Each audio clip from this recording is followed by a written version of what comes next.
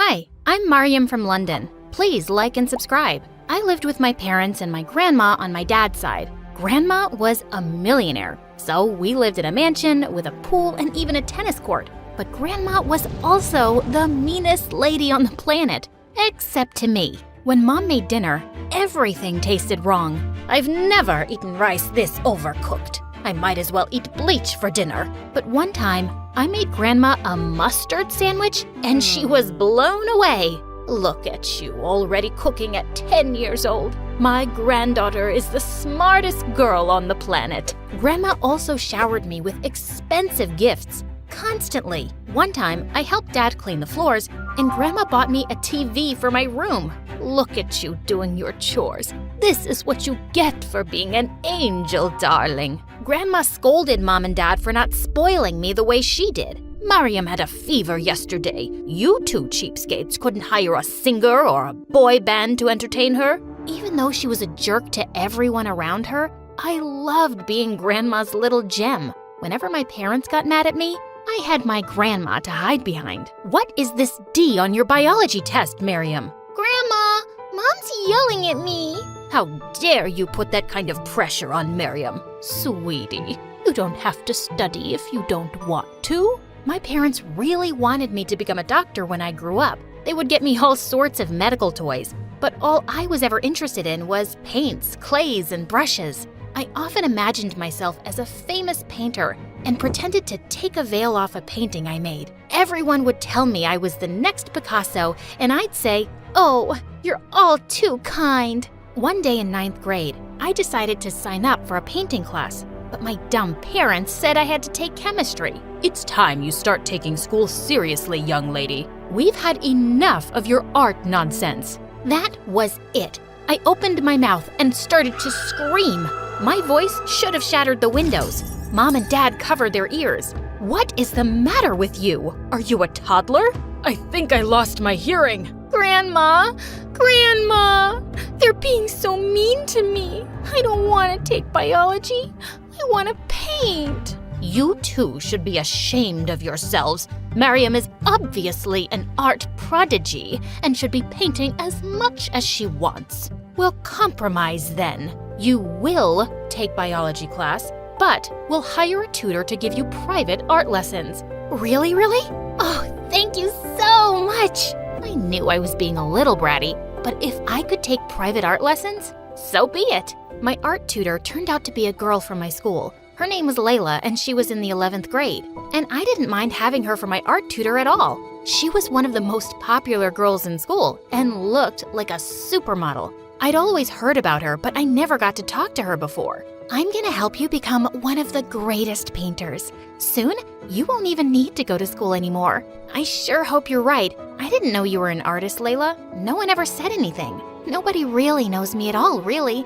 I think I'm only popular because of how I look, but I don't have any real friends. Layla and I spent an hour painting and talking, and Layla was right. She wasn't like most popular girls at all. In fact, she was a little weird. One time, I decided to paint my entire face green just to see what it would look like. All right then, so I guess we're done for today? Actually, I wanted to ask you something. My parents are on vacation for like 6 months, so I'm all alone in my house. Can I stay at your place? I'll help out around the house and give you triple the art lessons. Triple the art lessons? I was gonna make sure Layla could live with us. Oh, for sure. I just gotta talk to my grandma. But my parents happen to be in the same room as Grandma, and they wouldn't have it. Some stranger living in our home? Are you crazy? Might as well invite a robber to live with us. You guys are so unfair. She said she's gonna give me triple the art lessons. Grandma,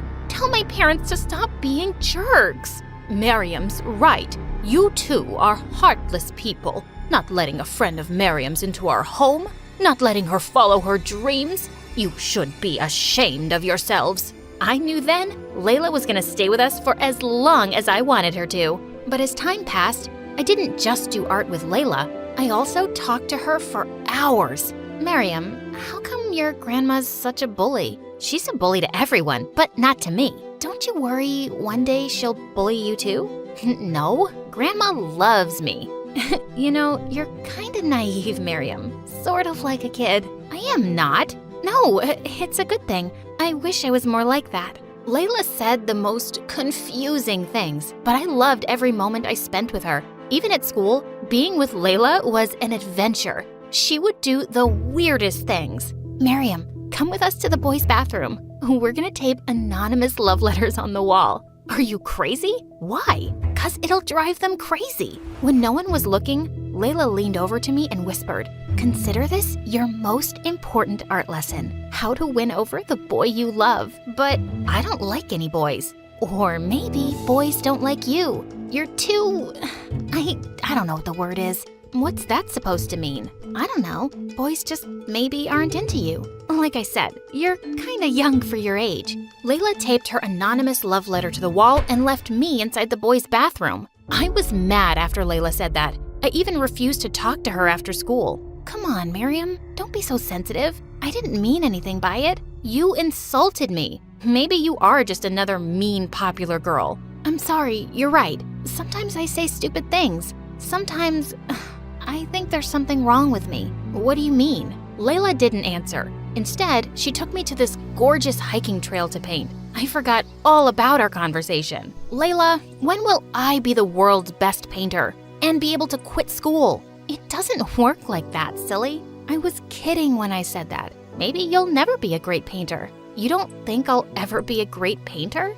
I don't know, really. But did you know that you're the best student I ever had? Maybe you won't be a famous painter, but you'll be a famous something. Why was Layla always speaking in these weird riddles? And even though she was a mystery, I felt closer to Layla than I'd ever felt to anyone. Then, 10 months later, Grandma started picking on Layla one day. It was totally out of the blue at dinner time. "Dear, I assume your parents are successful painters?"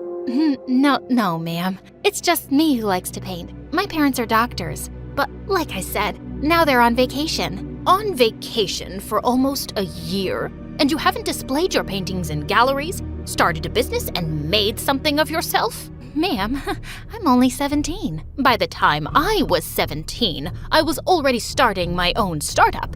You're a freeloader is what you are. Grandma? Excuse me, but I think I'll go to my room now.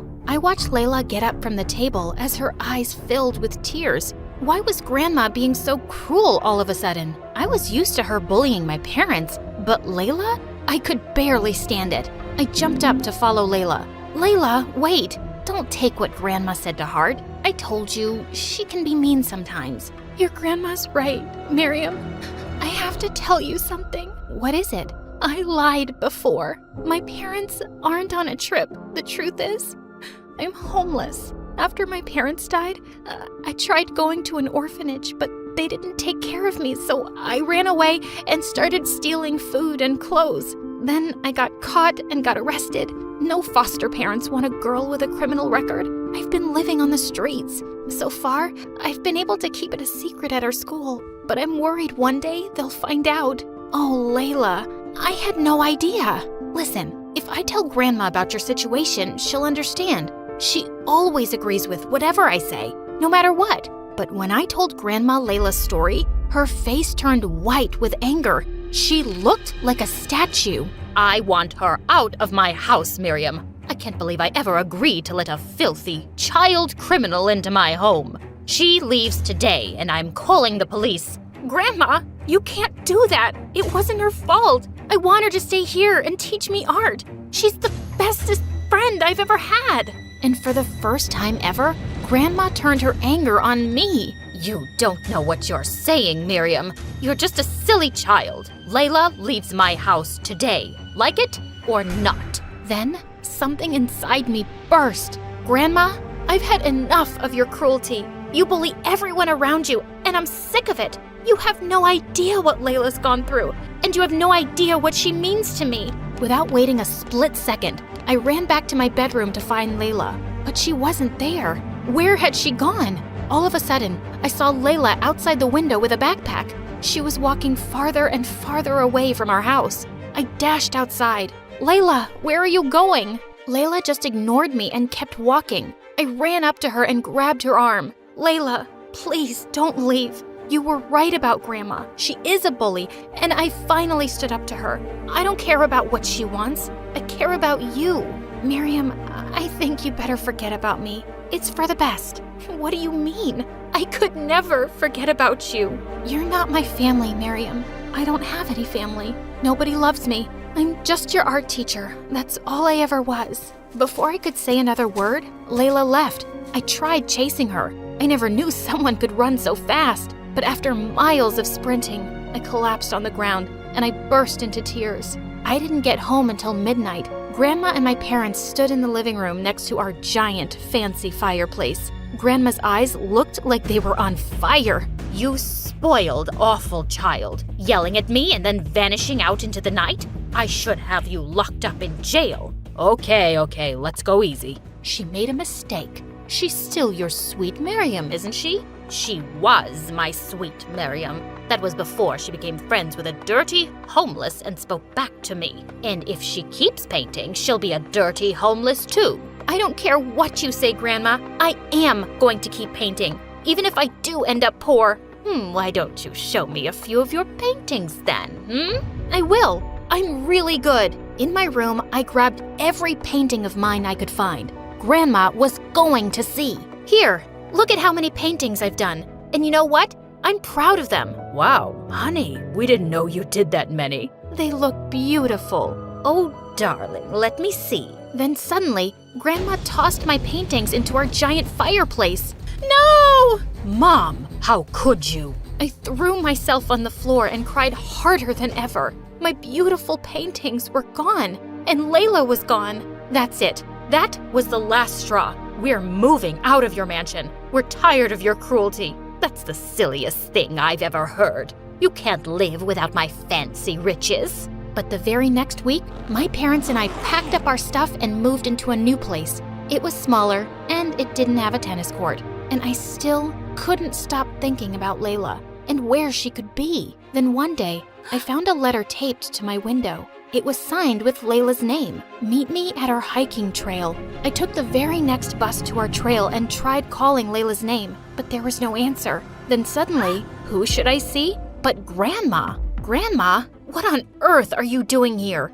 Darling, I wrote the note taped to your window. I was afraid you wouldn't come to meet me otherwise, and I remembered this was your favorite place to come with Layla. You mean Layla isn't here?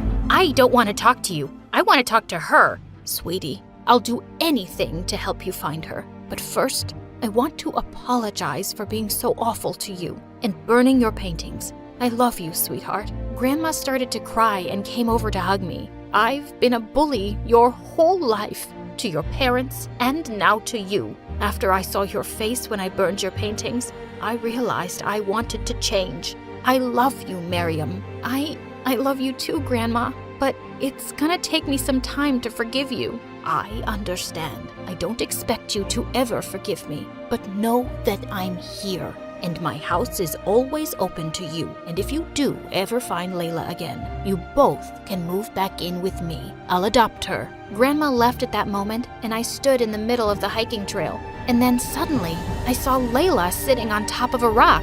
Layla! But as soon as Layla saw me, she started to run up the hiking trail. I chased her as fast as I could, but she was just running and climbing higher. Please, wait up. Go away, Miriam. Layla, please, don't run away from me. I raced up the hiking trail and tried to catch up with Layla, but she was so far ahead of me, I couldn't even see her. Suddenly, I heard a loud cry from above. I looked up to see Layla stuck between two rocks. She looked like she was ready to fall. Please, someone help me. Layla, I'm here, hang on. I rushed to Layla as fast as I could and tried to pull her up, but she wouldn't budge. My hand is slipping. Do something. I grabbed Layla with all my might, and she was finally free. Layla and I fell on top of each other and started laughing. But suddenly, Layla looked at me. Miriam, you're all scratched up. It's fine, Layla, I don't care. What matters to me is that you're okay. I couldn't live without you. Really? I mean that much to you? Yes. You're the most amazing friend and teacher I've ever had. I used to be so bratty and babyish. I had my grandma to run my whole life. But you've changed me. Even though we're not related by blood, you are my family. Do you really mean that? Yes. Layla, I talked to my grandma. She apologized for everything, and she said if I ever found you, she'd adopt you. Oh, Miriam, that's the best news I've ever heard. We'll paint up here every day. I'll teach you everything. We will, even if we're never famous. I'll always keep painting with you. I love you, Layla. I love you too.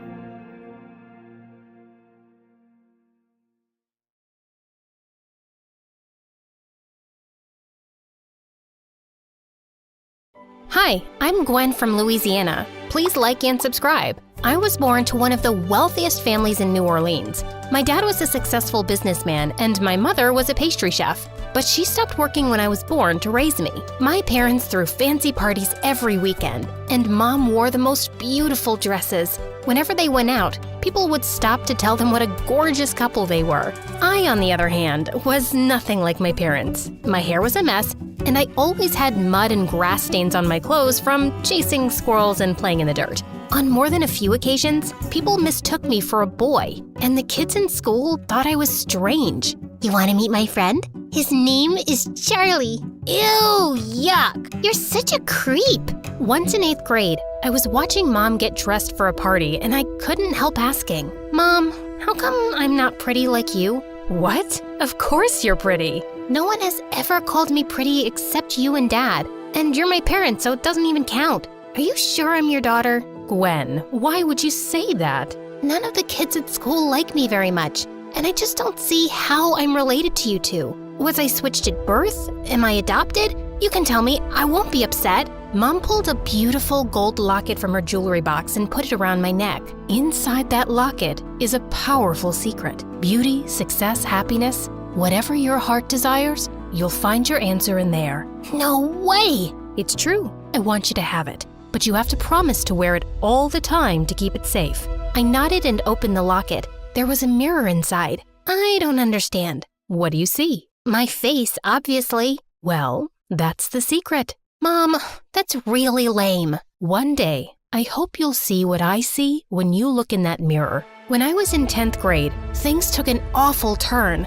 Mom got really sick and went into a coma, and Dad and I were devastated. Over time, Dad started making bad business decisions and lost most of our money. We moved into a tiny apartment, but Dad was still struggling to make ends meet. Most days, he was too sad to even get out of bed. One day, Dad forgot to make dinner, and as I looked around for some snacks, I found Mom's old recipe book in a drawer. I picked a recipe and made the most delicious meal ever. What's that smell? It's wonderful. Dad and I ate together, and he smiled for the first time in months. After that, I started cooking dinner regularly, and it made me feel closer to Mom. A few weeks later, someone pounded on our door one evening. It was our landlord demanding rent. Please, I just need more time. This is the last extension. If you fail to pay next month, I'll throw you out.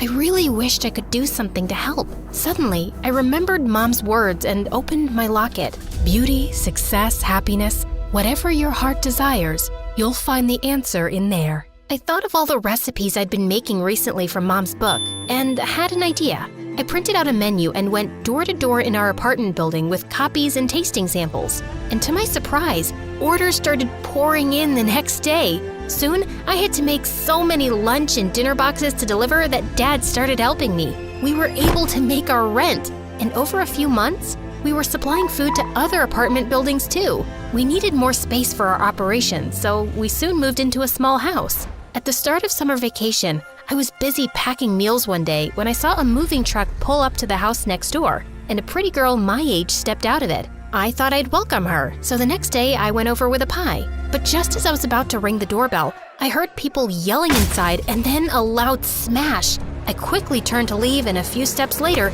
I tripped over someone's leg and fell over with my face in the pie. That was hilarious, and I really thought I wouldn't be able to laugh today. Why did you trip me up? Why were you snooping around my house? I just came to say hi, like a nice neighbor. I even baked you a pecan pie. Pecan? That's my favorite.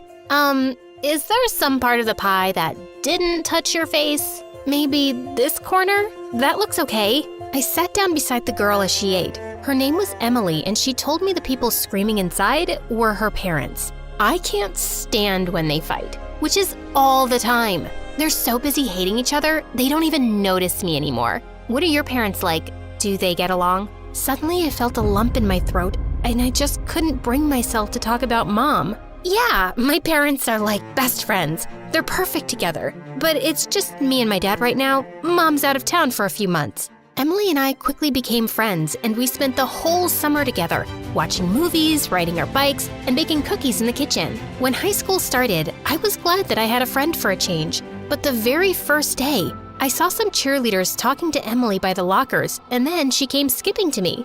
Guess what? The cheerleading captain said I've got a great look, and she wants me to try out. Well, that Candace is a jerk. She's always calling me a weirdo just because I don't paint my face like a clown or act like a bimbo. I don't know. She was really nice to me. It was obvious Emily wanted to join cheerleading, and I didn't want to sound petty, so I didn't say any more. And soon enough, I felt she started changing. Sure, she still hung out with me, but she'd run off the second Candace called her. She even started changing the way she dressed, and I could swear she was trying to imitate Candace's nasal voice when she spoke. One day at lunch, Candace and her gang walked over to us and invited Emily to a party. I'd like to bring Gwen too, please. Hey, why are you begging for me? I'm not dying to go. Sorry, Em. The party's kind of exclusive, but I've heard some rave reviews about your food, Gwen. Think you could cater for like 100 people this Sunday? I don't mind if you come as a waitress. I'd be happy to take your order, but I won't be waiting on you. You could have made yourself loads of tips, but suit yourself. As much as I disliked her, I didn't want to turn away a big order. I worked hard all weekend and Dad dropped it off at her place. But the next morning, I was shocked to find the food inspection authorities at our door. It turned out that Candace had made a complaint because she got an allergic reaction from something she ate at the party. She told me she had nut allergies and I was very careful. Well, clearly some contamination happened, and we'll be investigating further. For now, we're suspending your business license for the next 6 months. I was so mad. And the next day when I saw her in school looking just fine, I felt even angrier. Candace, you have to withdraw your complaint. I'll give you your money back. It's not about the money. You endangered my life. My parents take me very seriously, and they're not gonna back off. Sorry, there's nothing I can do. You're such a witch. Emily, how can you be friends with someone like her? Yes, Emily. Why don't you make a decision already? Who will it be? Me or her? Emily stared at me blankly, then looked away. Candace smirked, and I stormed off. But later that afternoon, I found Emily waiting for me outside my house. Look, about what happened in school, let me explain. It's pretty clear to me, and I have no idea why you're here. I like being your friend, but I also like being a cheerleader. Why can't I have both? I can have those friends there, and we can always be friends outside school. If you can't be my friend at school, I don't want to be your friend at all. What's the matter with you? I just like being popular. I like being noticed and feeling seen. You don't know what it's like growing up in my house. Don't use that as an excuse. Everyone's going through something. It's not a good enough reason to be a jerk friend. You're one to talk with your picture-perfect parents. You wouldn't understand. Well, thanks to your friend, I might lose my business for good, so I have other things to worry about. Just go away, Emily. Fine, have it your way.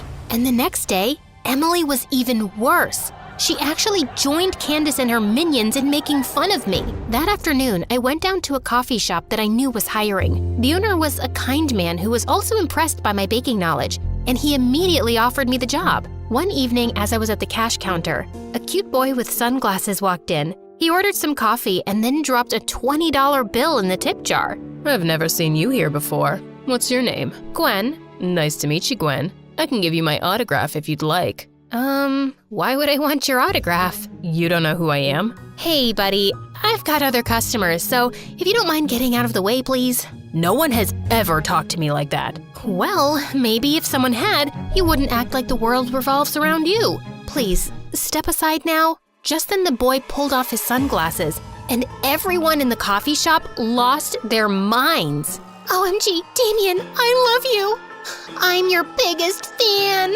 Suddenly, a crowd of people rushed towards the boy. Then 2 huge bodyguards appeared out of nowhere and ushered him out the door. That night, I looked Damien up online and discovered that he was a pretty big movie star. I felt like an idiot. The next day, my boss called me in for a special shift at the coffee shop, and I found out that Damien had booked the place for a networking event and was inviting some big celebrities. I want you to make your mom's signature pastries that you had me try one day. I was only too happy to, and the guests couldn't stop raving about them. My boss introduced me as the baker, and I caught Damien smiling at me warmly. It kind of made my toes tingle. After the party was over, Damien asked me if he could drop me home. I think we got off on the wrong foot. I'm Damien. It's a pleasure to meet you. Damien and I talked and laughed the whole way home. This was really fun. I feel like you really see me. Of course I see you. I'm looking at you right now. Wait, I hope you're not telling me you're a ghost.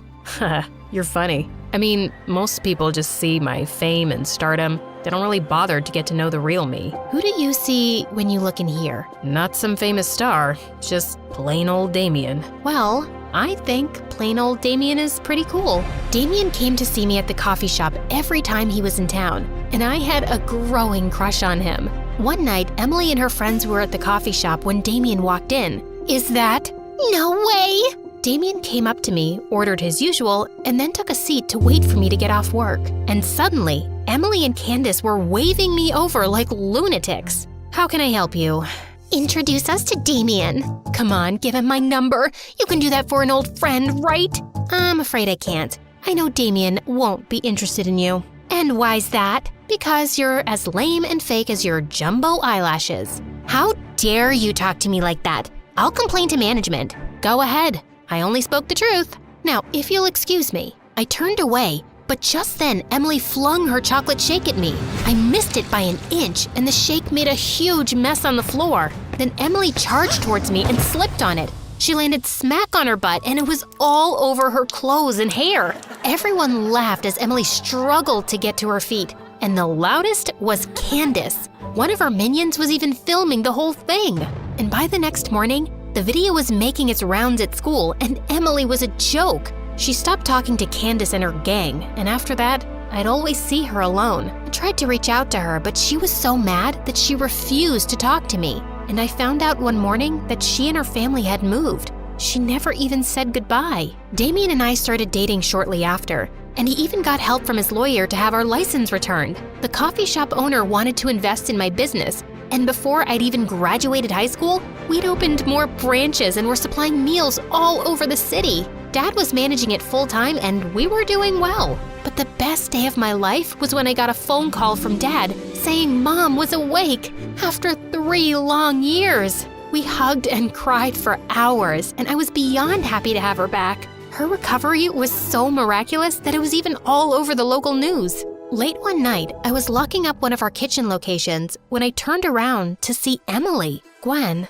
why didn't you ever tell me about your mom? I wanted to, Emily, and I thought I would eventually, but then we stopped being friends, and it was just painful to talk about. Like, saying it out loud made it too real. I'm so sorry. I never knew what you were going through, and I'm sorry for how I treated you. I just wanted to be popular so bad, but I was never good enough, and you were my only real friend. I hope you can forgive me. Emily, you were always good enough. I'm sorry you didn't see that. What's your secret, Gwen? You seem to have an amazing life now. Beauty, success, happiness, whatever your heart desires. Inside this locket, you'll find the secret on how to achieve it. You want to know what it is? Yeah, absolutely. The secret is you. You just need to believe in yourself.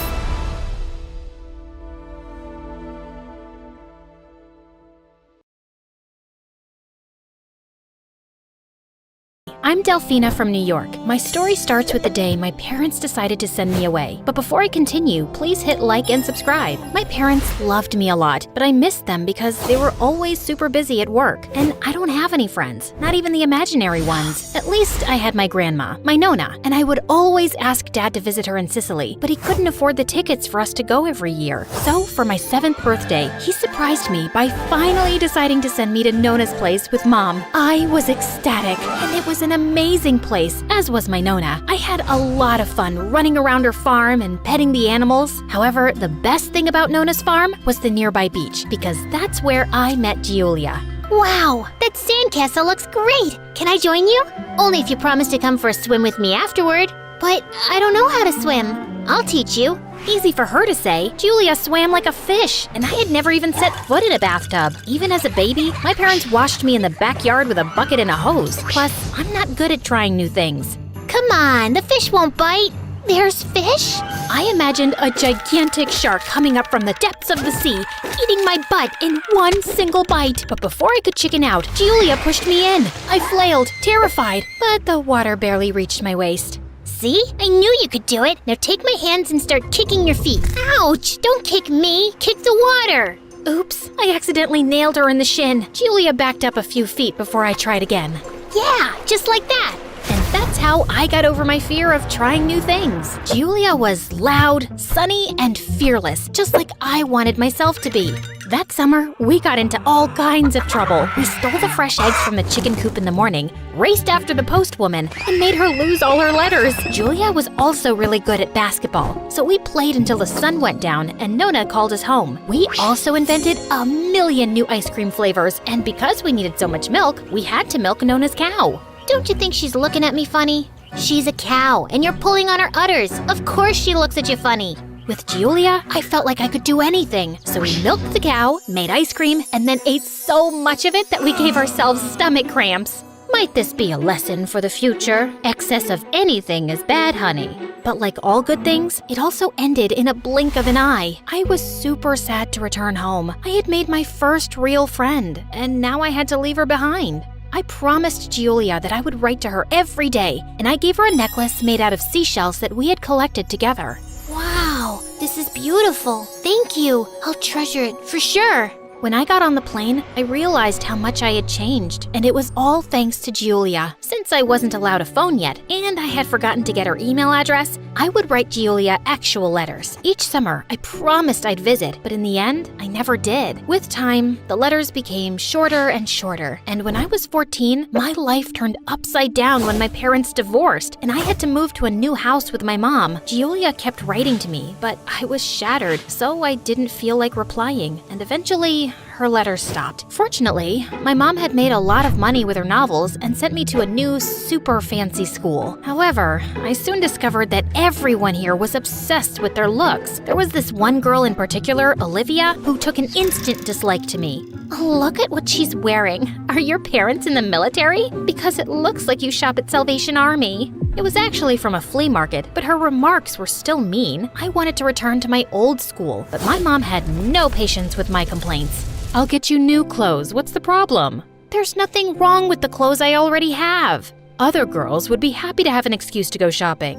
In the end, I found new clothes, and when I walked into school the next day, I could feel everyone looking at me with admiration. Maybe this new school wasn't so bad. But, of course, Olivia still found something wrong with me. Is that a pimple, Delphina? Ugh, here, take a mint. Your breath stinks. No matter how hard I tried, every day she found something else to make fun of. Look at her hair. Is it dandruff or lice? Ew. And that was the last straw. I couldn't take her nastiness anymore. Let's see how your hair looks now. So I threw my glass of water right in her face.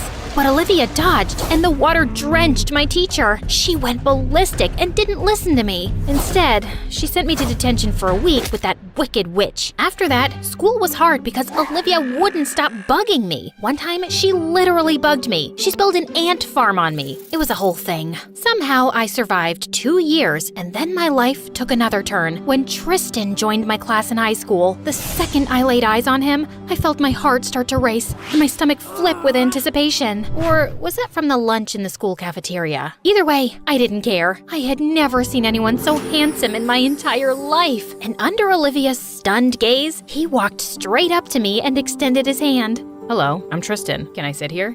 I kept staring at him. It was as if we had known each other for an eternity, just like in those romantic movies. Tristan didn't wait for a reply and just sat beside me, and he kept smiling at me. In class, at recess, at lunch. Well, in a matter of days, he became close to me and became the most popular guy in school. He always had the best brands and wore the latest fashion. And he was too good at sports, so he joined the basketball team as well. I was wondering, OMG, he joined it because of me. Well, the more Tristan paid attention to me, the more Olivia got jealous, and her pranks grew cruel. She would drop ketchup in my bag and cut my gym shoelaces. She even threw chewing gum in my hair. OMG, I'm sorry. I was spitting it out, and I don't know how it ended up in your hair.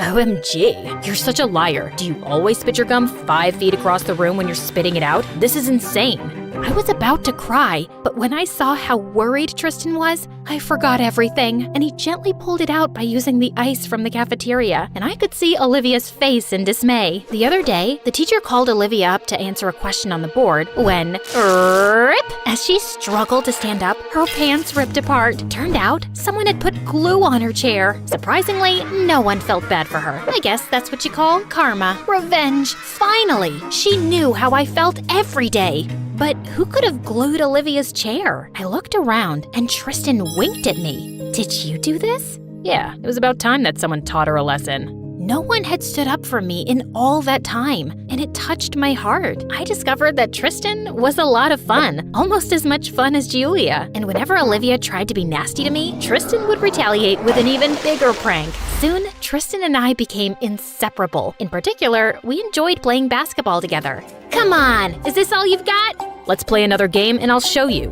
We played one game and then another one until it started raining, but we still didn't want to stop. But then I slipped, and luckily, I landed on Tristan's strong arm. Our eyes met, and I felt a spark between us. Wow, he's really handsome, isn't he? I was living a dream. After a few days, it was my birthday, and I could hardly wait for him to surprise me. Or perhaps propose to me. I wasn't ready for a proposal, but I did have a David's bridal catalog, just in case.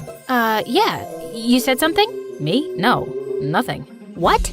Do you want to say something? No, just focus on work. Jerk. I was so mad that he forgot to wish me a happy birthday. I couldn't even sleep. I kept tossing and turning. Just then, my phone rang, and it was him. I couldn't wait anymore, so I picked it up on a single ring. Hi, come down, please. What? I looked out, and Tristan was in front of my house. I got so excited that I tried to jump from the window, but then I realized I wasn't Rapunzel. But I didn't feel any less than a princess that day. My mom was away, so it was easy to sneak out of the house and go with Tristan. We drove to a quiet spot where you could see all of the sparkling lights of New York. He finally wished me happy birthday. And man, it was super romantic. The way he looked at me, perhaps he was thinking the same thing. He leaned in, and I closed my eyes, waiting for a kiss, but I have something to tell you.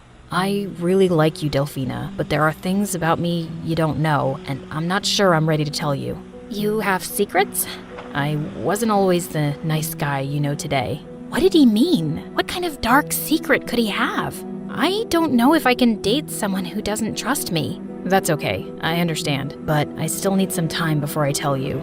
After that, things between Tristan and me became different. I couldn't look at him without wondering what his big secret was, and my imagination was running wild. I still wanted to be his girlfriend, but I felt hurt that he couldn't trust me with a secret. What kind of couple would keep secrets from each other? The more I thought about it, the more it seemed strange that someone like Tristan could be interested in me. After all, when we met, I was the underdog, and he was the coolest guy in school. Maybe this was all a trick of some kind. My suspicions were confirmed one day when I went to basketball practice and I found Tristan and Olivia playing together. They were laughing and he was teaching her how to shoot three-pointers, which was my specialty. And when I saw them close together, I couldn't stand and watch it. I stormed onto the court and slapped him. How dare you? You played with me. What? I thought you didn't like her, but it looks like I was wrong. Everything you told me is a lie. Suddenly, Tristan looked super guilty, and I knew I was right. I ran away. Wait, she told me this was your idea, that you wanted to make peace with her and forget the past. I didn't believe him. When I got home, I was crying on my bed. I cried so much that I was suddenly sitting in the middle of a small pool. Then I slid onto the floor, and there I noticed an old shoebox under my bed. I pulled it out, dusted it off, opened it, and Julia's letters. I had almost forgotten about them. I started reading them, and it reminded me how happy I had been that summer. Julia would have never betrayed me as Tristan had. And since I'm rich now, I bought a ticket to Italy to see my Nona again, and maybe Julia. What happened to you, dear? How about school? It's only for a few days. Can I stay, please? Nona could never say no to me, so I spent the next few days wandering around the places of my childhood. There was so much that reminded me of Giulia, but when I went to see her house, I found it locked. It looked abandoned. I asked around the village, but even if they did remember Giulia, no one knew where she went. Also, one of my teammates texted, confirming that Olivia had really told Tristan that teaching her basketball was my idea. That sneaky witch! Of course she did! I went back to school, ready to apologize, but Tristan ignored me. He wasn't completely wrong. I slapped him, left him, and didn't trust him. Of course, he was angry with me and avoiding me, but I decided to get his attention anyway. I came to school dressed up all fancy, but everyone laughed at me. Then I tried to cook him a fishy surprise and put it in his locker, but it smelled so bad after a few hours that everyone gave him the stink eye. I even tried to dance for him at the basketball game, but I accidentally kicked Tristan as I jumped. But thanks to Olivia, she threw a banana peel on the floor, which made me slip. I was sure I would fall, but Tristan caught me midair. Are you okay? Yes. I'm sorry I didn't believe you. I know you'd never team up with Olivia. You know I don't like her. So, can you tell me your secret now? Tristan looked at me, and he took a big breath. His face got all serious. Come with me. Where did he want to take me? But we went to the lockers, and thankfully, the fishy smell was gone. The corridor was deserted because everyone was still at the game. He opened his locker and took out a necklace. It was made of seashells, and I immediately recognized it. I made that necklace, but I gave it to Giulia. How is he Giulia's brother? He must have some connection with her. He was looking at me with a broad, hopeful grin, and suddenly, I remembered where I had seen that smile before. You're Giulia, but it's Tristan now. Now that I knew the truth, I was shocked that I hadn't seen it before. That's why Tristan felt so familiar. We had met before. So, this is your big secret? I was hoping you'd recognize me, but you never did. You never gave me any clue. I'm the one who taught you to play basketball. I walked closer to look at Tristan and compared him to Giulia. Well, this version of him felt right. I couldn't imagine a grown-up version of Giulia that wasn't a boy. Is this why you never got in touch? Yeah, I was afraid you would reject me, but I missed you too much, so I decided to risk it. Is the fearless Tristan afraid? Tristan took my hands. You really don't care that I was born a girl? Giulia was my first real friend, but you were my first love, and you are perfect just the way you are. Now kiss me. And so he did, and it was the best kiss in the world.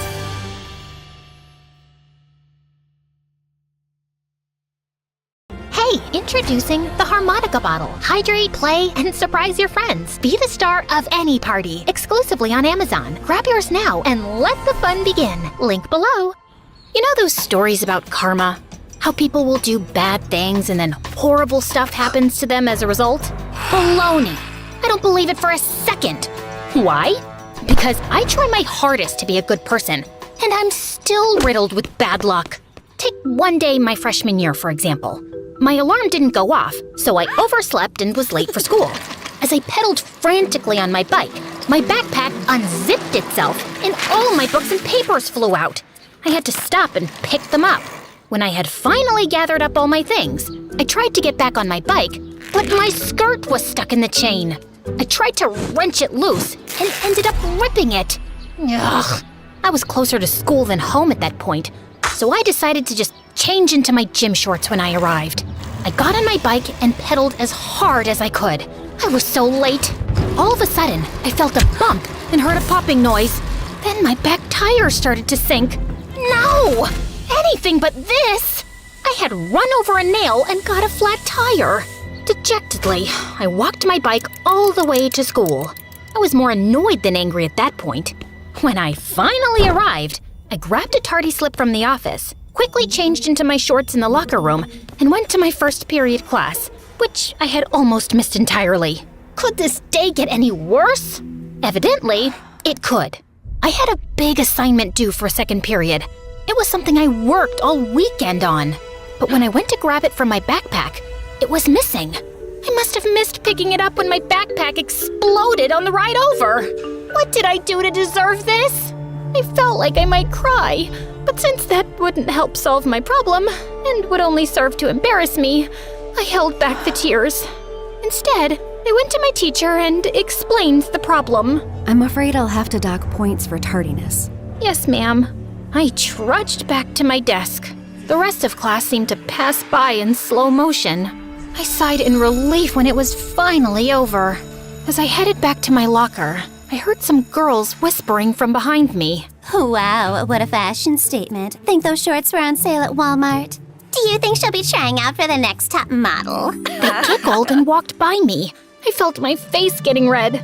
I knew what a disaster my outfit was, but it was out of my control. A girl from my class, Becca, stopped by me and put a hand on my shoulder. Hey, don't listen to them, Leah. Personally, I like the outfit you've got. It's pretty bold to pair red athletic shorts with a lime green blouse. She winked at me to let me know she was joking.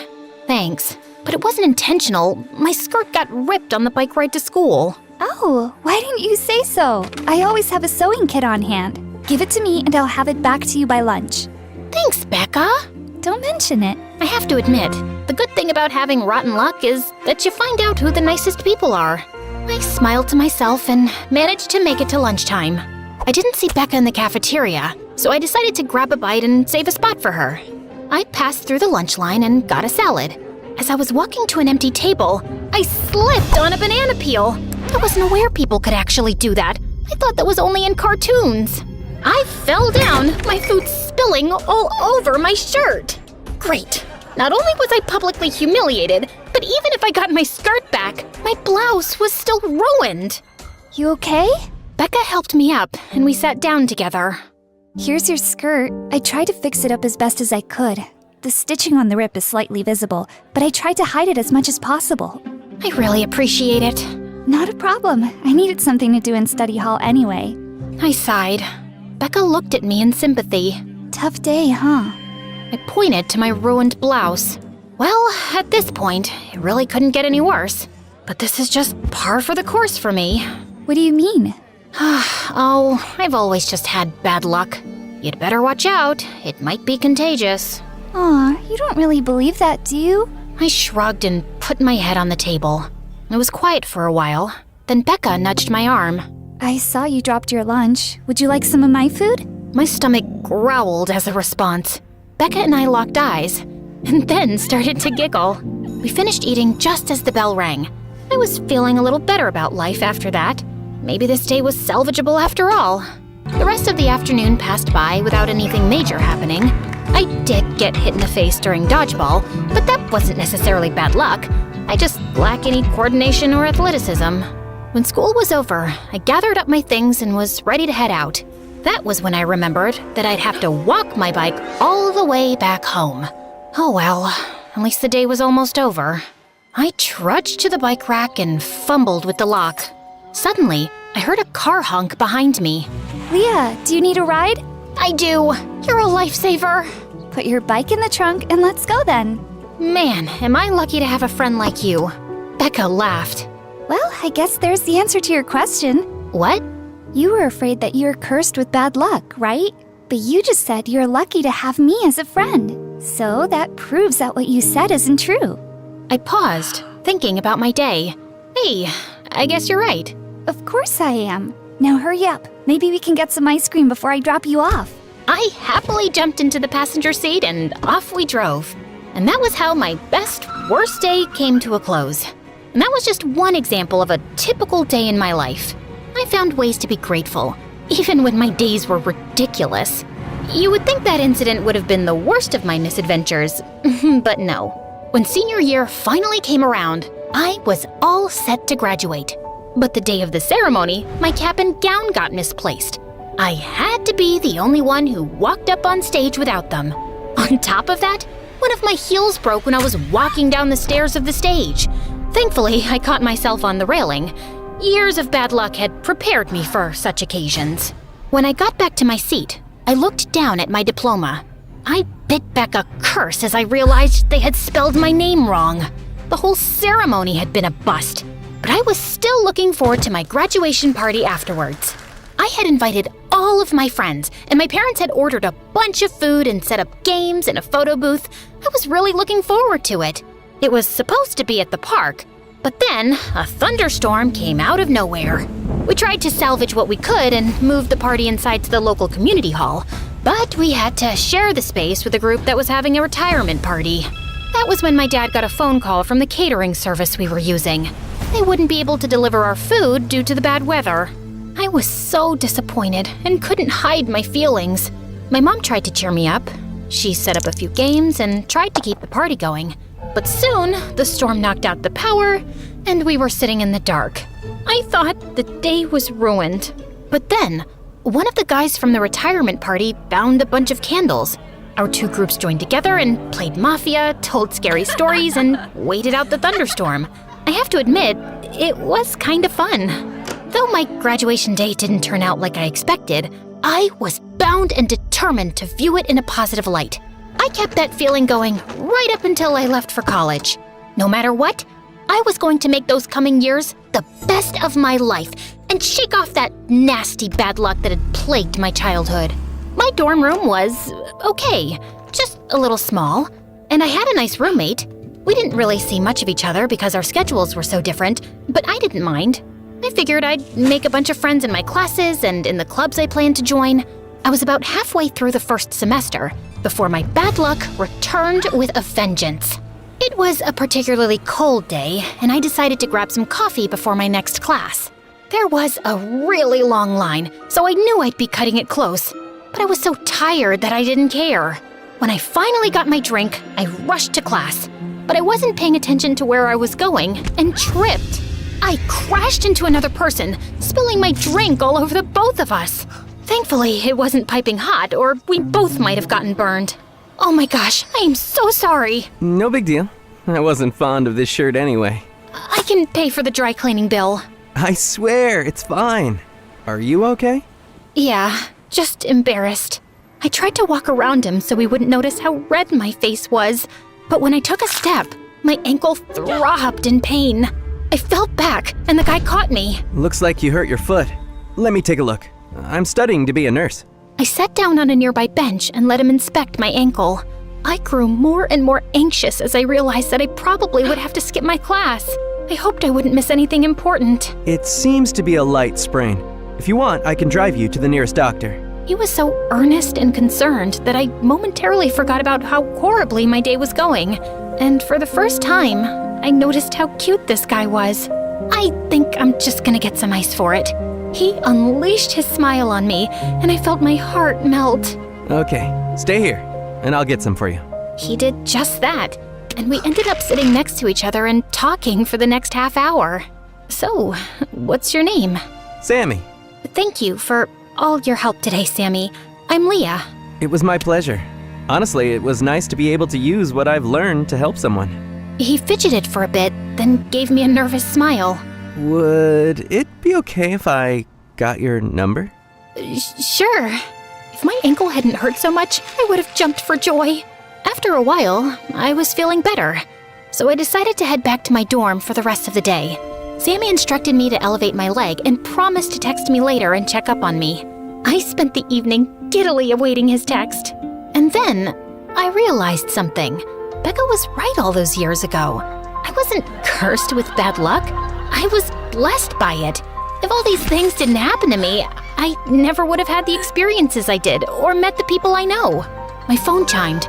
It was a message from Sammy. How are you feeling? I hesitated, then texted him back. Pretty lucky.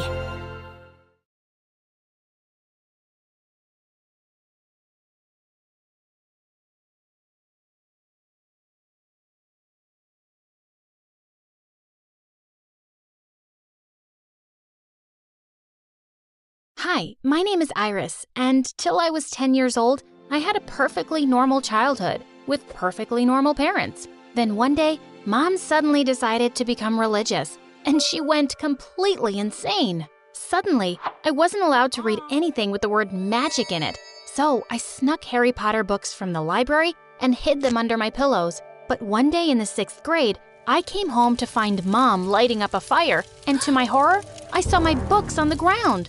I told you I don't want you reading these devilish scripts. Come here and throw them in the fire. Are you crazy, Mom?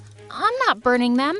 then I'll just have to save your soul. And with that, she shoved them all into the fire. I had to use all my saved up allowance to buy new ones for the library. But in the 7th grade, Mom went completely nuts. Dad had taken us for a party at his boss's house, and sometime later, I noticed that Mom wasn't in the room. I went looking for her and found her in the study, slashing a painting with a paper cutter. Mom, what are you doing? This painting is evil. I can feel the devil's presence in it. It turned out that the evil painting was worth a fortune. Not only did Dad get fired, he also got sued. He said he couldn't stand Mom any longer and left for good. I was furious at Mom, but I couldn't be for too long because the next day she announced that she was pregnant. Dad was unreachable, so I was all she had now. And 8 months later, it was me calling 911 when she went into labor.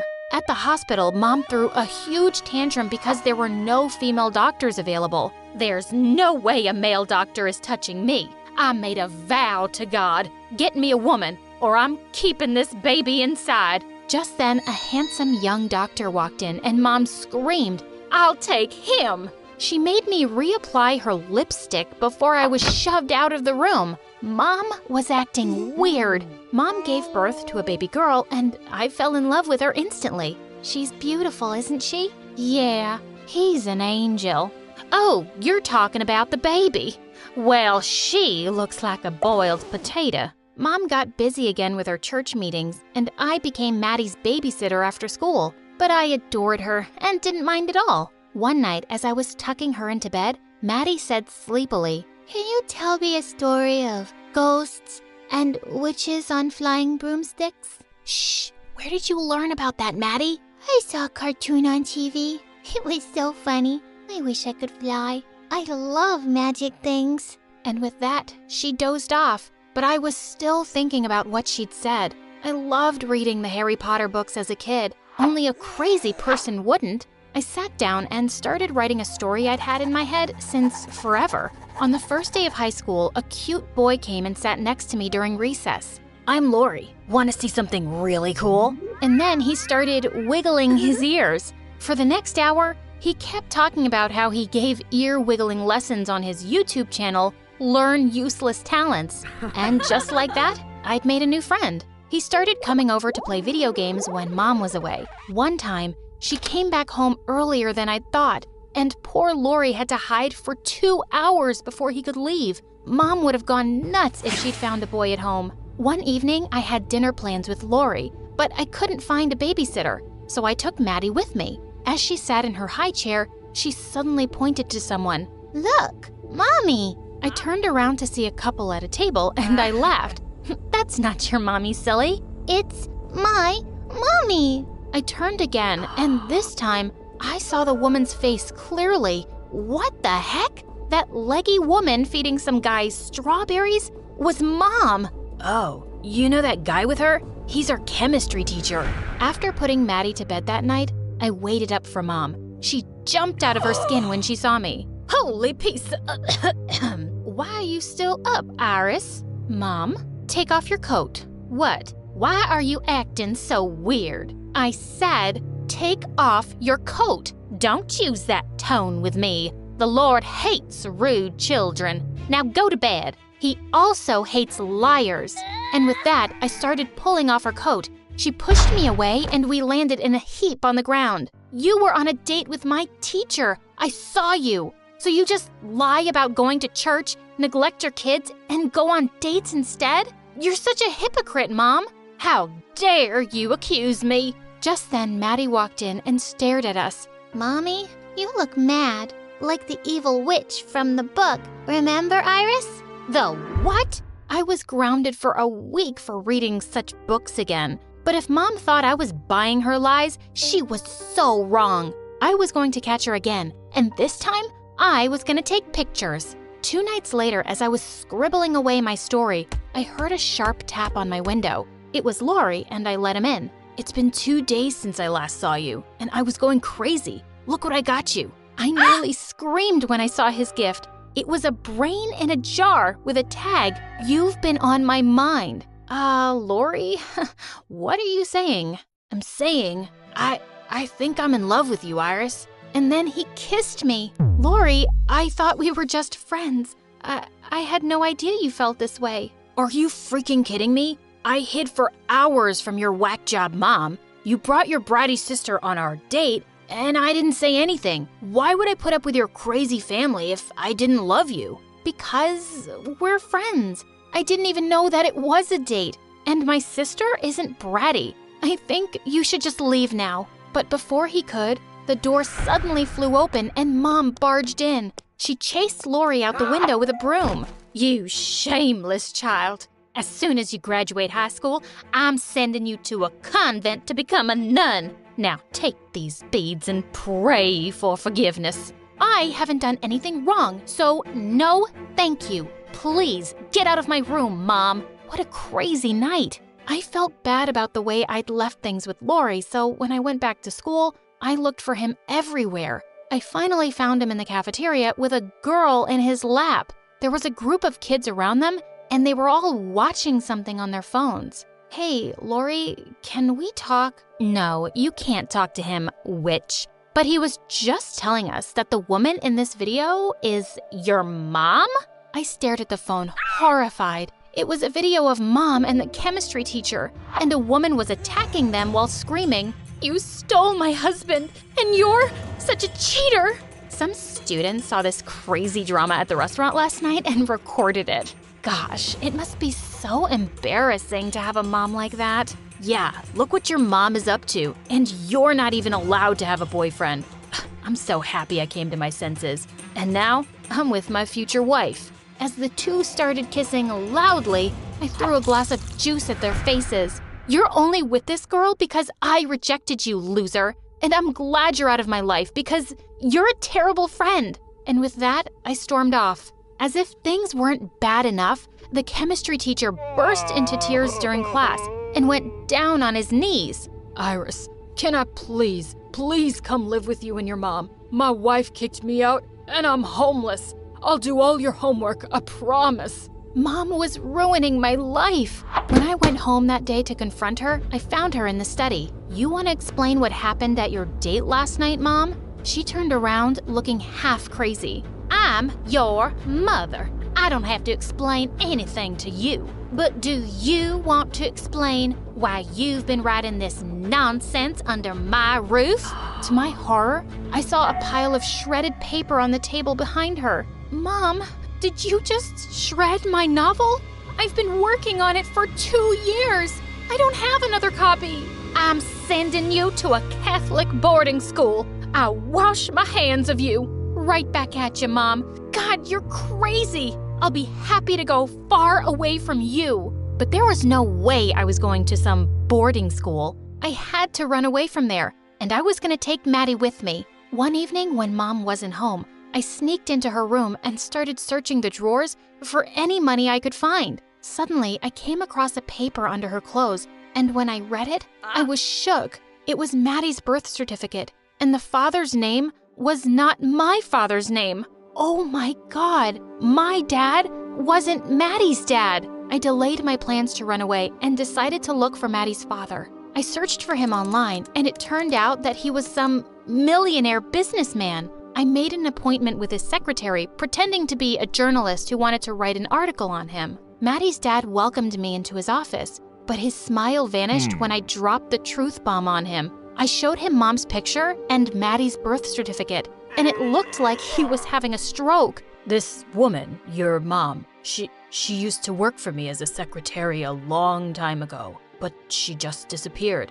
I had no idea she was married or that I had a kid. He asked if he could meet Maddie, and I invited him to our house. When he came the next evening, his eyes teared up when he saw her. Maddie, this nice guy's your dad. Go say hello, sweetie. As she sat down next to him and gave her some gifts he'd brought, Mom walked in, and when she saw him, she turned paper white. What are you doing here? I found him, Mom. Maddie deserves to know her dad, and he deserved to know about her. But you don't care about anyone, do you? Maddie's dad got up. You've kept her from me all this time, but now I want my daughter to come live with me. I wasn't a very rich man when we met, but I'm a millionaire now, and I can give her an amazing life.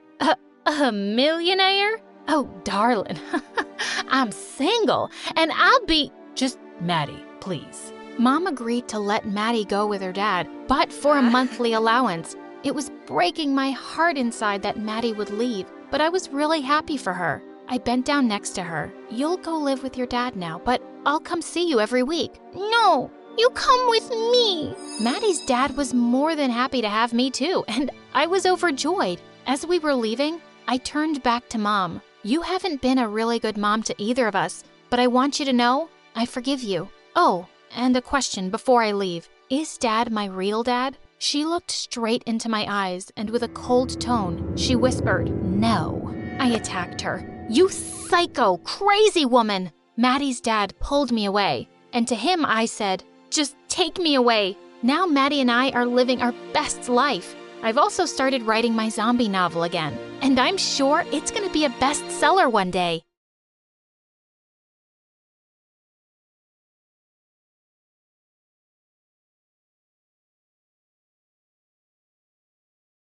Hi, I'm Maria from Chile. Before I tell you my amazing story, please click like and subscribe. When I was 3 years old, I realized that the only smart person in my family was Mom. She was the only one who understood me. My dad and my older sister Elena seemed to be super dumb. One time, Mom had left an apple pie on the counter, and the smell was driving me crazy. I couldn't reach it, so I ran over to Dad and said, Dad, bye. Okay. Bye. No, bye. Yeah.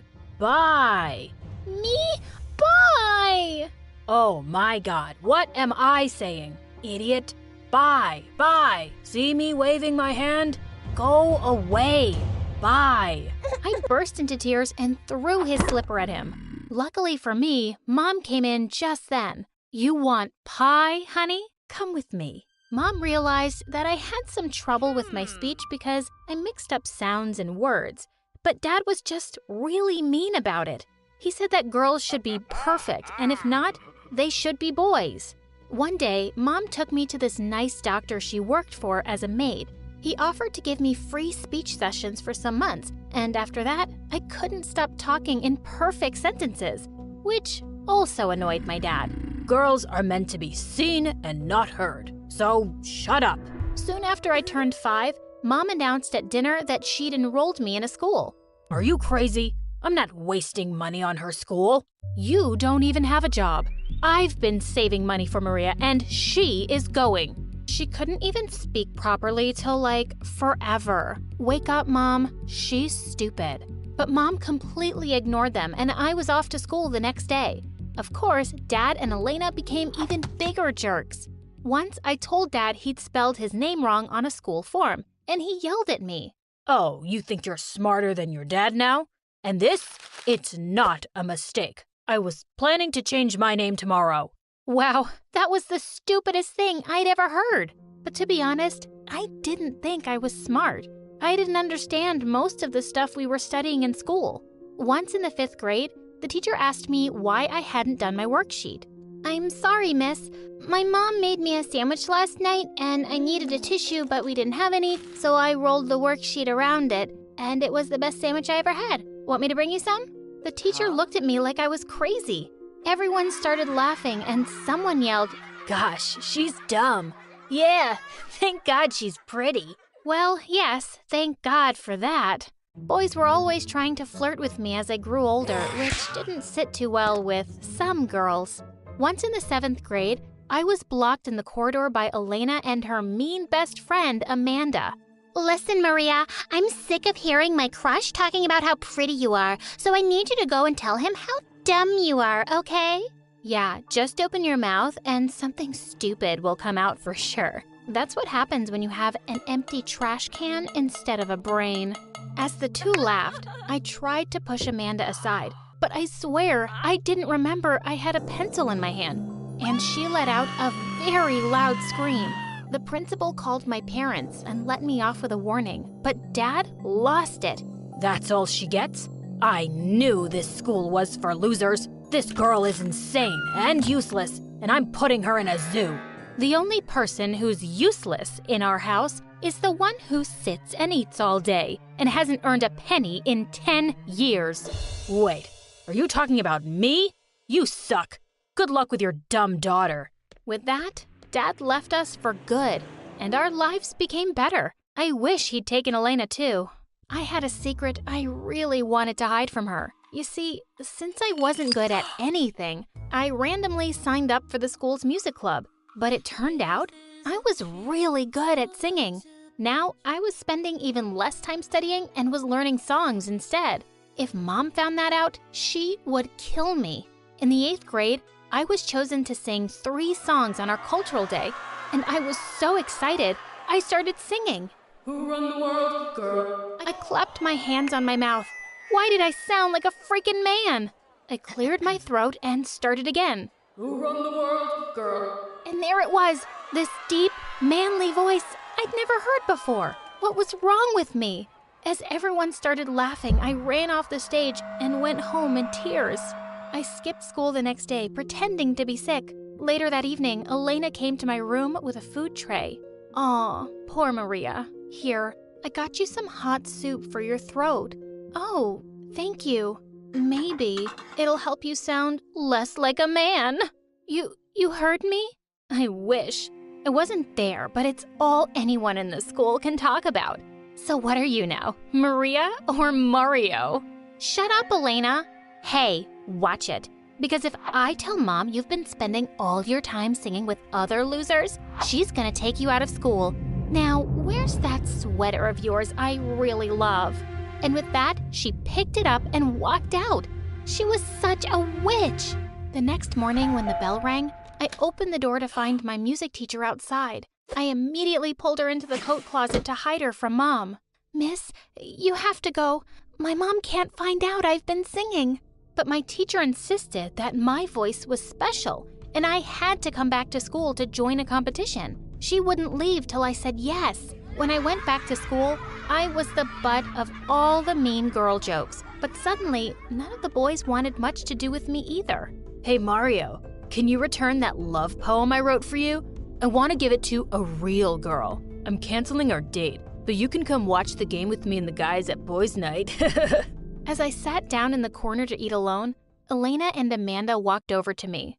Wow, I never thought I'd see the day when you'd be sitting alone. Aw, we'll have lunch with you. And with that, Elena dumped a whole plate of spaghetti on my head. OMG, what is wrong with you two? Why do you hate me so much? Oh, you need a reason? I'll give you 100. Number 1, you are dumb, but pretty. And the other 99 are the same. You're even dumber than I am because all you want is the attention of some stupid boys.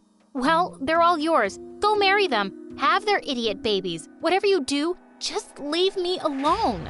I stormed out of there angrily. I was walking down the hallway when I heard my favorite song from the music room. It was my teacher on the piano, and I started to sing along. And this time, it was just my usual voice. After that, I started training with my teacher for the competition, and she taught me how to tune both my voices to perfection. She was convinced I would win with my unique talent. But one day, when I was alone at home, I was practicing in my room when suddenly, Mom barged in. Where's the boy? What boy? Mom, the boy who was just singing that cheesy song to you, and you were singing it right back. Stop acting, Maria. I heard you both. I had no choice but to tell Mom about my singing and the dual voices. Just then, Elena came in and Mom was super mad at us both. I don't break my back cleaning people's toilets, so you can go and be a dumb singer, Maria. I'm going to take you out of school if you keep getting such bad grades. And you, Elena, you knew all along and you hid this from me? You're both grounded for a week. No matter how much we protested, Mom wouldn't hear another word. But there was no way I was missing that competition. A few days later, I sneaked out and my teacher drove me to the venue. To my delight, I won first prize and I was given a $1,000 check. And that was a lot of money in my country. Mom couldn't be mad at me now. But when I got home, I was in for a shock. There were 5 men in the lounge, twice as big as Mom. This house isn't yours anymore. Your husband mortgaged this property long ago, and we're taking over now. Get out. Before we knew it, all our things were out on the street, and so were we. We were homeless, all thanks to the worst dad on the planet. We camped out in a nearby park for the night. As we lay down to sleep on some benches, I went to Mom and took out the check from my pocket. Mom, I went to the competition and won first prize. You can take this to the bank tomorrow, and we can pay for a place to stay till we figure out something. Mom looked shocked, and then she hugged me tight. Oh, Maria, this will really help me right now, so thank you. Come, sing for me. I want to hear you. Just then, I heard some sweet flute music from the distance, and I started singing that song in my style. Now that it's raining more than ever, know that we'll still have each other. You can stand under my umbrella. You can stand under my umbrella. Ella, Ella, eh. When I opened my eyes, Mom looked stunned. Suddenly, we spotted an old man running towards us, holding a flute in his hand. Wow, you're such an amazing talent. I've never seen someone singing like that. Who are you? And why are you here? I told him we'd suddenly become homeless, and he immediately offered us a place in his house. When we got there, our jaws dropped open. It looked like a millionaire's mansion. I went to sleep on the biggest, softest bed I could ever imagine. In the morning, we discovered that the old man was a millionaire who came from a family of musicians. And what he said next left me shook. I own my own music production company, Maria, and I want to give you a record deal. You're going to take the world by storm, I'm telling you. Of course, I had to take up the offer. As Mom and I jumped for joy, Elena suddenly hugged me so hard I could barely breathe. Oh, my beautiful, talented sister, I knew you were special from the day you were born. I had to make a huge effort not to punch her face. I instantly shot to fame with my debut single, and suddenly, I was the talk of the city. In a few months, I was able to afford our own place and move out of the kind man's mansion. I hired house help for Mom and decided to enroll Elena and myself in a better school. But Elena was super jealous, and she couldn't hide it anymore. I don't need your charity, you dumb witch. I hate you. Always have, always will. I have a boyfriend now, and I'm moving out to live with him. And just like that, she left. And well, I can't say I miss her. I have my huge fans around the world to make it up to me. I turned over in bed and reached for my phone. Hello? Is this Stephanie? Yes. Do you have any idea what time it is? Sorry. This is an emergency. See, your uncle has vanished and left you everything. I hung up immediately. It was obviously a prank call. I didn't even have an uncle. I didn't have any family at all. Me being an orphan is why I was so surprised that a visitor asked for me at the orphanage the next day. I looked over at a tall butler with a stern face. We need to talk about your inheritance, child. I followed him into a limo parked outside to meet with a lawyer. And just like that, I went from a poor orphan to a billionaire. Is this an airport? No, child. This is your new house. House was a bit of an understatement. The manor had over 400 rooms. I had to use a GPS just to get around the place. Luckily, I wasn't alone. My 5 cousins, my uncle's children, were there to help me out. The food was actually the hardest thing to get used to. At my first meal with the whole family, I was so hungry. I finished an entire bowl of what I thought was soup. When I looked up, everyone stared at me with disgust and horror. Stephanie, that was the fancy food for my kitten. I ran to the bathroom, and when I came back, I heard them talking about me. That's the girl Daddy gave his inheritance to? She smells like a peasant. Must be nice. She's the one who pays the bills around here now. I nearly cried. I was so excited to have a family, but to them, I was just a cash cow. They weren't the only ones who treated me differently because of my new money. My phone was blowing up with texts from the orphanage asking if the rumors were true. Ever since people had seen me set foot in the limo, they were spamming me with favors asking for new TVs and video games. Not a single person bothered to ask me what had actually happened. In fact, there was only one person who seemed to care about me at all. What's wrong, young mistress? Why did my uncle do this to me? He did it for you. He didn't even know me. Miles led me up a dark corridor to a giant room with a huge canopy bed and a large portrait of a woman who looked just like me. After your mother's disappearance, he couldn't bring himself to see you. You had a hard life. You having all this money is what he would have wanted. Well, I was happy with my old life. You never had to leave it, miss. Just like that, I was on a train back to the orphanage. Despite all the Gucci jackets and Coach bags I now had at home, I decided to just be me. All the other orphans were waiting to greet me. Once I stepped out and they saw that I was wearing poor clothes, the crowd disappeared. Hey, where are you all going? We thought you were rich. I'd never felt so alone. I decided I would never trust anyone again and I'd keep my wealth a secret. Plus, I didn't want anyone to take advantage of me. So hiding my wealth was the best thing to do. Are you sure you don't want to go to a private high school? I know of a great prep school in London. No, thank you, Miles. I just want to be normal. Plus, I can visit you every week. Oh no, I'm late for school. Oh no, you're not. Okay, so getting dropped off at school on my first day in a helicopter wasn't the best way to hide my money. By second period, everyone was asking me questions. No one was more intrigued than Eric. Those oil tycoon guys use that helicopter. How do you know them? Oh, I'm actually the maid. Yeah, the maid. Well, you must be a great maid for that kind of special treatment. Oh, I don't know about that. Wow, pretty and modest. I blushed so hard. We had every class together and we hung out nearly every day. Turns out, my uncle and Eric's father were old buddies. One time, I even ran into him at the steps of the mansion. Stephanie, what a surprise. They let the help use the front door? Oh, yes, very kind. He pulled me in with a serious face. Look, you know I like you, but if my father finds out, well, we need to keep us a secret. He talked about how romantic it was for him to be dating a maid, just like in a love story. Honestly, he was kind of right. It was thrilling to run around and hide, and I was grateful enough that my family played along with my charade. But my secret wasn't going to stay quiet for long. One day, I heard a loud noise while I was sitting in class. I saw Miles with 2 bodyguards. Miles was screaming and calling my name. He said to the teacher that I needed to leave class now. I left feeling really embarrassed, and everyone was staring at me. What are you doing? Miss, we checked your calendar, and it's about to be that time of the month, and we do believe you are ill-prepared. What?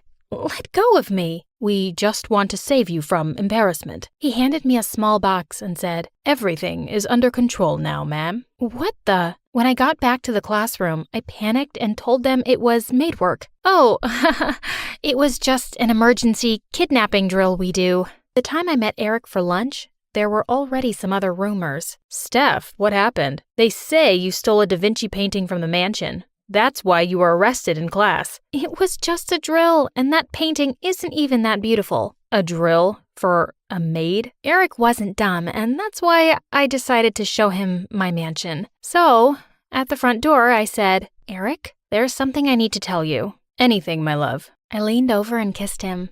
We don't have to be a secret anymore. He pushed me away. Yeah, and while I'm flattered you're obsessed with me, dating a maid isn't really good for my image. He told me not to mistake my need for money and his desperation for a fling with love. What? Just then, Miles opened the door. Oh, hello, mistress. Mistress? The look of shock and surprise on Eric's face was crazy. Yeah, Eric, I don't think you understand. This place is mine. Consider us done. Miles slammed the door right in his shocked face. I was heartbroken and cried for hours. Little did I know, the worst was yet to come. Eric didn't take the rejection so well. Or at all, really. Hey, babe. Eric, we're done. Everyone was staring at us. I dragged Eric into the hallway for some privacy. We should get back together, or maybe everyone will find out the truth, rich girl. My mouth dropped open in shock. Was he blackmailing me? Look, I already told my dad we were dating, and he was thrilled. This is how rich people do their business. Now everyone is happy. I get the perfect wife, and you get the romance you were so desperate for yesterday. Let me assure you, there was nothing romantic about us being together. I couldn't believe I agreed to it. How stupid. He made us hold hands in public and wear matching clothes. He made me get him an internship at my cousin's firm and everything. After all his criticizing and telling me to smile and not embarrass him, I found out he was dating one of the other girls at school. She texted him, I love you, babe, call me tonight. while he was at my house. Wait, you're seeing other girls? I thought I was your perfect wife. For my father, maybe. But you're not being passionate at all. What if I dated another guy? Well, I'm the one with the dirt on you. So, I guess you're stuck with me. The next day at recess, a pretty blonde girl came over and sat next to him after kissing him on the cheek with a, "Hey, you." Then she looked at me like I was a cockroach. Who is she and what is she doing here? Oh, don't mind her. She's just a loser who's drooling over me all the time. I think she's a bit of a gold digger. How could he just humiliate me like that in front of everybody? I was so sick of all of this. I went home and ran out into the garden and cried because I felt so hopeless. I stuffed my face with comfort food and sobbed under the little bridge. Soon after, Eric found me there and started yelling at me. This is all your fault, you know. If you want me to stop dating other girls, maybe you should be a better girlfriend. He leaned in for a kiss and I was struggling to pull away. I don't think the lady wants a kiss. I looked up to see the most handsome guy in the whole world. Without warning, the guy punched Eric right in the jaw. I said, "The lady doesn't seem like she wants a kiss." Eric charged at him, and before I knew it, the two were tackling each other on the bridge. The stranger managed to push Eric off, but not before Eric had ripped off his shirt sleeve. "You'll be hearing from my lawyer." Eric fell over a couple of times as he ran away like a scared little mouse. Thank you. Who are you? I'm just the gardener here. I just get a little defensive when I see pretty girls dealing with jerks. I hope you're not hurt. Nah, I'm fine. Ruined my favorite t-shirt, though. I got so caught up in the moment that I leaned in for a kiss. He pushed me away, and I fell into the mud. Then he ran away. Great move, Steph. Now that Eric was running around my family home, I spent most of my time at the orphanage. One day when I was studying hard in my room, I heard a knock on the door. It was Adam. How did you find me? Oh, I asked Miles for your info, and he graciously told me your address. Did he tell you anything else? Only that you seemed like a sweet girl, and I should apologize. So he didn't know anything about me being rich. I thought I messed everything up. I'm so sorry. No, I'm sorry. I'm just shy. Here, I brought you something to eat as an apology. What? This place is expensive. It's nothing. I would do anything for you to forgive me. He blushed super hard and looked away. He was so cute and shy. The best part? He thought I was the poor one. I know it's lying, but I just didn't want to take the chance that everything would change. Before our date one evening, Adam came by and said there was something he wanted to tell me. There's something I haven't been honest about. See, I'm an orphan too. That's why I never talk about my parents. It's very hard for me. As we sat and talked about it, I felt even closer to him because of this thing we had in common. After a while, he took something out from his coat pocket and said he had a present for me. He asked me to turn around and clasped a beautiful antique necklace around my neck. I gasped when I looked at it. I'd admired it in the window of an antique shop the other day when we were walking by, and he'd just gone and bought it. It must have cost him a fortune. You shouldn't have. Why not? You deserve pretty things, Steph. And I'll always keep the other half of this pendant with me. I had a mansion full of pretty things, but nothing was as special as this. Well, I've got something for you too. I offered him a few t-shirts my cousin had helped me pick out the other day. I smiled and said it was to make up for the one that was ruined in the fight. Steph, these seem like really expensive brands. Where did you get the money to buy them? Oh, God, I hadn't seen this coming. I shouldn't have shopped from the same store as my spoiled cousins do. I guess there's something I haven't been totally honest about either. I told him all about how I was poor, but now I was actually super rich. I just didn't want people to know and take advantage of me. I just wanted to be me. Adam looked betrayed. He just looked at me and said, "And you thought I'd take advantage of you?" He seemed really hurt. Well, maybe. I thought you knew I loved you. Adam got up and said, "Please, just take care of yourself. I don't think you should contact me anymore." And he left, just like that. I was devastated. I cried all night and decided to go back to the mansion and mourn my relationship luxuriously. Miles insisted it would be better that way. Miles had also had some devastating news that was going to bring my pain to a new level. I have to get married? It was in the legal documents. I'm surprised you missed them. But I just broke up with Adam. Well, Better now before you needed to. What's that supposed to mean? Miles explained how, as a rich person, marriage was not about love. My cousins were already making plans to break Adam and I up. He wasn't husband material. In fact, my suitor was planning to arrive today. When do I have to get married? Suddenly, I heard Adam's broken voice. I should have known. I'm quitting, Miles. I looked up to see Adam crying. He'd overheard what I'd said, but he didn't understand the whole thing. I ran after him as he dashed out of the room. I begged him to wait, but he said, "No, Steph, we aren't meant to be with each other. I should have known. I'm not good enough for you. Have a great life." As he turned to leave, he threw something on the floor. It was the other half of my necklace. He just ran away, and I couldn't stop crying my heart out. Just then, Eric appeared and handed me a tissue. "Miss me, babe?" I just glared at him. "That's why I don't interact with commoners. They're brutes." "What are you doing here?" "Didn't your cousins tell you? I'm your fiancé." I tried to run away from him, but he grabbed my arm. He told me he was sorry, and if he knew who I was, he would have treated me better. You don't get it, do you? I'm under a lot of pressure from my parents to marry someone wealthy. I was not hearing it, at first at least. My wounds were fresh from the breakup, but he didn't make it easy to reject him. "I brought you a present, my turtle dove." "Is that?" "Of course. A baby elephant." A baby elephant wasn't even the most extravagant gift he gave me. He bought me a private Justin Bieber concert, a solid gold statue of instant noodles, and my very own village. I felt bad, but the whole time he was courting me, I was spamming Adam's phone. I left him about 1,000 messages, and he didn't respond to me on anything. It was time I moved on. If I wanted my inheritance, well, there are worse guys I could be in an arranged marriage with. Will you marry me? Yes. Our wedding was not a private affair. Every TV network, newspaper, and billboard in town had a story about my wedding. It was all happening less than a week after the official proposal. It really was a fairy tale wedding. I should have been happy, right? When everyone saw me walking down the aisle, they made comments about my happy tears. In reality, I was crying because I was devastated. "You look stunning, Stephanie. I love you." I guess I'll learn to love you. Right when we were about to say I do and lean in for a kiss, the unthinkable happened. "Stop the wedding." "You?" "Oh, Adam." He ran up and kissed me while we were on live TV. Eric and all my cousins positively fainted. "Look, I'm sorry, I just..." "Shut up and kiss me again." There was a wedding that day, but it wasn't between an heiress and a spoiled brat. It was between two best friends. Hey, I'm Sakura, and I was born to the coolest parents ever. Before I go on, please hit like and subscribe.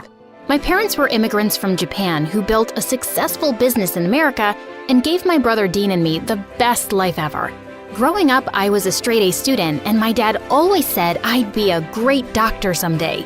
It was his dream. Only I knew the real reason. He loved Grey's Anatomy. I was too young to know what I wanted, but I loved making different sculptures out of anything I could find around me. When Mom noticed how good I was, she took me to the best workshops.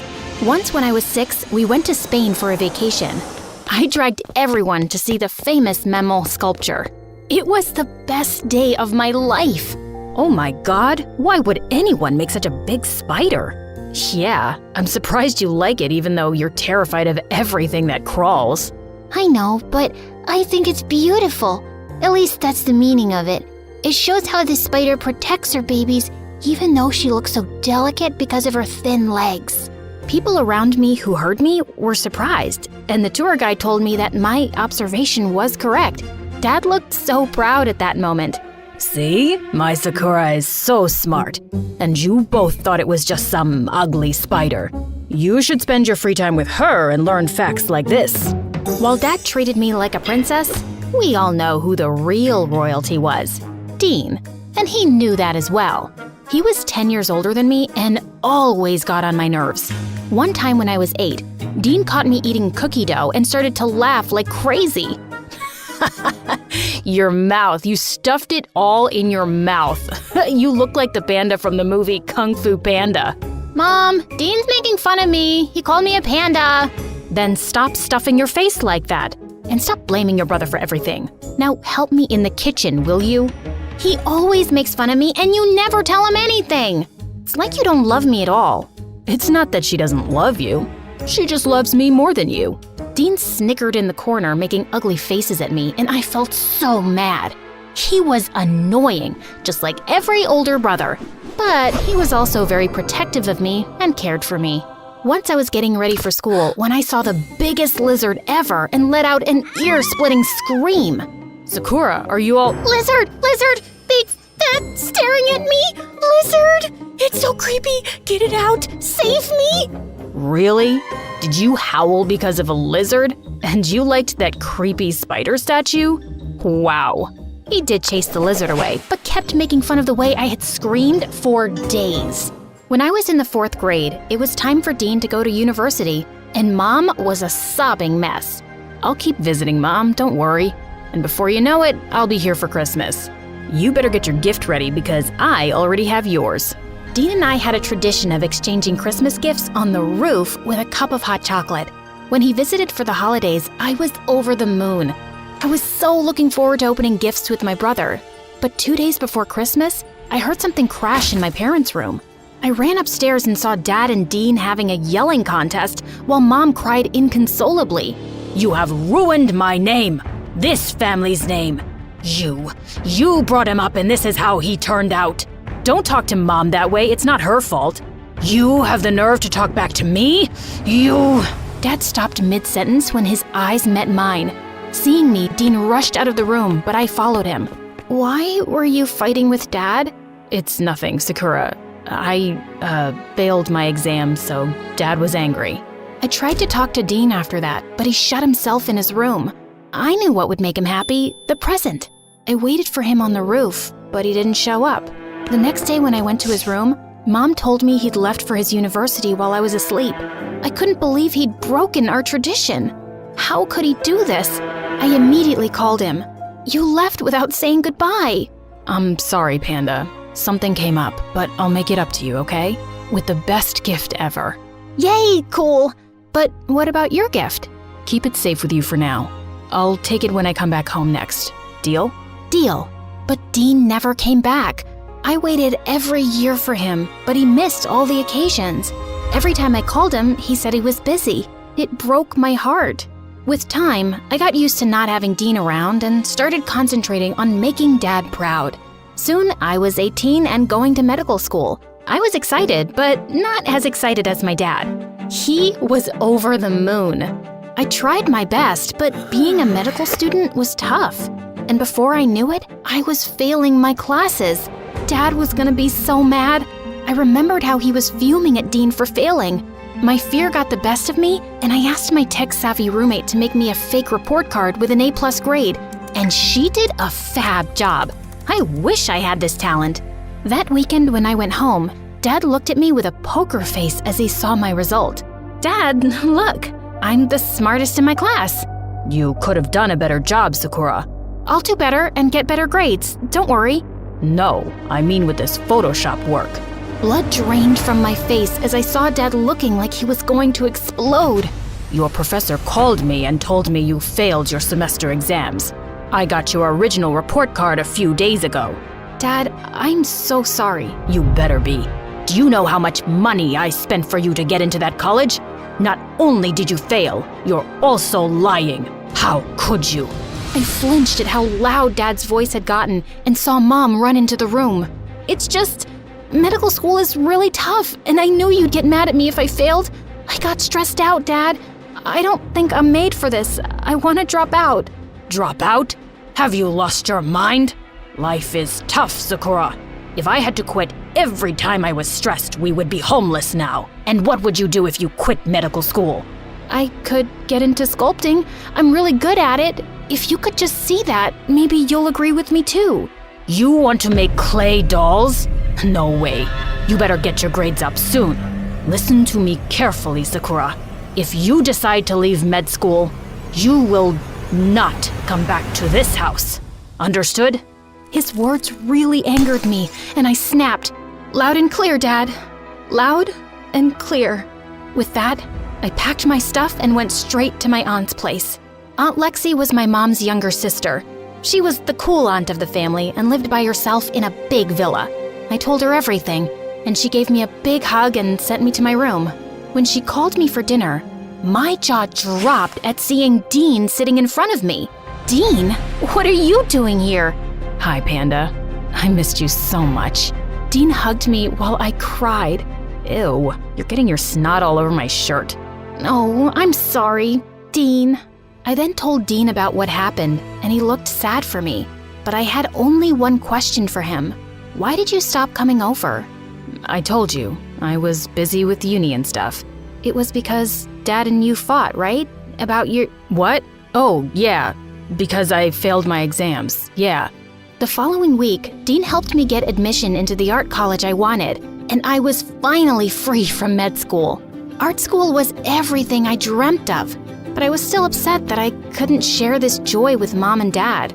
Dean and Aunt Lexi always tried to cheer me up with visits to museums or art galleries and yummy food every night, but I still missed my parents.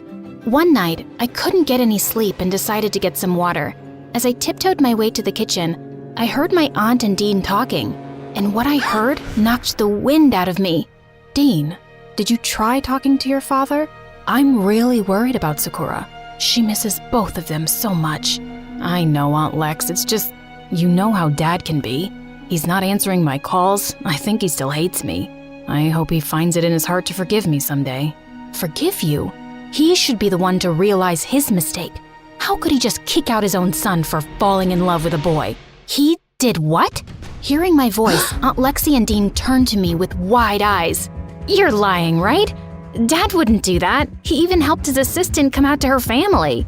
That's just for the world to see, Sakura. He's always been like this. He pretends to be this modern person, but he's not. It's just the way he was brought up. These traditions. My whole world came crashing down. I couldn't believe that my dad was capable of doing something like this. He was a completely different person for me now. I was furious, so I went home with Dean the next day to confront my parents.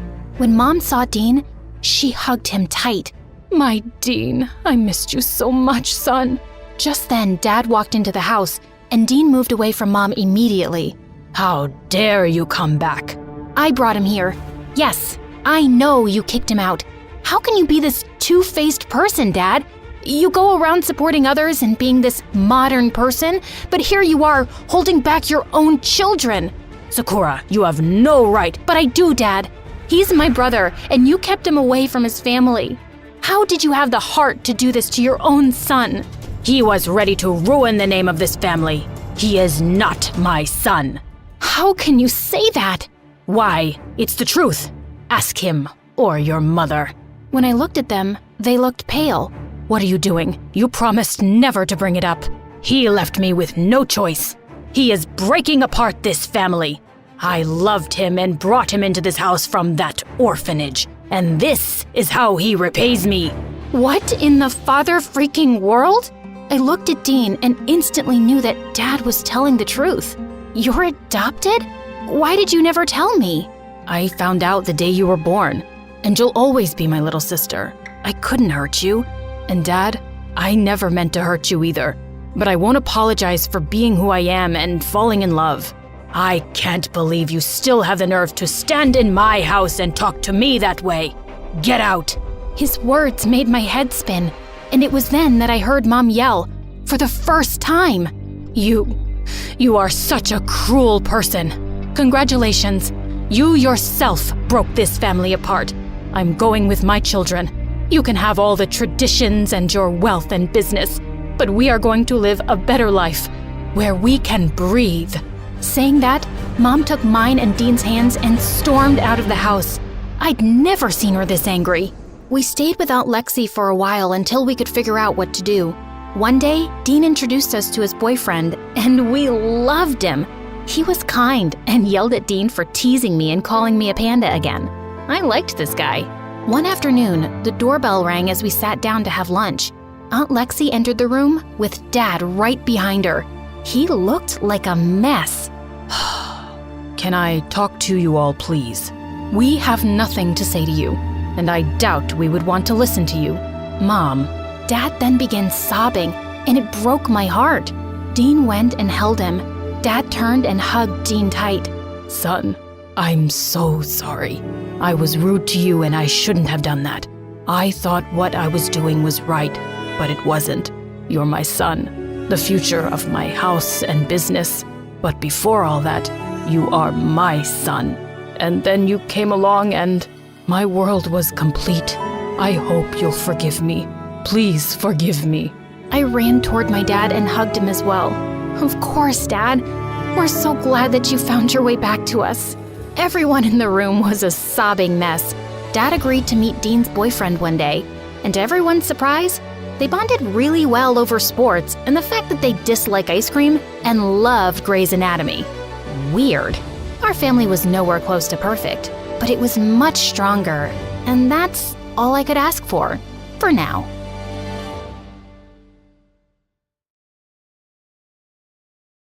Hi, I'm Samantha from San Francisco. Please don't forget to like and subscribe. I was born with cherry lips and big black eyes.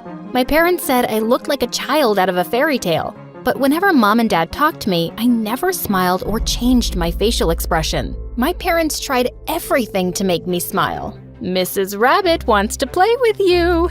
Come on, give Mr. Mouse a kiss. Dad held a mouse puppet close to my face and made kissing noises, but I just stared blankly and slapped the mouse away from me. That's when my parents decided to take me to a doctor. After a few tests, I found out I had a condition called Mobius that meant I couldn't smile, frown, or lift my eyebrows.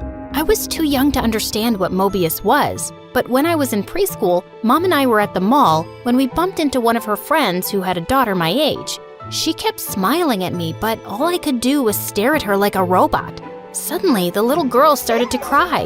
Mommy, this girl is scaring me. Oh, sweetie, don't be scared. Our dog ran away yesterday, so Samantha's just sad. But Mom, we don't have a dog. Mom pulled me away quickly. That's when I realized she was embarrassed to tell her friend I had a condition, because that meant I wasn't normal like everyone else. And at school, none of the kids really wanted to be my friend, because they thought I was strange. So I spent most of my time alone. But several months later, my life took a huge turn. Mom gave birth to my twin sisters, Annie and Penny. My parents worked full-time, so we always had a maid in the house. But even with a maid, I was always the main one to watch my sisters. One day, Annie, the wilder twin, climbed all the way to the top of our backyard fence.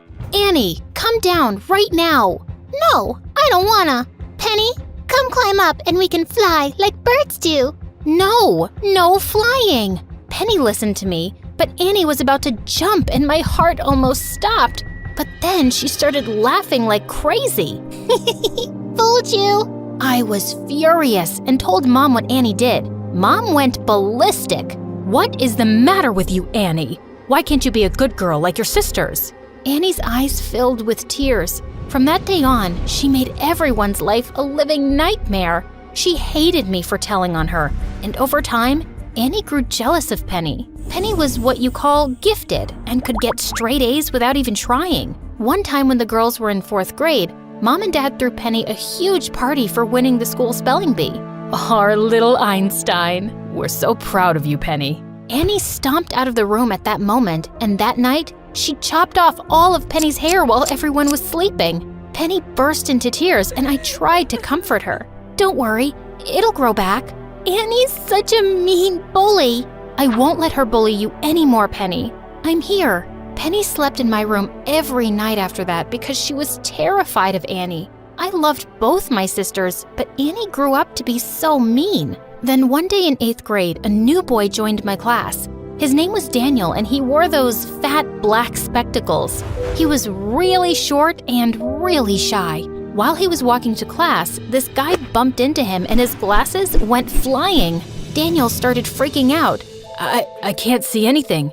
I saw Daniel's glasses on the floor and picked them up quickly. Here you go, but it looks like they're broken. It's okay. It's better than nothing. Daniel put on his broken glasses. He looked silly, but also kind of cute. He and I ended up hanging out for the rest of the day, and he was super sweet and good to talk to. Over time, Daniel and I became really close, and I even started having feelings for him. But he always just treated me as a friend, and I didn't want to ruin what we had. Life in high school was good, till Penny and Annie joined, and things got a little crazy. Whenever Annie saw me with Daniel, she grabbed the chance to make fun of me. One time, Daniel and I were in the hallway when we passed Annie putting on lipstick. Hey, Daniel, don't you ever get bored of hanging out with sad face emoji over here? Of course not. That's not a nice thing to say, Annie. Yeah, get out of my sight before you regret it. Okay, but first, I need to do this. Before I knew it, Annie had pinned me against the locker and drew a smile on my face with her lipstick. You look so much better now. I pushed Annie to the ground and she fell on her butt. She dragged me down, but Daniel stepped in. Cut it out, Annie. Daniel pulled me up and led me to the girls' bathroom. He helped me rinse the lipstick smile off, and I looked at my face in the mirror. Daniel, do you think I'm ugly? You can tell me the truth. Samantha, look at me. You're not ugly. I think you're the most beautiful girl I've ever seen. Daniel leaned in and kissed me, and I felt butterflies. A bunch of girls came in just then and started shrieking. Ew! What's he doing in the girls' bathroom? Daniel and I ran out, laughing like crazy. I was on cloud 9 all that week. I didn't even mind that our maid was coming less and I was doing all the chores by myself. But Annie couldn't stop talking about me having a boyfriend. I just don't get it. How can someone like you have a boyfriend but not me? I'm way prettier than you. Well, not everything is about looks, Annie. As time passed, Penny started dating a popular jock at school. Her grades were still perfect, and she got much more popular than Annie. Penny's life and mine were getting better and better, but Annie didn't have anything going for her. One morning, I woke up to find everybody at home, including my parents, which was rare. And Penny was super sick. Her face looked super bloated, and she had red bumps all over her arms and legs. My parents left me at home with Annie while they took Penny to the doctor. Annie was surprisingly well behaved and even stayed in to do homework. I decided it was safe to go out and see Daniel for a bit. But as I reached home, my parents and Penny had also just returned. Guys, what's going on? Penny, what did the doctor say was wrong? I have an autoimmune problem. Apparently, every time I get an allergic reaction, this is what'll happen. Penny hung her head and I walked back into the house with her. My parents left for work then, but just as we stepped inside, Penny looked at her phone and started to cry. Oh my God, just look what Annie posted. To my horror, Annie had posted a picture of Penny with her red skin bumps and bloated face on Instagram. Underneath, the caption read, "Even pretty girls have ugly secrets." Just then, Annie came trotting down the stairs all dressed up. Annie, you're a monster. How could you do something like this? I couldn't help myself. It was just too funny. Penny looked totally Instagram-worthy. Before I could answer, Penny's boyfriend came down the stairs too. Here, babe, you forgot your jacket. Babe, what are you doing here? Annie invited me over while you and your sister were out. Listen, I can't date you anymore. Not after seeing your skin. He and Annie walked out the door before any of us could say anything. How could Annie do something so sick? I stayed with Penny the whole day and told my parents everything that had happened. They grounded Annie for 2 weeks. And then the strangest thing happened. Penny became more popular in school, and kids at school started ignoring Annie. Everyone thought Annie was heartless for stealing Penny's boyfriend. She became a total outcast. Penny got a new boyfriend, and Daniel became more and more handsome. By the end of 12th grade, he even got contact lenses. The day before my graduation, my parents pulled me aside. Sammy, we were thinking, maybe you can apply for an online college. We still really need you to keep an eye on your sister, sweetie. Are you kidding me? I've been the family nanny my whole life. It's about time you two took over and teach the twins to be responsible. I deserve to focus on my life now. With that, I walked away, and I spent days applying to my dream colleges. But one night while I was reading, Penny ran into my room. Sammy, come quick. It's Annie. She's gone. What do you mean she's gone? I dashed into Annie's room to find my parents holding a note from Annie. Annie wrote that she's leaving home to live somewhere else. She didn't even write where. Dad called the police and they tracked down Annie's phone. It turned out she was staying with our aunt, who Annie was super close with. We were all relieved, but when we went to pick her up, she refused to come home. I told Aunt I don't want to stay with you guys anymore, and she's happy to keep me. I'm not going home with you guys. You can't make me. Mom and Dad spent hours begging her to come home, but they couldn't persuade her. so we left without her. But my parents were sure she'd cool off and return in a couple of weeks. Except she didn't. She stayed with Aunt for a month. Then 1 month turned into 3 months, and then 6. And Annie refused to speak to any of us, and I left for college soon with Daniel. I kept in touch with Penny, who told me after some time that Annie had moved out of her aunt's place and was now living with some friend. 4 years later, Daniel and I graduated university with honors, and we started a small software company that met success almost immediately. And soon after, Daniel proposed to me, and of course, I said yes. Life was going great, and then one day, I got the most unexpected call. "Samantha, it's Annie. Can you meet me today? I need your help." No, hi, hello, how have you been? Please, I'm in crisis. I'm texting you the address. Meet me there. Annie hung up before I could even answer. I felt mad at her, but I just couldn't ignore my little sister. I went to the address and found her sitting on a bench outside a small building. Annie had chopped off her lovely hair, and she looked thin. "Annie, what's going on with you?" I started a makeup business, and now I'm in debt.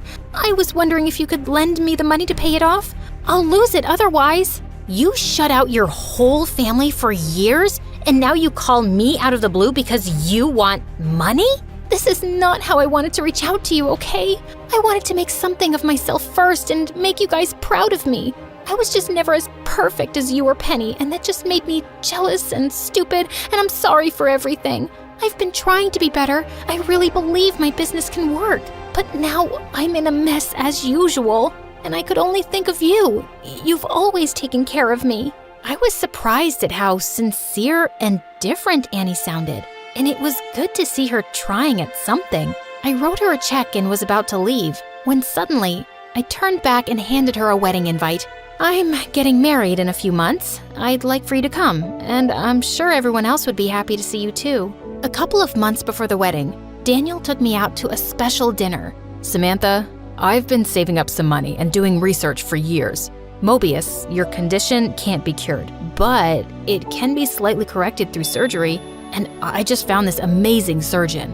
I just want you to know that you're perfect as you are, but if you want the surgery, I have the money for it." My eyes filled with happy tears. I agreed to get the surgery, and Daniel was by my side the whole time. The doctor couldn't completely fix my issues, but I felt like a whole different person, being able to have real facial expressions. On the day of my wedding, my parents and Penny were with me in the dressing room when suddenly the door opened and Annie walked in.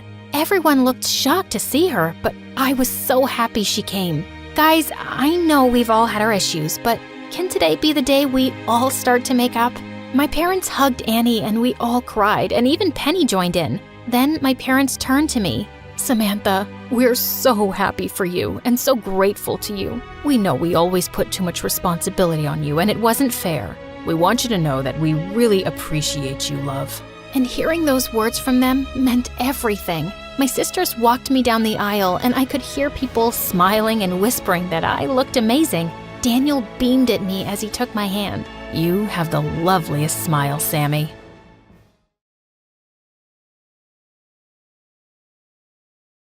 Hello, I'm Annabelle from Maryland. Please like and subscribe. My parents were both computer specialists who worked from home, so they were always around to shower me with their love. They'd throw me big birthday parties in our backyard and invite the whole neighborhood. Everyone around liked us because my parents were kind and friendly. I looked a lot like my mom, but I took my dad's curly hair, which I loved. But once in first grade, some mean girls started teasing me about it. Hey, Annabelle, how many birds live inside that nest on your head? Oh, God, you have spiders coming out of your nose again. What? No, I don't.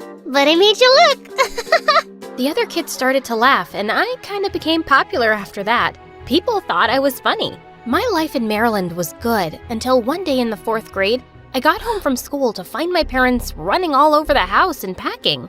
"Annabelle, go upstairs and take only your most important things." What? Are we going on holiday? "Annabelle, just go." I packed my favorite sweater, some gadgets, and my favorite book. I fell asleep reading in the car while Dad drove miles away from our home. Hours later, I woke up in a cabin deep in the woods. Where are we? "This is our new home." Huh? "Yes. And tomorrow, you'll be starting a new day at your new school." What? I was so confused and angry. My parents had just moved without even telling me? All my friends were back in Maryland, and I left without saying goodbye. When I asked my parents why we moved so fast, they just said it was related to their work and left it at that. The next day, I joined my new school, and I made new friends, and my life went on.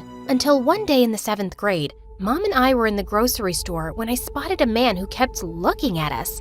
I tried ignoring him, but then I saw him making a call, and I heard those words. I found him. Mom, see that man in black? He's been following us. Her face went pale, and suddenly she took my hand and ran out the door. I saw the man chase us, but we managed to escape. And that night, we had to move again. Are you guys gonna tell me what's going on? The kind of work we do, it makes us special. What do you mean? We're like undercover detectives. But detectives are always out searching for things, and you two are always at home on your computers. Then we're computer detectives. I knew he was lying, which made me more frustrated. And my parents even told me not to become close friends with anyone now. I didn't see the point anyway, since we'd probably just move again. One day in 10th grade, I was putting stuff away in my locker when this pretty girl leaned against the wall and kept staring at me. Can I help you with something? Hi, I'm Leela, your neighbor. We just moved in next to you. I think you're mistaken. I don't have any neighbors. Yes, you do. We moved into the old abandoned cabin. Oh, that place? I thought it was haunted. The ghost of the haunted cabin would like to be your friend. I laughed, and we started hanging out after that day. I could guess from her worn-out shoes and bag that she wasn't well off, but she always knew who was wearing which brand and seemed to be really into fashion. Her dream was to be a big designer in Paris one day. One day at recess, I caught her looking at the necklace I was wearing, and I asked her if she'd like to try it on. How does it look? Better on you than me. It really suits you. Keep it. Really? Oh, thank you so much. A few days later, we were walking home when I felt someone was following us. I turned around to see a really cute guy walking a few steps behind. Do you think that guy is stalking us? Oh, him? He's my brother, Kyle. Wow, he's cute. Not you too. Please, promise me that you'll never fall for my brother like the other girls. He's such a douchebag. I promised I'd ignore his existence, which was hard because he was drop-dead gorgeous. Just as Leela and I got to my house, my parents appeared at the front door. Who is this? She's my friend from school, and we're also neighbors. Mom and Dad looked at each other, then pulled me inside, slamming the door in Leela's face. We have to move again. What? No way! I'm not moving anymore until you guys tell me what's going on.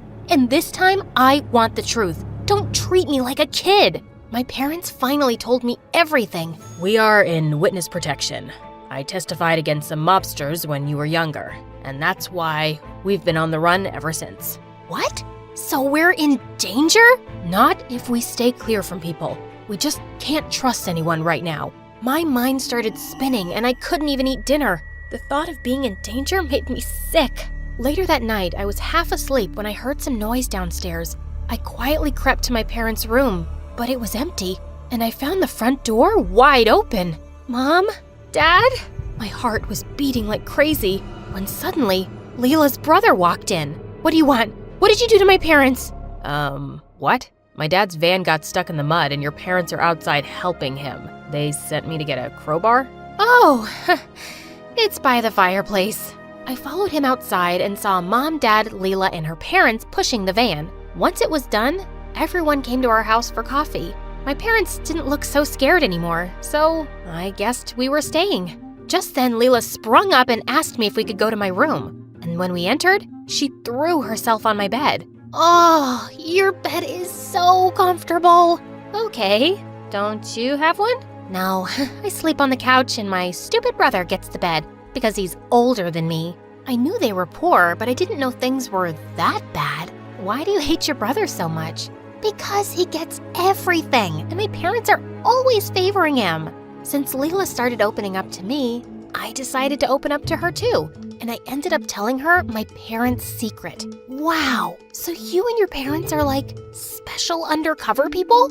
Yeah, you could say that. That is so cool. Just then, Kyle came to my door and said they were going home. He looked directly at me while I spoke to Leela, and I blushed. Leela clearly noticed it because as she was leaving, she whispered in my ear, "Remember your promise." The next day at school, the principal had a shocking announcement to make. She said that someone had broken into the cheerleaders' locker room the day before and stolen many wallets, watches, and cell phones. We have a hooded figure caught on the security footage, and when I identify the culprit, he or she will be expelled. But if you come forward and confess, I'll be willing to consider another punishment. It was all anyone could talk about. Later that day, I was in the library trying to reach a book when suddenly Kyle appeared next to me and took it down. I mumbled a thank you and turned to leave, but my charm bracelet got caught in his sweater. Oh gosh, I'm so sorry. It's okay, I'll get it out. While he tried untangling it, I couldn't help looking into his blue eyes. What's going on here? My bracelet got caught into Kyle's sweater. He's just helping me out. After Kyle was done, Leela walked with me quietly down the hallway, but then she suddenly stopped. I have to tell you something, Annabelle. I think Kyle stole all the things the principal was talking about. What? Why do you think that? Because he's done it before in our old school. I was shocked. Leela stayed back for some after-school club that day, and as I was walking back home, Kyle suddenly joined me. We could walk together, if you don't mind. Okay, if you insist. He tried striking up a conversation, but I kept my answers really short. Just then, I tripped on a rock, and he caught me before I hit the ground, but I quickly pulled away. Annabelle, did Leela say something about me? As a matter of fact, she did. Did you steal all that stuff from the cheerleaders? Gosh, no. I'd never do that. Listen, Leela hates me because our dad left her mom for my mom. She's been making my life miserable since forever by making up awful stories about me. He looked so genuine that I couldn't help believing him. We took a walk by the riverside and spoke some more, and I felt butterflies every time he looked into my eyes. And when he dropped me home, he gave me a quick kiss on the cheek. I couldn't stop thinking about him the whole night. But the next day at school, Leela approached me looking upset. I thought you were a good friend, but I guess you're more desperate to be with my brother. Yeah, I came home early and I saw that kiss. Wait, Leela, please. But she stormed off and ignored me the whole day. After school, I saw her by her locker and walked up to her, and she looked startled. Before she could shut her locker, a couple of watches fell to the floor. Where did you get these? And what else do you have in there? They're mine, of course, and none of your business. You stole those from the cheerleaders. No, I didn't. I found these things in Kyle's room, and now I'm returning them before he could sell them. And I'm covering his butt. See what a good sister I am? Stop lying. If you don't confess to the principal, I'll tell her. Suddenly, Leela dropped to her knees, crying. Okay, yes, I took them. I have a problem. I can't help it. I want to be able to afford beautiful things, and sometimes when I see the girls here with their branded stuff, it makes me feel crazy. I know it was wrong, and I'll go to the principal tomorrow, okay? But please don't tell anyone yet, especially Kyle. I promised that I wouldn't, and I said I'd go to the principal with her. And everyone had to bring their parents for the first class. As my parents explained their fake computer job to my classmates, Leela suddenly spoke up. You're computer specialists? Well, that's not what your daughter says. In fact, she makes up these tall stories about how you're undercover detectives who testified against the mobsters and now you're on the run? Clearly, Annabelle has a lying and attention-seeking problem. My parents' faces turned white, and I just couldn't believe Leela had announced my secret. They signaled at me to come out, and Leela leaned over and whispered, "See you never again." My parents were furious that I told Leela everything. I'm so sorry. I thought I could trust her. We frantically started packing, but just as we were leaving, we heard a screeching car coming towards our house. But it was a police car. We were alerted by someone that you might be in danger, but we came here to tell you that the threat to you guys is gone. The mobsters who have been after you were arrested earlier this week, and just today they were sentenced to life in prison. You're safe now. My parents and I were overjoyed. We didn't have to run anymore. But I certainly had some business to take care of in school.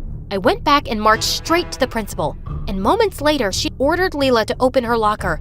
All the stolen items were found. Her parents were called in and she was expelled. She turned furiously to her dad. It's all your fault. You made me crazy by leaving Mom and by always giving everything to Kyle and not me. Your mom and I got divorced because that's what we both wanted. And Kyle works 2 jobs to help me. He has things because he earns them, while all you do is complain. As Leela was storming off, She suddenly leapt at Kyle, but I pushed her back. Her dad took her away, and soon after, I found out that Leela had been sent to live with her mom. Kyle asked me out, and we dated all throughout high school. After we graduated, I was going to study abroad. A few hours before my flight, I met Kyle at our favorite spot by the river. I got you something. Close your eyes. He put something around my wrist, and I saw that it was a silver bangle with our names carved on it. Wow, this is beautiful. Yeah, no more charm bracelets.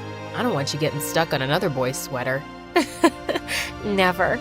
I like being stuck right here, and I'll be coming back to you, Kyle.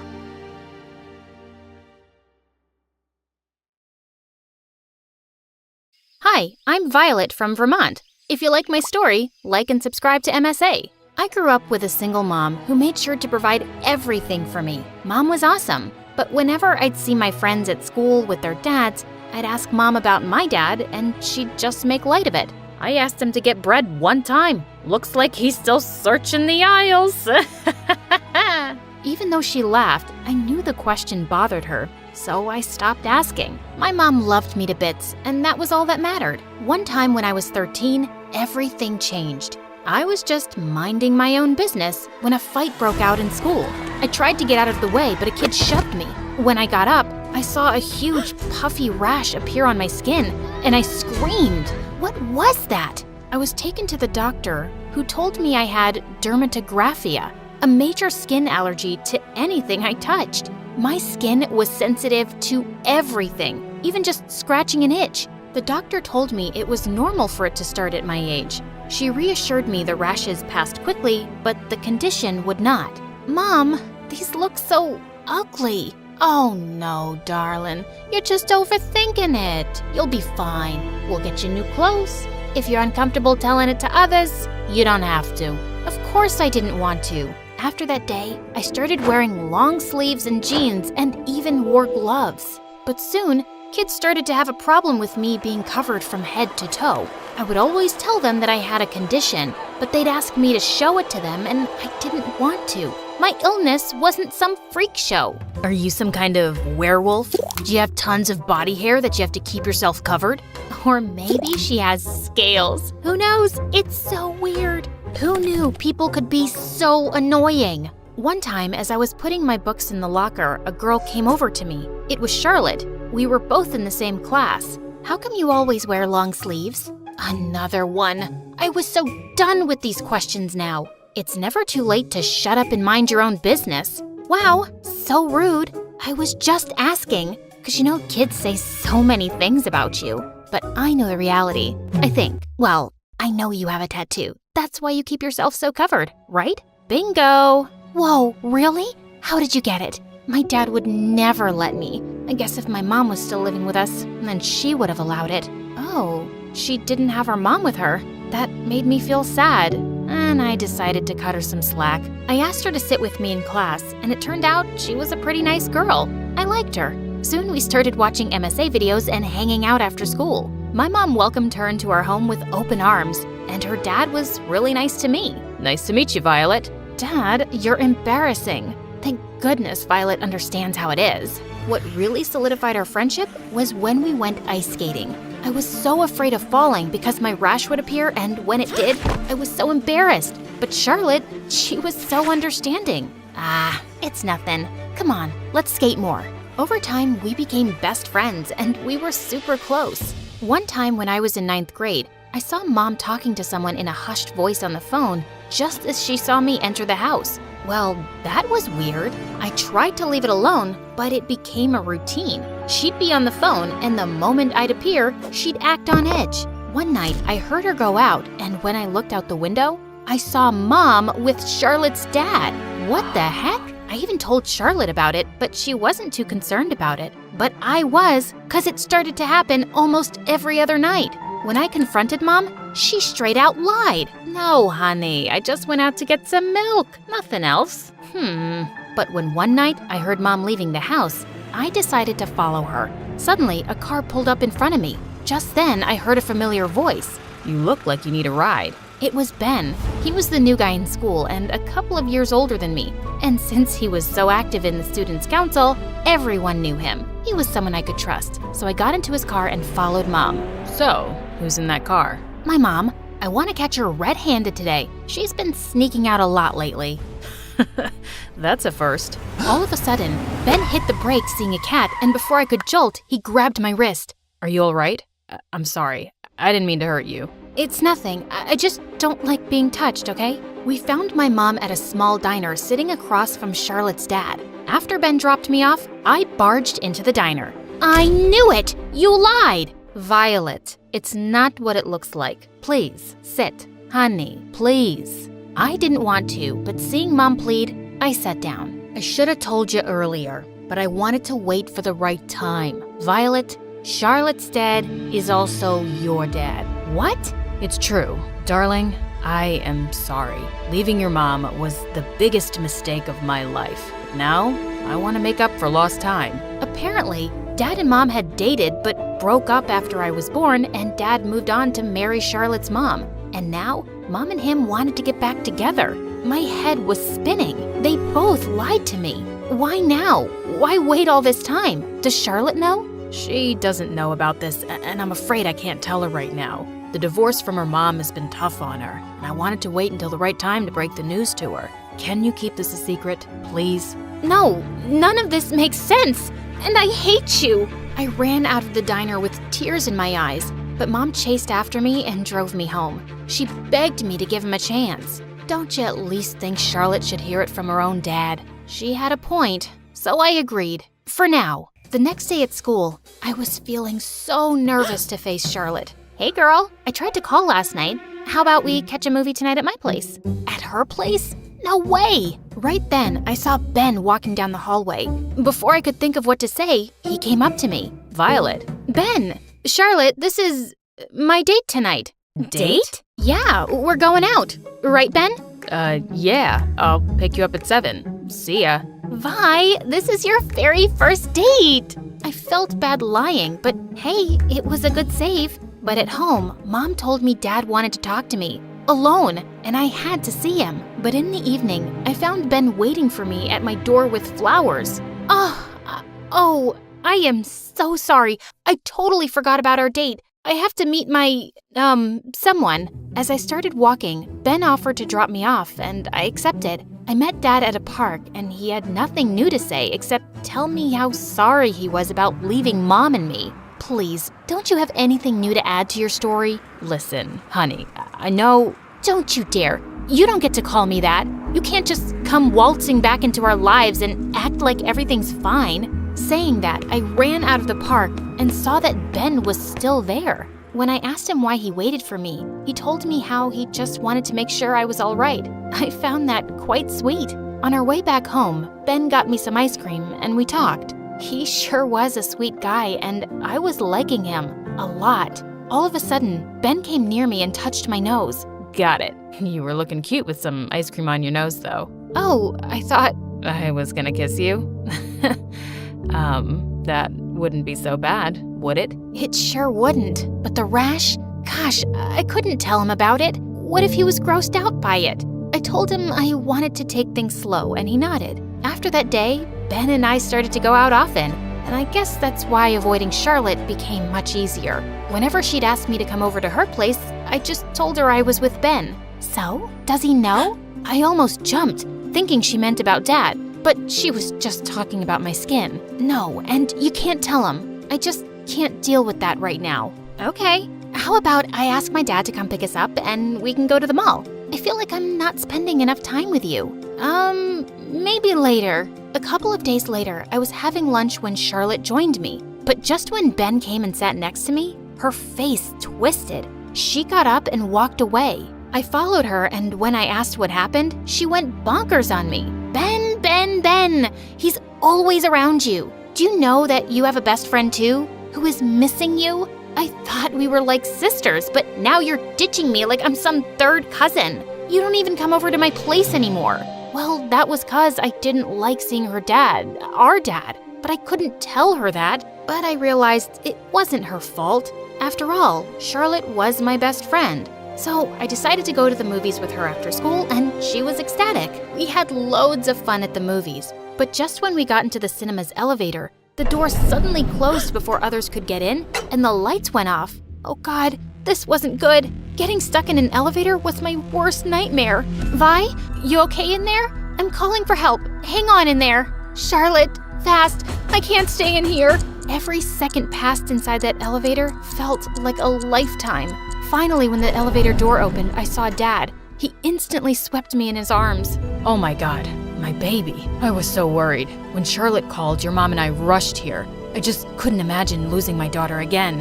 What did you call her? What's going on? Dad had no choice but to tell her the truth. And when he did, Charlotte went completely ballistic. Out of nowhere, she transformed into a loud, angry monster. How dare you lie to me? You're ditching me, just like Mom did. Charlotte, please, at least listen to him. Dad had a reason. And you knew about this? How could you do this to me? You and your mom? Stay away from us. Saying that, Charlotte ran off and her father followed her. I was so shocked, I didn't know what to do. I was sure that Charlotte would understand eventually. After all, she loved me and always considered me a sister. I was really expecting Charlotte to apologize at school, but she just stared at me. The last thing I want to do is see your face, you liar. Charlotte, you always wanted us to be sisters, right? Can't this be a good thing? I don't anymore. Why did you have to lie to me? Right then, I saw Ben walking towards us, and seeing him, I saw a vicious look on Charlotte's face. Maybe it's because you're a natural-born liar. You lied to me. You even lied to Ben. Did you tell him your secret? What is she talking about, Violet? Charlotte, stop right now. Oh no, I'll tell you, Ben. Better yet, I'll show you. Suddenly, she pinched me hard on my arm. By the time she was gone, a huge allergy spot had appeared where she pinched me. Everyone stared at my arm, including Ben. He didn't say one word, but the look in his eyes made me realize nothing between us was going to be the same anymore. Because of the stunt Charlotte pulled, she got detention while I called Mom and she picked me up. I just couldn't be at school. I refused to talk to Mom and didn't even go to school for over a week and just locked myself in my room. I even turned off my phone. I just wanted to be away from everything and everyone. Thank God winter vacation started and I had some time to deal with the whole drama. One day, Mom entered my room and hugged me. I felt like I hadn't hugged her in a million years. Mom, can we move away? I don't want to go to school, see Charlotte, her dad, Ben, anyone. Honey, that's not the right thing to do. I know what Charlotte did was very wrong, but put yourself in her shoes. I never told you, but when Charlotte's mom left, the poor girl was completely traumatized and depressed for months. She totally lost it.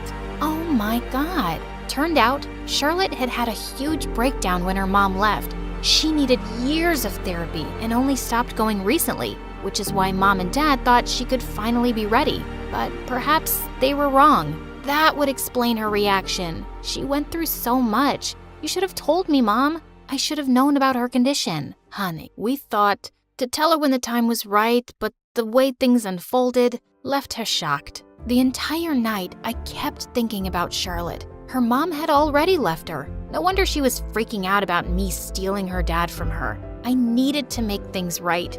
First thing in the morning, Mom drove me to Dad's. He had Charlotte standing up front, who was so angry, she was shaking. Why are you here? To tell you that I love you and that won't change. I love you both too. Even before you knew about Violet, I loved you both, sweetheart.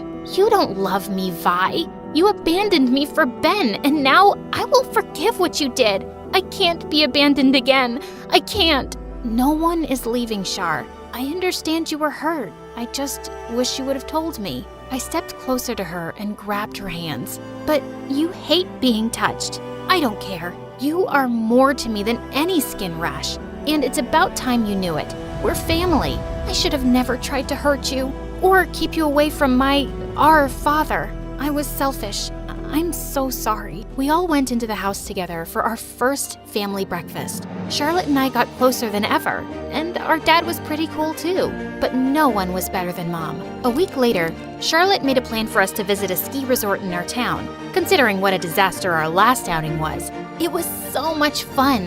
We both went for the ski lift, and just as I sat, I saw Ben next to me instead of Charlotte. Talk, you two! Well, it was awkward, considering how hard I was avoiding Ben lately. I'm sorry. I then showed Ben my skin condition, and he just smiled, saying how it only made me cool. Charlotte, your arms are beautiful.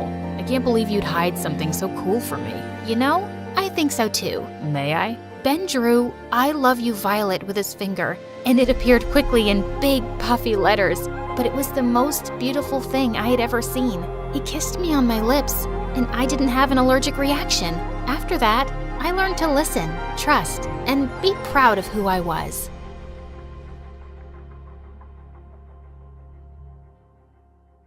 Hi, my name is Mary. Please like and subscribe. I never knew my parents, but I grew up with my cranky old grandma who didn't even send me to school. So when I was 8 and she left me at an orphanage, I was ecstatic. As I joined the other kids at dinner and introduced myself, they all stared at me. And then a girl started laughing. Look at that mop on your head. Maybe the warden can use your hair to clean the floors. How about I try first? As she came towards me, a tall girl suddenly stepped in. "Get away from her, or I'll knock your teeth out." Ooh, Mommy, I feel so scared. Not. And with that, the bully pushed me to the ground. The tall girl attacked her, and they were both fighting when someone shouted that the warden was coming, and everyone ran. The girl helped me up, but I sprained my ankle. "Lean on me, okay? I got you." Her name was Gianna, and we became best friends. But everything else about that place sucked.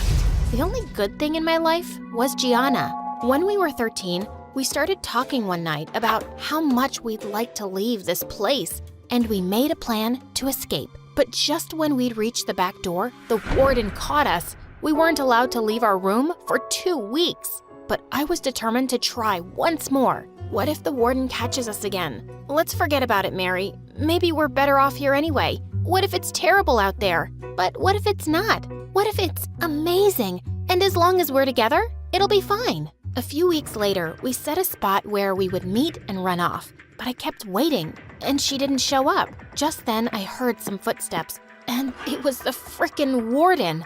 And I ran. I didn't stop running till I'd left the orphanage far behind. But I was devastated to leave without Gianna. I vowed I'd be back for her soon. It was exciting to be out. But as it got dark, I started feeling scared. Just then, 2 homeless boys came out of a dark alley and grinned at me. "You lost, little girl? You can share our garbage dump." I panicked and ran off. As I turned a corner, I crashed straight into someone. I looked up to see a kind-looking lady who asked me why I was all alone. When I told her everything, she offered to take me to her place, and I felt I could trust her. A blonde girl my age opened the door. Her name was Zoe, and she looked really happy to hear that I'd be staying with them. Ooh, a sleepover. I love slumber parties. Yeah, me too. I had no idea what she was talking about. The next few days were some of the best ever. The lady got me clothes and gave me my own room. Zoe and I got along really well, and we watched tons of videos on this awesome channel MSA that she introduced me to. One night, we were out for dinner, and I was so excited to see the huge spread. I piled my plate high with food and started gobbling it up when some kids started laughing at me. "Look at her, eating like a horse. Haven't you seen food before, weirdo?" Oh, I guess some nice people brought this homeless girl here for food. Look how skinny she is, and her wild hair.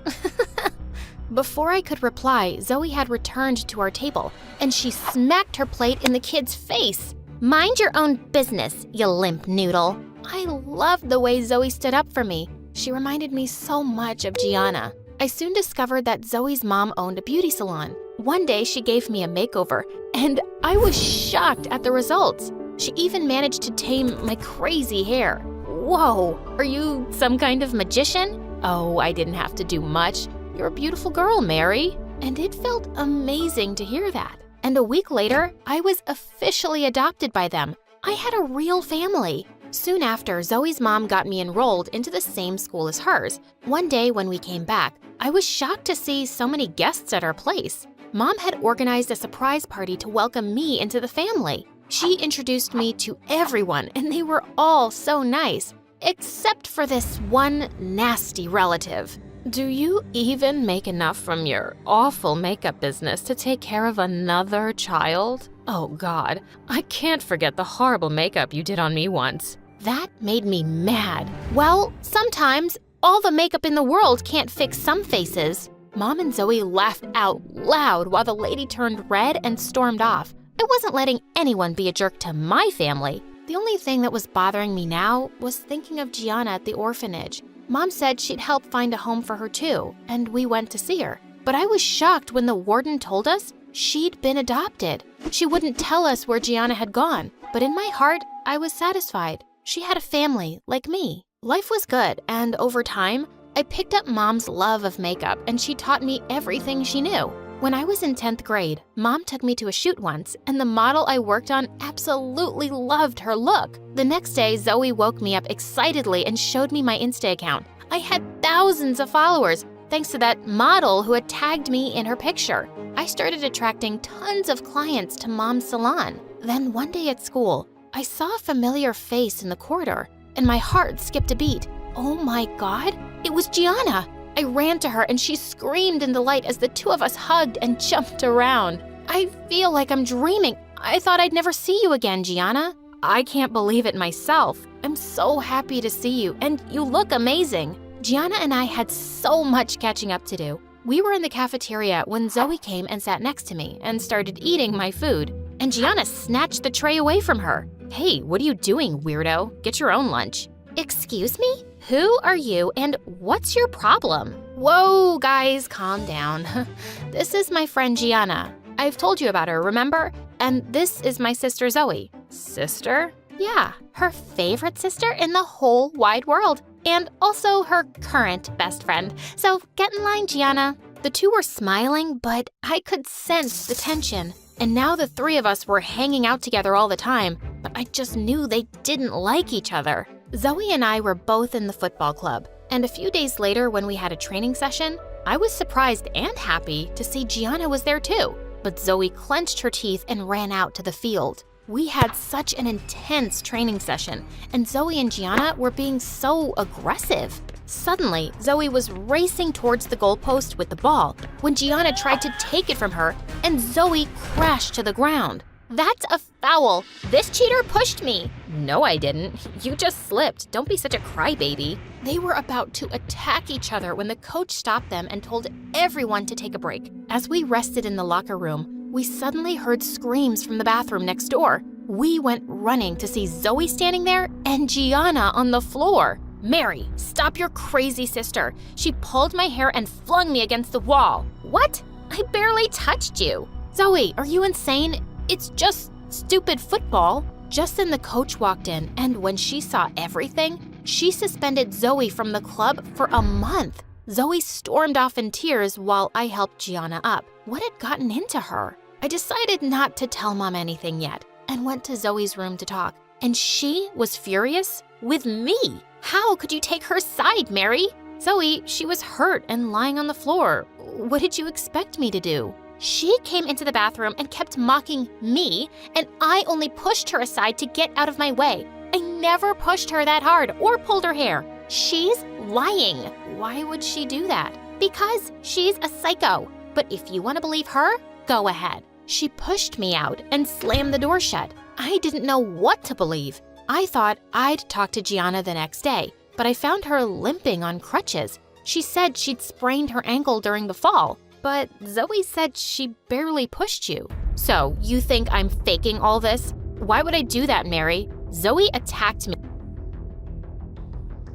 in your life, and you know it. I did know Zoe was unhappy since Gianna had arrived. Later that day, when Zoe saw me and Gianna sitting in the cafeteria, she turned away furiously and went to sit at the farthest corner. This was a nightmare. A few days later, our English teacher, Miss Amy, was getting married, and she'd invited all her students. She'd even hired me as her makeup artist, and Gianna came along to help. Just when I was done with her makeup, I finished it off with a setting spray, and Miss Amy started screaming. Oh my God, my eyes, they're burning. And my skin, what have you done, Mary?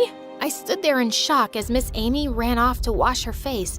I use this spray every day. I was about to test it on my skin when Gianna stopped me. Hey, don't. Didn't you see what just happened? Give it here. And with that, she opened the bottle and sniffed it. Mary, this is frickin' pepper spray. What? How could that possibly get mixed up with my makeup? Just then, Zoe and some kids walked in, asking why Miss Amy had gone screaming to the bathroom. Oh, I think we have our answer, Mary. There's only one person who could have switched this out for pepper spray. Zoe, are you frickin' mental?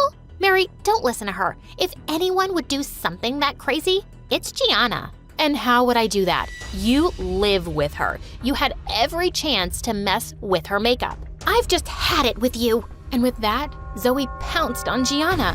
As the two wrestled, they didn't even notice when Miss Amy walked back in and went crashing straight into her. Get out, all of you. And you, Mary. I'll never forgive you for ruining my wedding day. We were all thrown out, and before I knew it, Miss Amy had posted pictures with her swollen red eyes and face on Instagram. She tagged me and Mom's salon, telling people never to get makeup done from us. People were resharing her pictures like crazy. I couldn't bear to see anyone and shut myself up in my room. I couldn't believe someone would hurt me. It was either my sister or my best friend. I had been appointed as the football team captain recently, and the next day, when all the players were gathered, I made an announcement. I feel that I cannot lead a team where all the members can't play well together, so I've made a decision to let one player go, and that is Zoe. Zoe stared at me in shock, and then she pounced on me. Seriously? You pathetic jerk.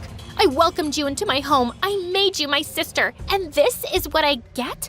I hate you, and I'll never forgive you. I wish we could throw you back in that orphanage. As some kids pulled her away, she stormed off furiously, and I ran off to the bathroom. Gianna came running after me. Wow, Mary, I can't believe you actually chose me over your stupid sister. Now, you've lost her, and that makes me really happy. What? What do you mean? I mean, I want you to suffer. Just like you made me suffer when you left me at the orphanage. That night, when we were running away, I didn't come to the meeting spot thinking you wouldn't go without me. But you did. You just abandoned me. You didn't come on purpose? I thought the warden had caught you. And I didn't abandon you, Gianna. I came to the orphanage again looking for you. I don't believe you. You just left me and got yourself a sister. You replaced me. Yes, I did fake being hurt in the bathroom, and I did mess with your makeup, so you could hate her.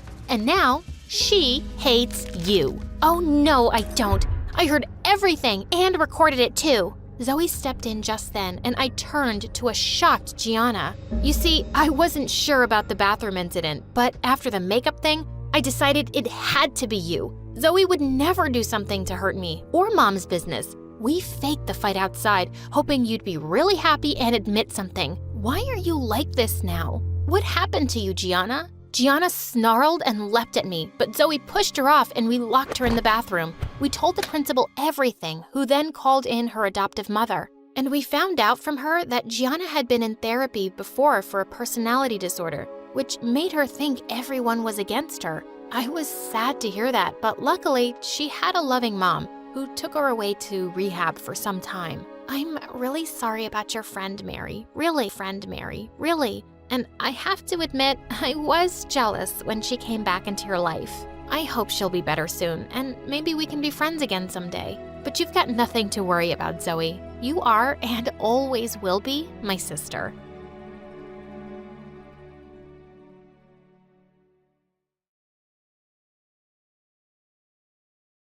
I stared at the horrors in my mother's basement as I realized the truth. She was a total psychopath. I had to get out of here. I should have never been here, and I wouldn't have been if it hadn't been for that day, the day I found out I was adopted. The revelation just came out of nowhere. I was 13 years old, running around in my house when I heard my parents arguing. They were fighting about when was the right time to tell me I was adopted, that I wasn't really their baby. This discovery threw me for a loop. I couldn't tell my parents I knew the truth, but at the same time, I felt irritated and angry at them, no matter what they said or did. After many arguments, I became distant at home and school, slowly losing my friends and pushing my family away. I just couldn't stop thinking about my real parents. I knew it was time to find them. One night when my parents went out for dinner, I snuck into their room and found my adoption papers. There was a photo of my real mother in the file. Her name was Mary. She'd given me up for adoption 15 years ago. I started searching for her on the internet, and I found a Mary who looked exactly like the woman in the picture. Wait, what? She lived in my city. Her address was only 5 miles away. I couldn't believe my real mom was this close. I felt even angrier at my parents. They probably knew it. The liars. The next day after school, I rushed straight to the address I'd found.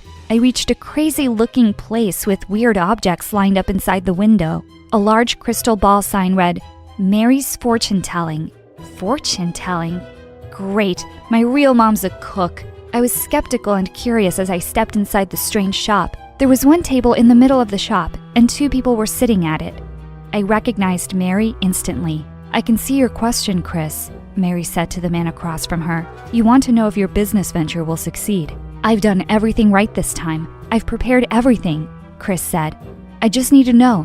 What do the planets say? I sat down by the waiting area to watch the session. Mary closed her eyes and took a deep breath. She went on to tell him that she sensed a bad aura around his business, and it would be better for him to shut it down till the planets aligned in his favor. That sounds so lame, I thought to myself. But the guy was totally buying it. He looked really disappointed and said this project was his only dream. Mary just waved him away and said the session was over. He had to come again next month. He left. And that's when she noticed me. $100 for the session, cash payments only, please, she said. I didn't know how to say it, so I simply blurted out the truth. I'm not here for a reading. I'm your daughter. You gave me up for adoption 15 years ago. For a few seconds, her face froze in shock. With all her abilities to see into the future, she clearly hadn't seen this coming. She recovered soon enough, smiled, and pulled me into a hug. I couldn't believe it. I was hugging my real mother. We sat down and I demanded that she tell me everything about herself and why she had given me up. Looking ashamed, Mary said she was very young and poor when she had me, and she wouldn't have been able to give me a good life. She told me she had a true connection with the planets and spirits. That's why she became a fortune teller. I was rather doubtful about her powers, so she decided to do a reading for me. You're my daughter, so this one's on me, she said, winking at me. I had to admit she was pretty good. She knew just by looking at my palm that my parents hadn't told me the truth about my birth. She knew that I'd been depressed and I had no friends at school. She knew my grades were falling. I wanted to know more, but another client came in and Mary had to excuse herself. She said she was really busy these days with back-to-back sessions. That's when I got an idea. I could work here. That way I could get to know her better. She agreed. Now that I have gotten to know her better, I wish I hadn't. That week, I began to intern at Mary's. As we bonded daily and I felt happier, I stopped being irritable and began to joke around with people at school. I told them about my fortune-telling mom to seem cool and interesting. Allie, the head cheerleader, and Brandon, a football player, asked me to get them a session with Mary. I happily agreed because I really wanted to get in with the popular kids. This was my chance. A gang of cheerleaders and football players joined me as I went to Mary's shop that day. Everyone was excited to hear Allie and Brandon's future. Mary was very pleased to see new clients and began the first session right away with Allie. Allie wanted to know if she would win the upcoming fashion contest in school. No, Mary replied after reading her cards. The signs aren't in your favor. Allie was upset, but Mary refused to change her answer. Then it was Brandon's turn. He nervously asked Mary if his team would win the football game on Friday. Yes, you will win. Brandon was delighted by her reading and began to ask her more questions. Many other kids got their readings done, and it was night by the time they all left. Mary told me to go home and said she'd leave later. When I packed up my bag and looked back, Mary was no longer in the shop. I looked around, but I couldn't find her. Was this one of her powers? News of Mary's abilities spread around school. It was all everyone was talking about when the day of the fashion contest came. The contest began, and one by one, girls started to walk on the stage in high heels and dresses, smiling and waving to the crowd. Allie walked in with confidence. She'd barely taken 4 steps across the platform when her heel twisted and she came crashing down to the ground. The entire auditorium fell silent. Mary's prediction had come true. Allie had lost. I was amazed that Mary had been right. I rushed out to the parking lot to call her and tell her the news. That's when I noticed a figure in a thick coat running away from the auditorium. I squinted, but I couldn't make out who it was in the darkness. I called Mary 3 times, but she declined my calls. I assumed she was in a session and went back inside. The next afternoon, the whole school gathered in the stands for the football game. It began like any other, but then something strange happened. The quarterback of the opposing team clutched his chest. He was clearly having difficulty breathing, but he was trying to fight through it. It didn't work for long. He was off the field within a few minutes. His replacement was brought in from the bench. The other team had no chance without their star player, and our team thrashed them. It was an easy victory, and Mary had been right again, while the whole school screamed with joy. I stared at the field in amazement. Could my mother have true powers to see through time? And if she could teach me her ways, would I be able to do this too? I called Mary to tell her about the contest and the game. She wasn't surprised. She laughed and said she was never wrong. I wanted to learn to do what she did, so the next day I reached the store early so I'd have time to ask her questions. 2 people were shouting loudly in the front of the shop. They were Mary and Chris, the first client of hers I'd met. "You predicted that my business would be ruined," the man yelled. "And then you set my shop on fire to make it true. That is nonsense," Mary snapped. The man screamed that neighbors had seen someone outside his shop just minutes before the fire. Mary wore a creepy smile and said that she never predicted that his business would fail on its own. Then a large man appeared. He seemed to be a friend of Mary's. He threatened Chris until he finally fled. When Mary realized I'd seen the whole fight, she looked very displeased. "Why are you here early?" she asked me harshly. "I didn't mean to interrupt," I said. After a pause, she relaxed. "It's fine. Some people just can't handle my gift," she said. "I want to learn," I told her.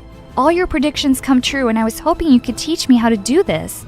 "It's not something that can be taught," she said. "There had to be some way that you knew about the game and the fashion contest. You somehow knew that guy's business would burn." "How?" I asked. She refused to answer. She said I wouldn't understand. I was disappointed, but I thought that was all there was to it. Until Monday at school. Allie came to me during lunch. She said she wanted to show me something. She took me to a room where Brandon was waiting with a laptop. They played a video for me. "This is the day of the game," Brandon said. "That's the opposing team's bench. Look at what happens to the quarterback." The quarterback was drinking a sports drink. When he went to go warm up, someone sidled over to the bench. It was the same person I'd seen the night of the fashion contest, running away from the school. They wore the same trench coat and their face was mostly hidden by the collar. The person put something in the bottle. "The quarterback is allergic to ginger," Brandon told me. "He went into shock on the field. Someone basically poisoned him." I told Brandon I'd seen this person in the trench coat after the fashion contest too. That's when Allie played the next video for me. It was the same person walking into Allie's dressing room minutes before the performance. "She broke my heel," Allie said as we watched the hunched figure handling Allie's shoes. "I was sabotaged too." I was shocked, but I could see it was true.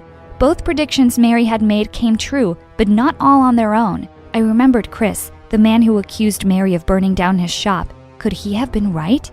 I told them what I thought. Allie and Brandon told me to call the police, but I refused. There was no way to prove that it was Mary in these videos. If my mother was truly a fraud, more than that, a dangerous criminal, I had to find out myself. I went to work that day and pretended everything was normal. Mary went out that afternoon to get supplies, which is when I began a full search of her shop.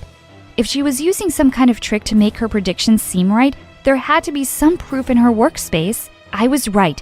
I found a secret trapdoor hidden under her carpet. I yanked that door open and stepped inside the dark basement. The moment I switched on the flashlight on my phone, I saw why Mary had kept this secret. Pictures and detailed information about all her clients covered the walls. So many intimate details about their lives were here, ready for Mary to use. There were even police files. She knew about every single parking ticket these clients had ever gotten. I went through the papers on the table and found a report on the opposing team's quarterback. The police had driven him to the hospital once due to an allergic reaction to ginger. I also found notes about the fashion contest and a detailed diagram of the layout of my school. This was so creepy. The last file I found was mine. It clearly showed my school test results along with pictures of me fighting with my parents at home and sitting by myself at school. Mary had clearly been stalking me long before I even knew she existed. Just as I was about to faint under the weight of what I'd just discovered, I heard Mary speak behind me. "So you have found out the truth," she said. There was no way to hide what I'd found. I turned to confront her. You were stalking me? I gave you away. I can check up on you, she said. You gave Ginger to that quarterback? I asked. That's how you made sure we won? Yes, she admitted. It was easy to slip it into his drink. And Allie? I asked. A simple broken heel, she said. I wanted to weep now. This was my mother? Did you really set that guy's shop on fire? I asked her. You already knew the answer, she said with an evil grin. You won't get away with this, I told her. I have to report you. I have proof, and soon everyone will know what you've done. She literally cackled at me and rushed out of the basement. I do what I have to do to survive, she said from the top of the stairs. I always have. She slammed the trap door shut. I froze. Was I locked in? I rushed to the trap door and banged on it with all my strength. It didn't budge. I checked my phone for a signal but had nothing. I went back to banging on the door, feeling more and more frightened with every passing second. Why had Mary locked me in here? What was she going to do to me? Was she just going to leave me here to starve and die alone? That very thought terrified me so much that I screamed. I screamed and screamed, but no one heard me. I spent 4 days in that dark hole. During that time, the trapdoor only opened twice. Once when Mary threw in some candy bars and bottles of water. Before I could get up the stairs, it shut again. The water and scraps of food kept me alive until the door opened again 4 days later. It was the police. They pulled me out and I found my parents outside sobbing with relief. They hugged me tightly and wept as an officer updated me about the situation. Mary was gone. She'd packed up all her things and disappeared. Her con was up in this town, now that I knew the truth. The cops asked me to tell them how I met Mary and what I knew about her. I told them all the whole truth. My mother was crushed to hear that I'd been suffering alone. I cried at my foolishness, knowing now that I'd ignored my loving mother for a psychopath. The police officers asked my parents for my adoption papers so that they could get more details on Mary. We were all shocked when we learned that Mary had given up 10 babies for adoption in the past 15 years. She had done this under various fake names. 10 babies in 15 years? These numbers were ridiculous. If they were true, that meant I had 10 siblings out there somewhere. I wanted to track them down, and this time my parents helped me. We found one of my half-sisters, Elaine. She said she knew Mary. She'd met Mary, and then Mary had broken into her house, robbed her parents, and skipped town. I was horrified by this, but the true shock was yet to come. Elaine told me that after Mary disappeared, her parents had gotten a DNA test done. She just couldn't accept that she was related to that psycho. The test came back negative. Mary wasn't her mother, and chances were she wasn't my mother either. They supposed it was just another one of Mary's cons. My head began to spin. Was it possible that I wasn't related to Mary at all? We did a DNA test again with some of Mary's hair found in the shop. It came back negative. Mary and I weren't related in any way. I was so relieved to learn I wasn't related to that psychopath. News of Mary kidnapping me had spread like wildfire through my school. People were a lot kinder to me now that my family struggles were known. Everyone was curious about my psycho fake mother, and while I enjoyed their attention, I still had a question in my heart. If Mary wasn't my mother, then who was? My parents helped me search, and it took them several months to find Ruth, a woman who'd given birth to a baby girl in the area where I was born, on the same day. The moment I saw Ruth, I knew I'd found her. We had the same green eyes, the same square jaw. This was my mother. My parents introduced themselves and told Ruth who I was. She was very confused. She said that her baby girl had disappeared soon after the birth. My parents asked her if she'd ever seen the baby. Tearfully, Ruth said no. When we showed Ruth a picture of Mary, she recognized her instantly. She said that Mary was the nurse who'd informed her that the baby had been stolen from the hospital. My stomach sank. That baby was me. Mary had been disguising herself as a nurse in small-town hospitals and stealing people's babies. Then she put up these babies for adoption under her own phony names. She waited, and when the children got older and came looking for her, she took them for everything she could get. A federal investigation was launched against Mary, and they found her 3 years later, working in a senior's home where she was stealing from the elderly. All 3 of my parents and I testified against this monster. Today marks the 5-year anniversary of Mary's imprisonment. While I hated my psycho fake mom for what she did to me, I am in love with the life I have today. I have 3 loving parents and a very cool story to tell. Hi, my name is Erica, and I'm from the USA. Please like and subscribe. Some people might call me a nerd, but that's only because I actually enjoy school and love working hard. Maybe that's what happens when the single dad who raised you is a world-renowned neurosurgeon. But I never felt pressured by him to excel. Like him, I just like being the best. And while I don't have many close friends, I generally get along with everybody in my class. Well, everybody except one, Genevieve Leroy. That's only because she's the actual devil. Not really, but hear me out. Genevieve transferred to our school from France when we were in the 5th grade, and I immediately hated her snobby attitude. Are you seriously reading Matilda? Back in France, we just finished Les Miserables. American children are so immature. Do you still wear tapas too? She was also crazy smart and got the highest grades in class. I'm not even trying. She was just so conceited and full of herself, and I just had to show her that she wasn't better than everybody. So I worked harder than I ever had, and soon our grades were equal. So, you think you're as good as me? No, Genevieve, I'm better. And from that day forward, everything was a competition between us. But there was never a clear winner. We always got the same grades. We both got first place at the 6th grade science fair. We always had the same number of followers on social media. And somehow, our TikToks got the same amount of likes. Would you believe it? We even shared the same birthday. In the 7th grade, our families accidentally had our parties at the same pizza arcade. Instead of having fun, we spent the whole time fighting each other on the Dance Dance Revolution machine. Getting tired, Erica? You wish, Genevieve. I could do this forever. We kept dancing even after everyone left, and the pizza arcade security team had to literally throw us out. I was so sore for the next few days. I groaned every time I moved. Things only got worse once we were in high school. In our last year, we both ran for school president, but our smear campaigns and aggressive politics got so out of hand that violence broke out between our supporters. The principal canceled the election and chose a student as president who wasn't either of us. But we were still gonna end up being co-valedictorians of our class, and I had to make sure I wrote a better speech than Martin Luther King himself. The bright side of it all was that high school would be over soon, and we'd never have to share a stage or room again. But to make things worse, it was around this time that Bethany barged into my life. I always thought Dad was too busy for romance, but he'd met this demon flirt monster while he was treating her mother, and now the two were dating. Isn't your dad just like the cutest ever, Erica? She had him wrapped around her little finger, and before I knew it, he'd asked her to move in with us. Don't think of me as a replacement for your mother. Not until the wedding, anyway.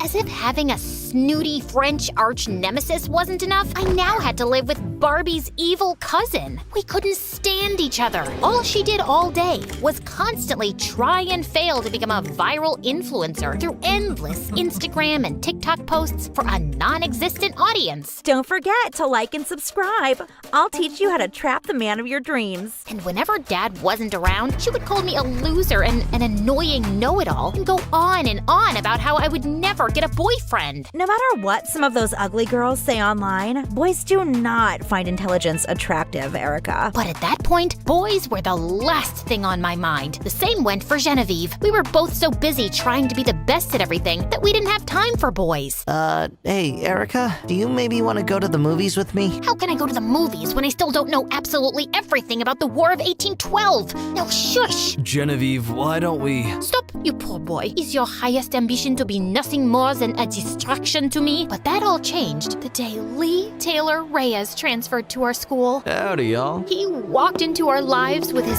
rugged good looks and Texas cowboy charm. All the girls fell for him, but none fell harder than Genevieve and me. Oh my God, mon Dieu. We thought we were competitive before, but now it was war. Genevieve and I started doing things neither of us had ever done before. When Lee Taylor became quarterback, we went to every game. Go, Lee Taylor, go! Lee Taylor, you are the best at American foolishness. When Lee Taylor got the lead in the school play, we went to every show. Bravo! Bravo! You have resurrected the theater, Lee Taylor. Genevieve had always been the more fashionable of the two of us, and once Lee Taylor hit the scene, her clothes and makeup game reached a level unseen. That's a mighty fine dress you're wearing there, Genevieve. What? it? This old thing?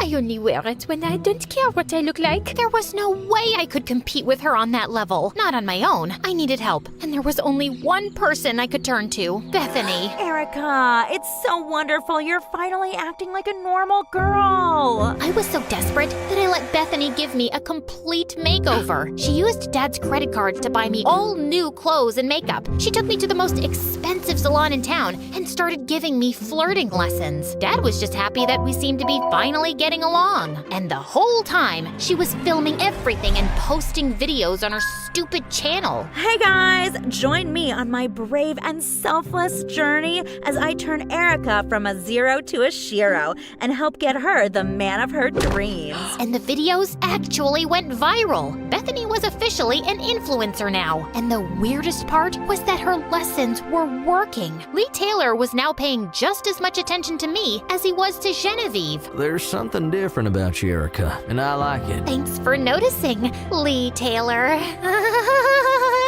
But just like with everything else between me and Genevieve, neither of us was actually winning. No matter what we did, Lee Taylor would only lead us both on and wouldn't make a clear choice. Things got so bad in the struggle for Lee Taylor's heart that our grades began to slip. We stopped doing homework, we were failing tests, neither of us were valedictorian anymore. But we didn't care. All our effort was going into out-scheming the other to win over Lee Taylor. Like the time he had a minor football injury and we both went to visit him in the hospital. Oh, you poor baby. It's a shame your mommy is out of town. But look, my chef made you a consommé, and I will read you the sports section of the newspaper in French. That looks like gross bathwater. I've got just the thing to make you feel better. Some good old American cheeseburgers. Also, a recent study shows that most people think Spanish is hotter. It ended up being a screaming match in French and Spanish that got us thrown out of the hospital. And one day, after the teacher made me and Lee Taylor lab partners, Genevieve marched up to me angrily in the cafeteria later and pinned me against the wall. Give it up, Erica. No matter how much makeup you put on or how much idiotic giggling you do, Lee Taylor will be mine. You've never beaten me, and you never will. What are you talking about? You wear so much makeup you look like a French mime. And besides, it's you who's never beaten me. I am so much better than you in every way that counts. Then how come you've never proved it? Prove this! Did you just throw a hamburger at my face after saying something totally stupid? Oui! Do you want French fries with that? As we rolled around on the floor, screaming and attacking each other, we knew we were making an absolute spectacle of ourselves. But we didn't care about what anyone thought, except Lee Taylor. And the next day, he invited me and Genevieve to meet him by the bleachers after school. Ladies, y'all are two of the prettiest and sweetest gals I've ever met. And I've really tried to choose, but a choice is impossible. So you must make it. What the heck are you talking about? Why do you speak nonsense, Lee Taylor? I heard that y'all's rivalry goes way, way back. I'm thinking it's time that it was finally settled with a race. This Saturday, one lap around the school track. Winner takes all, including my heart. We were both shocked by this proposal, but when he gave us that heart-melting look of his, we agreed. But what we didn't know was that Lee Taylor had live-streamed our conversation to the whole school, and in the days leading up to Saturday, the race was all anyone could talk about. Posters were put up advertising the race for love. Lee Taylor was actually charging admission. None of this was legal, but the principals and teachers didn't dare try to stop it for fear that the students would rip them to pieces. Everyone was just way too excited about it. The school became divided between Team Erica and Team Genevieve. Some of Genevieve's biggest supporters started wearing black and white striped shirts and berets while waving around baguettes and speaking in terrible French accents. Oui, oui, don't you see? Genevieve's the girl for Lee. Things were getting so nuts that people were approaching me in the halls, offering me money to lose the race so they could win big on bets. Even Bethany started showing up to school to interview students for her army of new followers. So tell me, are you Team Erica or Team Genevieve? Team Erica, all the way. USA! USA! Lee Taylor Reyes, be honest. Who do you really want to win the race? All I say is, may the best girl win. While all this was going on, I was just trying to ignore the insanity. I'd spend every night doing laps around my yard, trying to get faster and faster. My head was filled with images of my post-race life when I would walk around arm in arm with Lee Taylor. But in a weird way, the thing I was looking forward to the most was an end to this eternal feud with Genevieve. Saturday came, and the crowd was bigger than any homecoming game in our school's history. Go, Erica, go! Viva la Genevieve! This is it, my fabulous followers. The Race for Love Live. Now you'll see once and for all Erica's transformation from loser to, not loser. Yeah. Despite the bizarreness of the scene, Genevieve and I lined up for the race. Lee Taylor had even bought an actual starter pistol from home. On your marks. Get set, go! We were off in a flash. The crowd roared. Genevieve and I weren't exactly athletes, but we were giving it our all. We were feeding off the energy surrounding us. The only problem was that neither of us could break away. We were level, like always, literally shoulder to shoulder. As we approached the finish line, it seemed like this would end in yet another tie. My energy was flailing, and in desperation, my eyes searched for Lee Taylor, and they found him, kissing another girl right in front of everyone. I stopped short, fully expecting Genevieve to race ahead and win, but she had stopped too, and was also staring at Lee, sweaty and out of breath. We looked all around us at the ridiculous result of the war we've been waging for so long. What the heck are we doing? This is very foolish, no? All of this for a boy? A conceited and deceitful boy. He really just manipulated us to make this all happen. I don't think I've ever felt this dumb in my entire life. Look at what we are wearing. What happened to us? Our rivalry used to inspire us to become better and better at everything, but now it's only made us worse. Oui, I've always counted on you to motivate me to be the best I can be. That's what I've always counted on you for. But why did there have to be all this hate and jealousy? I have a very tough mother who says second best is a term some loser made up. That's why I'm so competitive.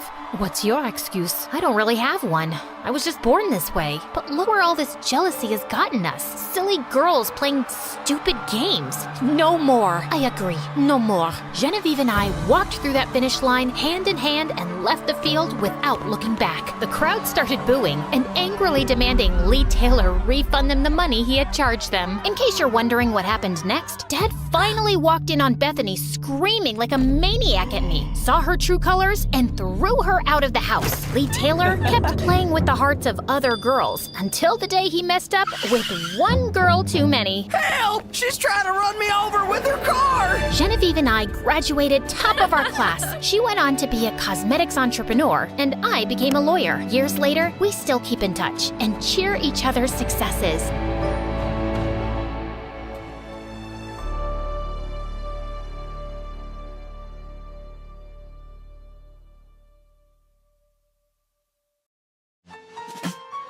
Hi, I'm Anna Sorokin, aka Anna Delvey. Con artist? Maybe. Opportunist? Definitely. Icon? Obviously. Anyway, I grew up in a drab, working-class Russian town where I fantasized about a completely different, much more glamorous existence. I refused to turn out like my boring, generic parents. Nope, I was going to pursue fame and fortune, no matter the cost. In high school, I got pretty good at designing my own clothes. And honestly, people noticed. Compliments were flying left and right. But then, when I was 16, my parents decided to move us to Germany. I thought my new classmates would totally vibe with my unique style, but nope, they roasted me for being different. What? You didn't get enough attention in Russia? I couldn't even understand what they were saying. I was still learning German, but the pointing and snickering I heard loud and clear. Can you free me the ketchup, please? Sure. What the heck?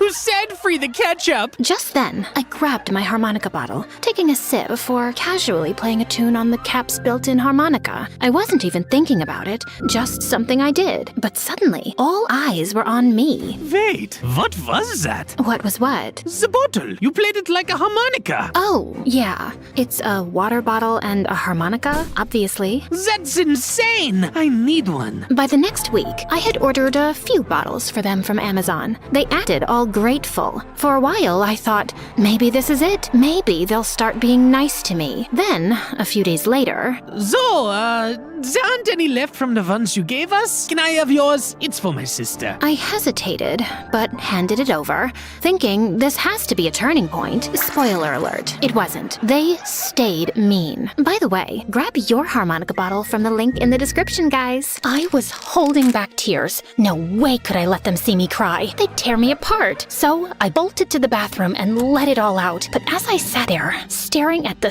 same ugly black loafers peeking out from the stalls. It hit me. They're the ones who have it all wrong. Just small-town chic with zero taste. Me? I had the big dreams. They didn't hate me. They were just jealous. When I was 18, I was accepted into the prestigious Central St. Martin's Art School in London. But my first class was boring. The professor had no charisma, no sense of style, and his voice sounded like listening to paint dry. I can't take it. How do you expect anyone to learn anything when you're more dull than the subject matter? Everyone stopped and stared at me, dumbfounded. I didn't belong here either. Russia was too drab, London too stuffy. It was time to go to a place where people weren't afraid to stand out from the crowd. Berlin. I got an internship at a PR company where I learned that everything in this world is built on image, money, power, and success. Darling, are you wearing polyester to a client dinner with a fashion company? I cannot have your poor taste reflecting poorly on me. Where do you shop? I make my own clothes, actually. It's cheaper.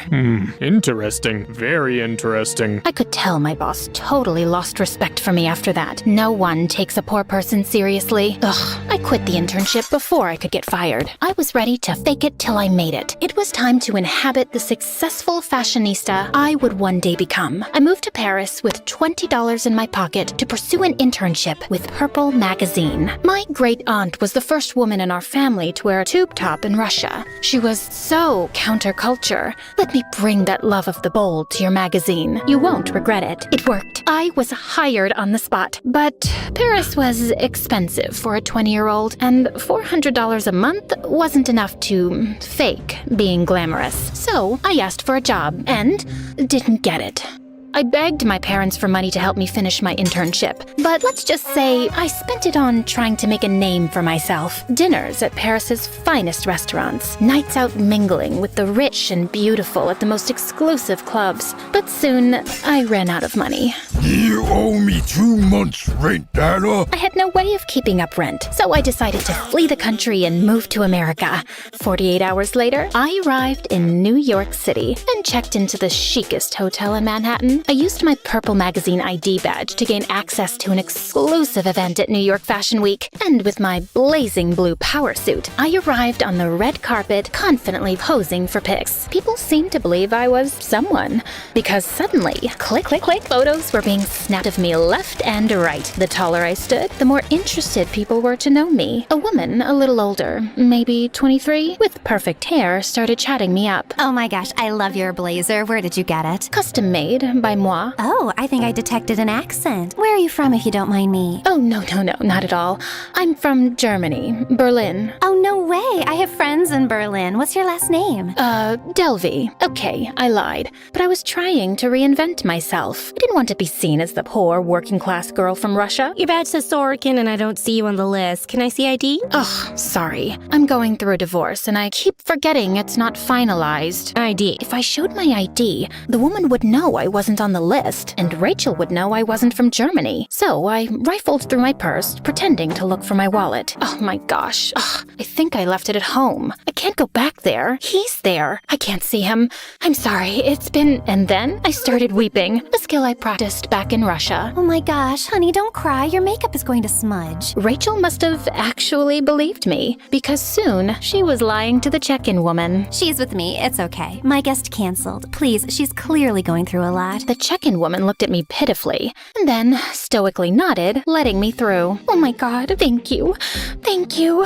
Of course. I know how hard divorces can be. You've been through one? I feel like I have. I just watched Eat, Pray, Love, and what Julia Roberts goes through in that movie, I can't imagine. Rachel was perfect. She was bubbly, energetic, and was a photo editor for Vanity Fair. She knew everyone who mattered in Manhattan. Her best trait, though, was believing everything I told her, including that I was a German heiress who was looking to launch the Anna Delvey organization, a private art foundation where all the best creators and entrepreneurs in New York could feature their work and foster a like-minded community of tastemakers. Rachel loved it. Oh my gosh, I love it. Well, I could use some help. I'm looking for investors. I can introduce you to some people. You deserve something good after what you've been through. She was right. I did deserve something good. And the more the idea of my organization looked like it could become a reality, the more more obsessed I became with making it happen. I opened 5 new credit cards and followed Rachel's lead. She showed me where to eat, where to party, and where to be seen. And through her, I met the upper crust of young, successful New Yorkers. DJs, chefs, architects, artists. But finding investors was taking longer than expected. Within weeks, my credit cards were almost maxed out. I needed to go big or go home, literally. So, I hosted a swanky party in the Hamptons and invited the wealthiest people I knew. But on the day of the party, there was a slight hiccup. What do you mean your credit card isn't working? My ex-husband must have accidentally canceled it or something. Ugh, now the venue is saying they won't let us have the party. 1 second. I took out my phone and pretended to be on hold with my credit card company. Hello? Yes, I'm here. What do you mean I have to wait 5 to 7 days to use it? My party is today. It's in 10 minutes, actually. Anna, it's okay. I can cover it for now. You're good for it, right? Oh my gosh, of course. Thank you. And I was planning on paying her back. But rich people are very protective of their money, and I couldn't find investors. I tried securing a loan, but the bank wouldn't give me money unless they saw I already had some. The system was so rigged. So I forged some bank documents, saying I had a great deal of funds in a Swiss bank, and managed to get a nice little loan of $22 million, just as long as I paid the legal fees up front. Let's just say I had to figure out how to get $10,000 overnight. If you lend me this money, I promise I'll pay you back as soon as possible. Just email my financial advisor if you don't trust me. They did email him. Luckily, it was me who created the email address of this fake advisor and sent a message back to them ensuring Anna was good for the money. And it worked. I secured my $22 million loan, but I was hasty and made one fatal error. I accidentally told the bank I was born in Germany, even though my passport said Russia. I couldn't even keep up with my own lies. So the bank pulled my loan, and I was back at square one. Instead of bailing, I decided to go bigger, to create a reputation no one could ignore. I checked into a fancy hotel in Soho, bought an entirely new wardrobe, changed my hairdo, and started seeing a personal trainer named Casey. I also befriended the concierge at her hotel, Neff. You know Neff. Me and you aren't that different. I once knew what it was like to be close to the wealthy, but unable to reach them. I thought you were an heiress. Oh, well, it's complicated. Hey, how about you come with me to that new 5-star French restaurant on Park? My treat. I treated the staff members to spa days and fancy dinners, sparing no expense. But soon, I ran out of money. The hotel owner threatened to kick me out if I didn't pay up. I didn't know what to do. I needed time and space, so I booked a little vacation. With what money, you ask? Oh, just some fake checks in the amount of $80,000 that wouldn't bounce until after I went with Rachel and Casey to Morocco. But when we arrived at the hotel, my credit cards were declined. Anna, what is going on with your finances? You said you own a yacht and you can't even pay for a Caesar salad? It's just a glitch with the credit card company. I promise I'll pay you back. I have the cash back in New York. I'll give it to you first thing when we get there. And I meant it, truly. But when we returned to New York, I was shocked to find that my hotel key wasn't working. Neff? What's happening? Why can't I get in here? You're getting kicked out. They said you owe them $30,000. I have the cash. I just need to go get it from the room. Your stuff isn't in there. They're keeping it and selling it. They gave you a lot of warnings, Anna. And why do you have $30,000 in cash? Who even are you? Who am I?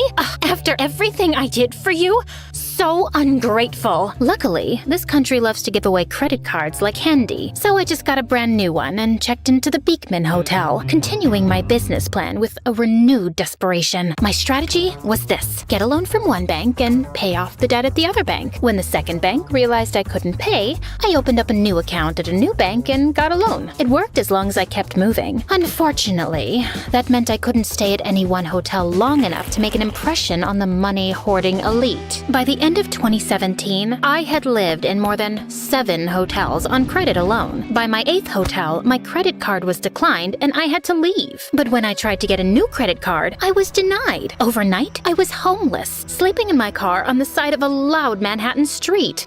Okay, I have friends. It'll all be fine. I always figure it out. Anna, where have you been? Where is the money you owe me? Rachel, I'm sorry. My life has just been crazy. I'll tell you all about it at lunch. Just meet me tomorrow and I'll bring the money. Promise. You sound freezing. Are you okay? I thought about telling her the truth. I really did. But I didn't want to hear it myself. Never better. At dinner, Rachel was staring daggers at me from across the table. I'll have the braised short rib. Thank you. Who's paying for this? Don't worry about it. I've got it. You don't look so good, Anna. Really? Is it my bangs? No. Where is my money? So, look, I'm still working on... Anna, do you have my money or do you not? Please, Rachel, I need a place to stay. I promise I will get you the money. But right now, I'm sleeping on the streets. I don't believe anything you say anymore. Wait! If you try reaching out to me again, my lawyers will be the ones answering. I was speechless, and I totally lost my appetite. With my head heavy, I walked to the bathroom. But as I was opening the door, a big, burly hand grabbed mine. I looked up and saw the gruffest, nastiest-looking cop glaring down at me. I need you to come with me. The cop slapped his handcuffs on me, dragging me out of the restaurant. He shoved me into the back of his cop car. When I arrived at the police station, they tossed me in a cell like a criminal. Hey, you can't do this. I want my lawyer. I get a phone call, don't I? You owe a lot of people a lot of money. I don't know what you're talking about. Consider this a warning. You're gonna spend the night for attempting to dine and dash. What? And if you don't pay your debts within 30 days, the FBI is coming for you. 4 hotels are threatening to sue, 6 restaurants, 4 clubs. Should I go on? I think I might have growled at him. He slammed the metal bar doors. At least I had a place to sleep for the night, I guess. Ugh, this sucked. I had to admit it. I had failed. The next morning, I decided to cut my losses and leave New York City. But as I was taking the subway to the airport, an advertisement caught my eye for a fancy rehabilitation center in Los Angeles, like the place celebs would go to. I Googled it, and it was totally that place. It was like a sign from above telling me what to do next. I needed to go to Malibu for rehab, so I booked a ticket with my credit card and arrived at the beautiful beach resort. But a month later, the rehab said my credit cards weren't working and gave me the boot. You're just going to kick me to the streets? What kind of rehabilitation place is this? I didn't even meet any celebrities there, and none of the rich people would invest in my foundation. The whole thing was a flop. As I watched the waves crash into the shore, I felt empty. Maybe it was time to admit I'd never win this game. It was rigged in favor of the rich, and I'd always be just poor. I was all alone, with nothing. Tears started pouring out of me, and then I got a phone call. Rachel? Anna, I'm sorry I abandoned you and said such horrible things. I heard you're not in a very good place. Can we meet for lunch? I want to make it up to you. I was actually relieved to hear someone's familiar voice, but still livid, obviously. I don't know. You treated me very cruelly, but I guess one lunch couldn't hurt. Great. Meet me at the 5-star sushi spot you love. See you tomorrow night. Wait, tomorrow night? I was in Los Angeles, but I had no one else to turn to and nowhere else to go. And maybe this would be my chance to start over the right way. So I took a cab to the airport and bought a red-eye to New York. On the plane, I made a list of all the ethical ways I would try to achieve my dream. Hey, maybe I had learned something in rehab. I arrived the next morning, enthusiastic to start my new life. And when I met Rachel for sushi, she actually appeared happy to see me. I told Rachel about all the celebrities I'd met in rehab and all the new life lessons I'd learned. Wow, you were only there for a month, but sounds like it was really good for you. I'm so happy.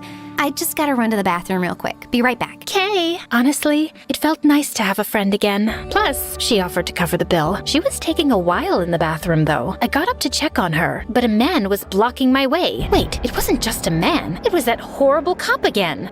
Excuse me? Ma'am, I'm gonna need you to come with me. Ma'am? You're under arrest for failing to pay over $150,000 in debt to credit card companies, hotels, and your peers. You have committed a federal offense. Anything you do or say will be held. The officer slapped handcuffs on my wrist and kept reading me my rights. I was so caught off guard. On my way out, I saw Rachel emerge from the bathroom, smirking. Rachel, help me. Tell them they're wrong. Anna, I'm the one who called them. I did some digging, and I know you were never married. And I know you're not an heiress. And I don't know what else you've been lying about, but I know this for sure. You're a crook and a fraud. Traitor! The cops dragged me out of the restaurant in front of celebrity diners, fashion designers, models, all of the people I had spent years trying to impress. Everyone was staring, It was humiliating. And outside the restaurant, the scene was even more chaotic. Paparazzi were snapping photos left and right. Apparently, Rachel had gone to the press with a juicy story about a fake heiress. I was devastated until I came to a realization. People were taking my photos. They were looking at me. When I got to the police station, I saw my story being televised on primetime news. Anna Delvey, a self-proclaimed socialite and heiress from Germany, swindled her way through New York City. She is now standing trial for her crimes. Rachel didn't realize it, but she had finally gotten people to pay attention to me. I started bursting out laughing. I couldn't control myself. What are you laughing about? I did it. Are you confessing? What? No, I did something else. I got famous. Over the next few weeks, I sat in my prison cell sketching ideas for all my fabulous trial outfits. I even got my attorney to arrange a wardrobe styling. I had the chicest outfits for every day I'd be sitting in that dreary courtroom. And if any of the other prisoners were rude to me, I wouldn't let them get away with it. Not anymore. One day, someone called me a fraud and spat in my food. I tackled her to the ground, and we got into a full-on slap fight. The guards pulled us apart and shoved me in solitary confinement. Thank God, I can finally focus on my sketches without all the noise. I had been getting more attention than ever before. I was all over social media, magazines, and TV. The fake heiress, the chic scam artist, the sly socialite. There was even an Instagram dedicated to my courtroom outfits. When a reporter asked if I felt guilty, I simply said, I'd be lying to you and everyone else and to myself if I said I was sorry for anything. I'm just a girl from a poor family who wanted the American dream. Some people get handed money when they're born. Not me. Why should the rich get all the opportunities? I didn't hurt anyone. I just wanted more for myself. And I meant it. What was the point in lying? I had done that enough. I was tired of it. After 2 days of jury deliberation, the verdict was announced. I was on the edge of my seat. Anna Sorokin, aka Delvey, is charged with 2 attempts of grand larceny, larceny in the 2nd degree, and theft of services, and sentenced to 4 to 12 years in prison. 4 to 12 years? I thought only murderers got that kind of time. I guess I'd have to make it worth it. I spent my prison sentence keeping to myself and writing my biography about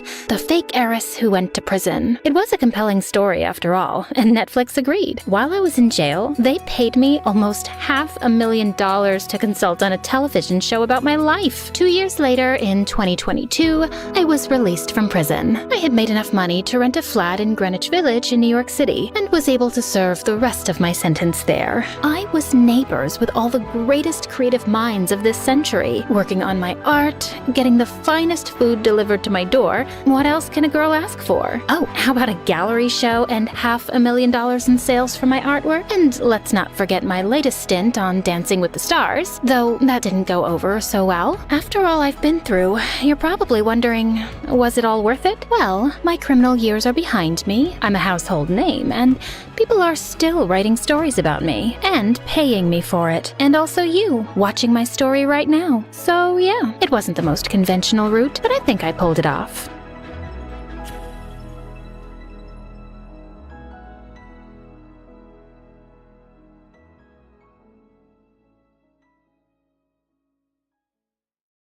Hey, I'm Anna, and I have a crazy story to tell you. But before I do, please like and subscribe to MSA. I grew up in an orphanage, and ever since I was little, I was surrounded with people who loved me. They said I had the prettiest blue eyes, and my smile could brighten up a room. I'm sure you'll get adopted by someone amazing, and you'll live like a princess. I wish, but I don't want to leave you guys too. I loved my life there, but I wanted a real family too. My wish came true when I turned 5, and a rich supermodel, Clara, adopted me. She traveled a lot for work, and I became her favorite travel buddy. When I turned 16, I started a YouTube channel documenting all my travels, and within 2 years, it had more than 20 million subscribers. Life was great, but then one day, everything changed. I was in the cafeteria when my best friend Candace came running to me. We'd been friends ever since I got featured on her channel where she pranked people. You've got to see this, Anna. There's a girl who looks exactly like you. Candy, is this another one of your dumb pranks? I still haven't forgiven you for stuffing fake spider spiders in my locker. Girl, I'm not fooling around. Trust me. Now get up. Just then, a girl swooshed past the crowd and hugged me. And when I saw her face, I almost passed out. We were identical. Holy mother of toads. Told ya. It's really you, Anna? Yeah, but who the heck are you? And why do you look like me? The girl told me her name was Jamie, and she was my twin sister. My head spun in 1,000 directions as I pulled her to the side to talk. Okay, tell me everything.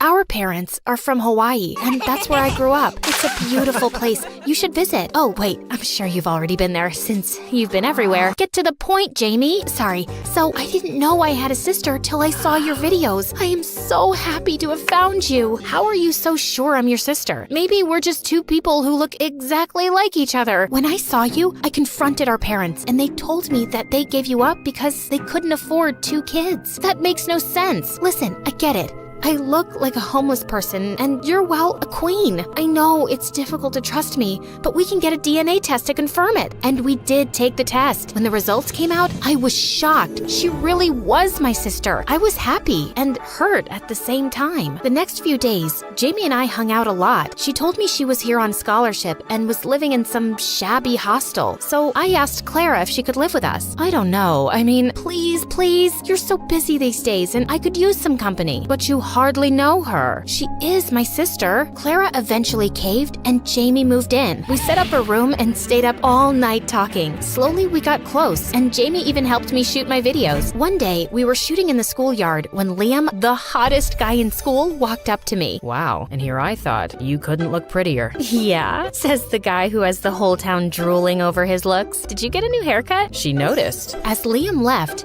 Jamie smirked at me. You totally like him. No, I don't. I mean, he's cute and all, but I don't know. We've been friends for so long. Okay, that was a total lie. I've had the biggest crush on Liam, but I wasn't sure if he liked me that way. So I kept my feelings to myself till I found a good time. The next few weeks, I took Jamie with me everywhere, and Candace wasn't too thrilled. She's always around. It's annoying. Give her some time. You'll warm up to her. Now let's get this video started. Our fans are waiting. Just then, Jamie walked in with drinks, tripped on the cords, and sent the soda splashing all over the computer screens. Get off me! You ruined everything! Do you know how much money went into the system? I'm sorry. Please don't be mad. I slipped. Just tell me what you want me to do. I'll get a job and replace all of this. Should I sell my phone? I'll even sell my hair. Oh shoot, Jeez, Jamie, chill out. Accidents happen. Candy, I'll replace your stuff. Let's not make a big deal out of this. Candace left angrily, and Jamie cried all day until I took her out for ice cream, and she finally shut up. We even decided to stay home that weekend because Jamie was so bummed out. But then Liam invited me for a party, and I couldn't say no. I asked Jamie to tag along, and she reluctantly agreed. But my jaw dropped when I saw her dressed up.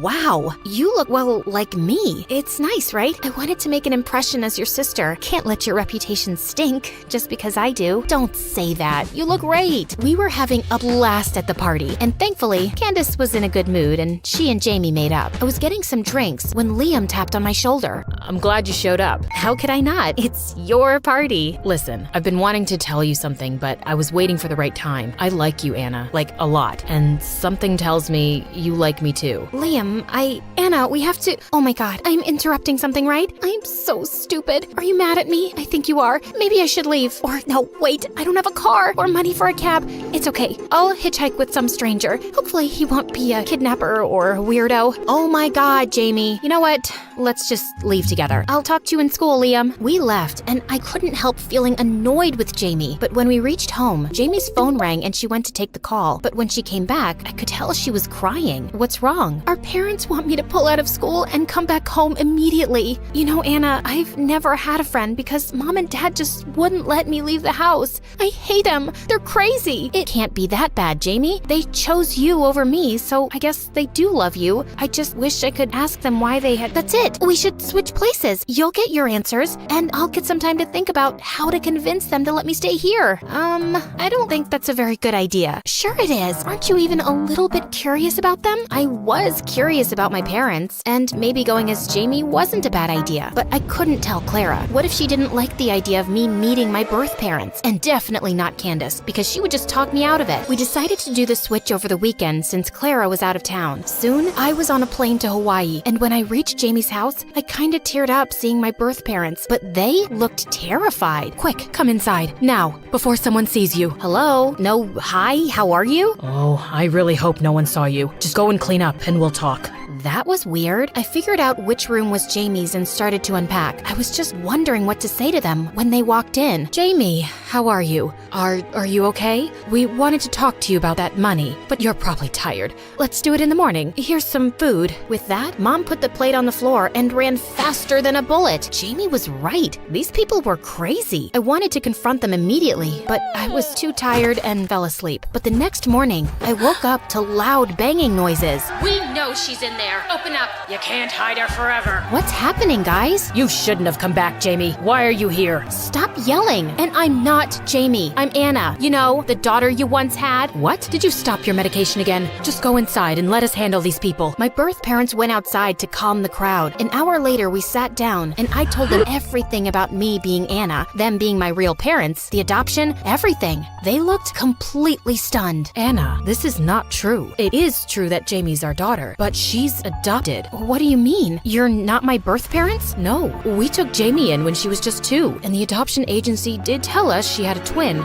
but we could only adopt one kid, and she was really sick, so we decided to take her in. We loved her and did everything to make her happy, but she was always looking for more. She stole from us and borrowed from everyone in town and never paid anyone back. That explains all the angry people this morning. Yes, we had to sell whatever we had to pay them back, but it wasn't enough. When she told us she wanted to go to New York to study, we thought maybe she'd changed for the better. But now you're telling us she found you and she's in your home? She's not fine, Anna. You need to go back, now. I immediately packed my stuff, but as luck would have it, Hawaii got hit by a hurricane. Thankfully, it was a small one, and flights were cleared to go after 2 days. I tried reaching out to Clara, but she was shooting in a remote location, and my calls weren't going through. Just then, I saw in my Insta stories that Candace was having a party, and Jamie was there too, so I headed there. But when I reached the party, my heart fell to my stomach watching Liam making out with freaking Jamie. Get off him, you freak! Oh my god, you're back. I thought you were gone for good. What? Have you gone completely crazy, Jamie? I'm Anna. No, you're not. I am. Really? Then why are you dressed like that? Babe, make her leave, please. Candy, you know me. I'm Anna. Okay, Jamie, you need to leave before I call the cops. Anna told us how you stole from her and how she kicked you out. You can't make a fool out of me. Clearly not, since you're already acting like one. Candace pushed me away, and I was shocked beyond words. Crushed. I went home, only to find out that Jamie had told the guards not to allow me in my own house. This was officially the worst day of my life. Thankfully, I had my credit card, so I booked a hotel room. The next day in school, I was stunned to see that Jamie had taken over my life completely and had all my friends wrapped around her fingers. I had to do something to expose her before it got any worse, so I set my phone to record and waited until Jamie was alone. Do you really think you can pull this off? No one will believe you. Jamie, please, what do you want from me? Stop torturing me. She took the phone from my pocket and threw it away, breaking it to pieces. Don't act smart with me, or I'll be your worst nightmare. Jamie smirked and left. I had to outwit her, but how? No one believed me. I skipped school for the day and went back to the hotel. Just as I put my bag down, someone knocked on my door. Clara! Anna, thank God you're okay. I just landed and tried to call you, but I couldn't get through. Then I saw you'd used your credit card and booked a place here. I'm sorry, Mom. I should have listened to you and not trusted Jamie at all. Clara calmed me down and I told her everything. I thought she'd scold me, but instead she hugged me and took me home. She even told the guards not to allow Jamie in and informed Jamie's parents. Obviously, that didn't go down well with Jamie. What is happening? You! I did you a favor by not throwing you in jail for robbing me, but after this? What? You'll tell everyone that I'm you and you're me? You can fool my friends, but you cannot fool my mom or your own parents. Suddenly, Jamie saw her parents walk in and turned white as a sheet. Is this some kind of joke? Who are these poor people? Get off me! Jamie, let's go home, honey. Enough of this. What home? This is my home. Listen, girl, you're not my daughter, so pack your stuff and leave, or I'll call the police. Jamie tried to protest, but she knew it was pointless. She left soon after, and I didn't press charges. I only wanted my life back, and jail time would have ruined Jamie's life. She was a witch, but she was still my sister. A week later,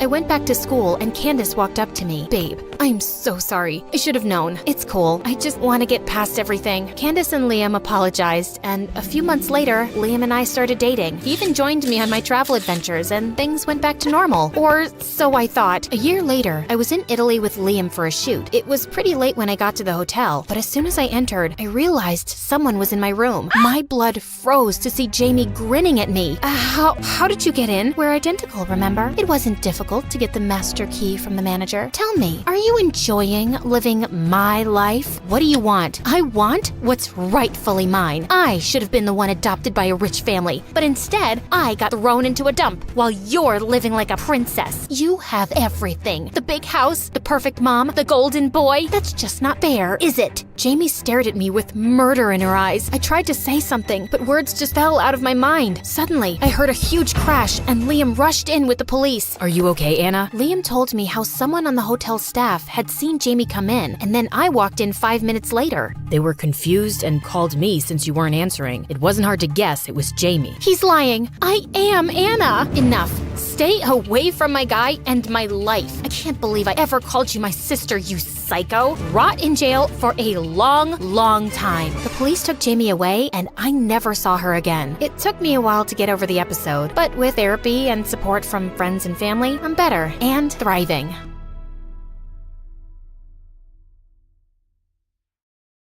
Hi, I'm Ariel, and I live in California. Please like and subscribe. If you do, you'll find a surprise on the third shelf of your closet tomorrow. Believe me, it works. I wasn't born in California. For most of my childhood, I lived in a small town where everyone knew everyone. I wasn't popular, but I was friendly and loved my life. It was perfect, except for one little thing. My mom was obsessed with making me a star. Wear pink, it brings your eyes out. But I like black, Mom. It's a cool color, and I even have matching shoes. You do as I say, or I won't allow you to play at all. She tried everything, like putting me in the most adorable kid contests and posting me all over social media. I never won anything, but that never stopped her. She made me sing, but I was so bad that my instructor quit after my second lesson. I tried learning a musical instrument, but that only led to me being banned from music class. When I turned 12, she pushed me to become a ballet dancer so I could get the solo in the Nutcracker. Even though I had 2 left feet, I tried my best to make her happy. Mom, this is so difficult and my feet are killing me. Oh, come on. You're not trying hard enough. Don't you want to be the best, Ariel? The most famous person on the planet? Yes, Mom. Then try till you can. Here, take this. This will always remind you to be strong and determined. I looked at the bracelet with a massive picture of Mom, and while I thought it was kinda creepy, I wore it because I didn't want to disappoint her. That evening, I practiced till I tripped and hurt my ankle. I couldn't dance and had to walk on crutches for days. It was embarrassing, but I'd do anything to make my mother proud. While Mom was crazy, Dad wanted me to be what made me happy. They fought about it a lot, which only made me more miserable. When I got to 9th grade, I finally figured out what my dream thing to do was. I ran home from school and couldn't wait to tell my dad. Dad, I love looking at the stars. I think I want to be an astronomer. That's great, honey. I know you'll be amazing at it.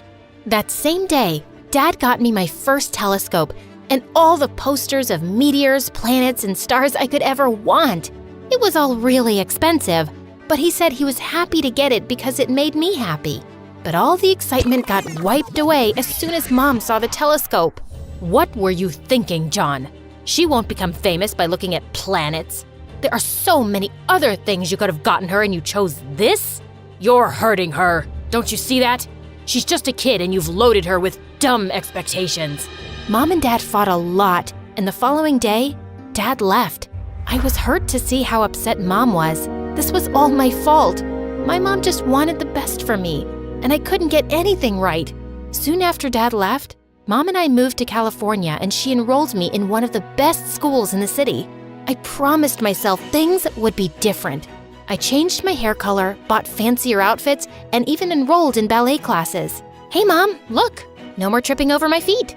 That's nice, dear, but just not tripping over your feet isn't star ballerina material. Do you remember that little Nutcracker incident? I want you to focus on yourself so you won't humiliate me like that again. You're right, Mom. No more loose ends. I'll be my best version. I pushed myself to do better, and soon, I became everything Mom dreamt of. The student body president, head cheerleader, and the best student in school. I had a busy life, and sometimes the pressure to keep up was a bit too much. But then I saw how proud Mom was, and everything felt better. One day during cheer practice, my best friend Maisie and I were performing cartwheels, but we just weren't getting it right. When suddenly, I was interrupted by Declan, the smartest guy in the whole school. You're doing it wrong. Really? Then show us the right way.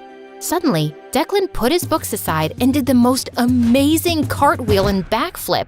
I was blown away. And that's how you land the perfect flip. Wow, I could have never guessed a nerd would be so, what's the right word? Flexible? You don't know a lot of things. Like what? Like, I've had the biggest crush on you and would love to take you out on a date. Suddenly, I felt my cheeks on fire. Declan was a nerd, and although he was cute, I didn't know if we were a good match. Think about it. You know where to find me. Declan walked away, and Macy jumped on me with excitement. I could see the sparks fly. You should totally go for it. He's kinda cute. You think? Mom would never allow me to date a geek. Forget about your mom for once and just do what you really like. And for the love of God, take that hideous bracelet off your wrist. No way. Mom would kill me if I took it off. And I'll think about the date. I didn't think.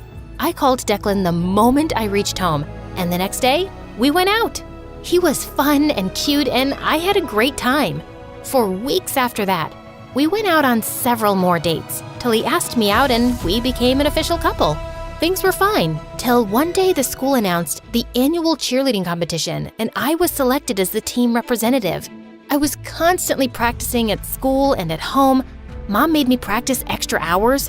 One day before the competition, Mom was teaching me a few moves, but I was tired to the bone. Your formations aren't good enough. You know what you need? A good energy drink. No, Mom, can I please go to bed now? Mom agreed. I went to bed, but a few seconds later, Declan texted me that he was outside of my place. I sneaked out and found him standing with my favorite ice cream. You're the best. The best! I know you needed that. You've been practicing too hard. Yeah, try telling my mom that. Declan and I spoke for a few minutes and he kissed me goodnight.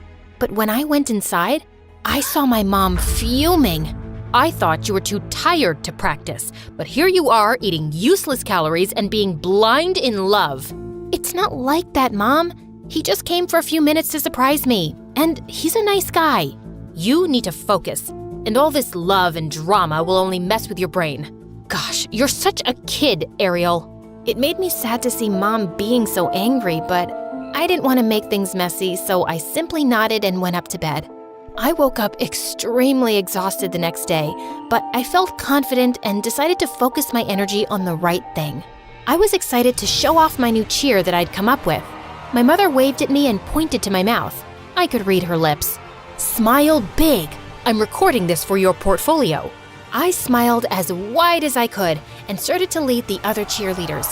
The crowd was going wild, and even my mother and Declan were cheering for me. I got all the way to the top of the pyramid when I felt my heart beating as if it would pop out of my chest. I started to feel wobbly. Are you okay, Ariel? Yes, I'm just perfect. I wasn't. And the last thing I remember was tumbling from the top of the pyramid and the sound of the ambulance. When I woke up, I was in the hospital with my mom and dad who had flown all the way to California when he heard the news. I didn't have any bruising or anything, but I still didn't feel well. The doctor came in and looked at the clipboard that had all my information on it. What is the last thing you remember? I was cheering, and then my heart started beating really fast. Then I heard the ambulance and I woke up here. Did I fall? Great, I ruined everything, didn't I? The doctor said that I'd fainted because of dehydration, exhaustion, and stress. He said that I needed to slow down and rest for a few days or I would get sick again. I was so shocked. I had no idea that stress could make someone sick. Before I could say anything, though, my mom made this loud scoff. Please, that is totally nonsense. When I was her age, I had twice the workload she does, and nothing like this ever happened. Ariel is going to be a star one day, and stars don't burn out. If she wants that, then she has to work harder and get used to a hectic schedule. My dad looked like he was ready to blow a gasket, but I beat him to it. I can't believe you! I'm in a hospital bed and you still won't quit. I left my passion and did everything you asked me to, but nothing's working anymore. I'm tired and exhausted, Mom. I don't want to be famous or perfect. I just want to be me. Why can't you love me for me? Oh, don't be so dramatic now. You know this is all just a phase. We'll be out of here soon and you'll be just fine. Mom tried to help me up, but I shrugged her away. Just leave, Mom. Seriously. Also, take this stupid thing with you. It makes me feel like I've lost myself to make you happy. I couldn't stop crying after Mom left. I spent another week in the hospital and got a lot of rest. Dad visited me a lot, but my mom never came back. It made me sad because all I wanted to do was tell her I was sorry for yelling at her. My dad dropped me off at home and promised that he would see me again before he left. But just as I unlocked the door, I saw Mom running toward me, and all the trauma came rushing back. On second thoughts, Dad, can you please take me with you?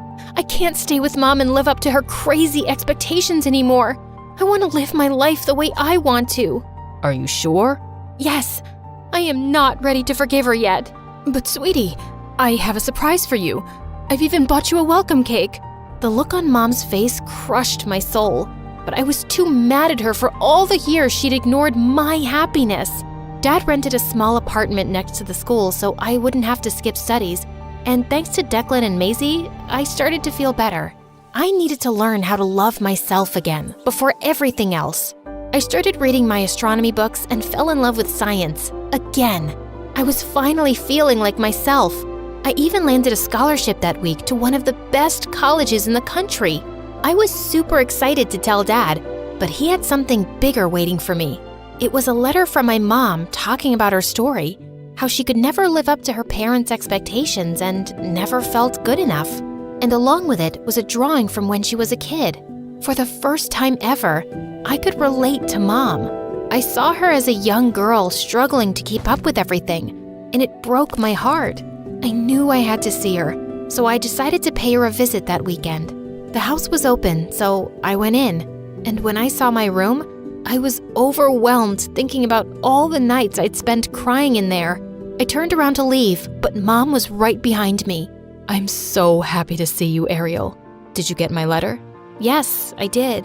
Why didn't you ever tell me all that before? I was too ashamed to show you my weak side. Parents are supposed to be strong. But Mom, what you did to me was no different than what happened to you. You made me slog day and night, and I left everything, all the stuff that I liked, just to make you proud. I am so sorry I put so much pressure on you. I guess I wanted you to be what I never was, but I didn't realize how awful and stressed that made you feel. You're the best daughter, and you make me proud every day. I love you. I love you too, Mom. That's all I really wanted to hear you say. And Mom? Yes? Can I have my bracelet back? I was wondering if you'll ever ask.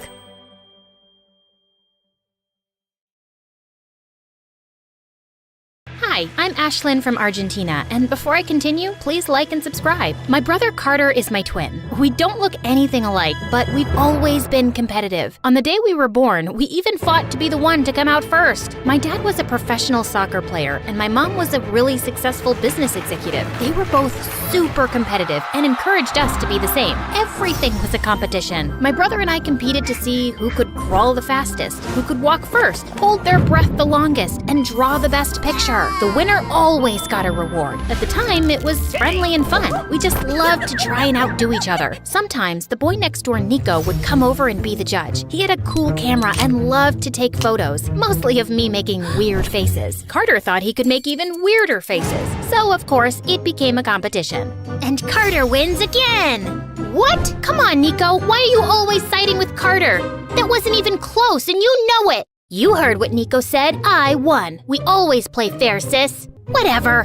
Carter and Nico became best friends and loved teaming up against me, which was so annoying. Still, I loved my brother. He meant the world to me, so I was always a gracious loser. But Carter, not so much. You cheated. I did not. I beat you fair and square. It only got worse as we got older. My parents pushed us to compete with each other even more. Winning is everything. If I don't win, my team loses. And if I don't win, my company will fail and I'll be out of a job. But does that mean that everything has to be a competition? Of course it does, dummy. I just wanted to have a normal relationship with my brother, where we didn't always have to prove that we were better than each other. But whatever I did, he had to do it better. I even let him win just so he wouldn't hate me. Not again! I guess you're just better than me. What can I say? Then one day, he crossed a line, and everything changed. When we were in the 10th grade, I was getting straight A's, I was captain of the girls' soccer team, and got the lead in the school play. Carter got B's, didn't even make the boys' soccer team, and only got a tiny part in the play with no lines. He hated that I was doing better than him. He stopped speaking to me in school unless it was to say something mean in front of his friends. Hi, Carter. You want to eat lunch together? Wow, you guys smell something? Someone really needs to take a bath. I could tell that Nico didn't like it, but he never stood up for me. When I announced that I was running for class president, Carter ran against me. Vote for me if you want longer lunch periods. Vote for Ashlyn if you want twice the homework. And then he humiliated me in front of the entire school. You can't be class president if you have secrets, and my sister has a huge one. What are you talking about, Carter? I don't have any secrets. That's not what your diary says. My body froze like an icicle. I did have one big secret, and in that diary, I must have drawn Nico's name 10,000 times in every color, shape, and size. Carter opened one of the pages and held it up so everyone could see. The entire school burst out laughing, and I just exploded. I attacked Carter with all the strength that I had, and it took 5 teachers to pull me off. We were both disqualified from running for president and suspended for a week. I was removed as captain of the soccer team, and they gave the lead in the school play to another girl. I was devastated. I couldn't get over how my own brother could betray me, and now so much of my hard work had gone down the drain. Even my parents were furious with us, but I knew that Carter was secretly happy. In his mind, we were equals again. My life was ruined, and my grades declined. It just wasn't fair. Then one day, I was crying by my locker when I felt a hand on my shoulder. You okay? I turned around to see Nico. My heart started pounding in my chest. I was so embarrassed I tried to run away, but I tripped over my shoelace and fell. But Nico caught me. For a moment, I just lay there in his arms, staring into his big blue eyes. Ashlyn, you okay? Yeah, I'm fine, thank you. Listen, don't be embarrassed about the diary. Carter was a jerk for doing that, but the truth is, I only started coming over to your house in the first place because I had a crush on you. Really? Yeah, and when I would go home, I'd print out the photos I took of you and just stare at them. Kinda creepy, right? About as creepy as having your name written all over my diary.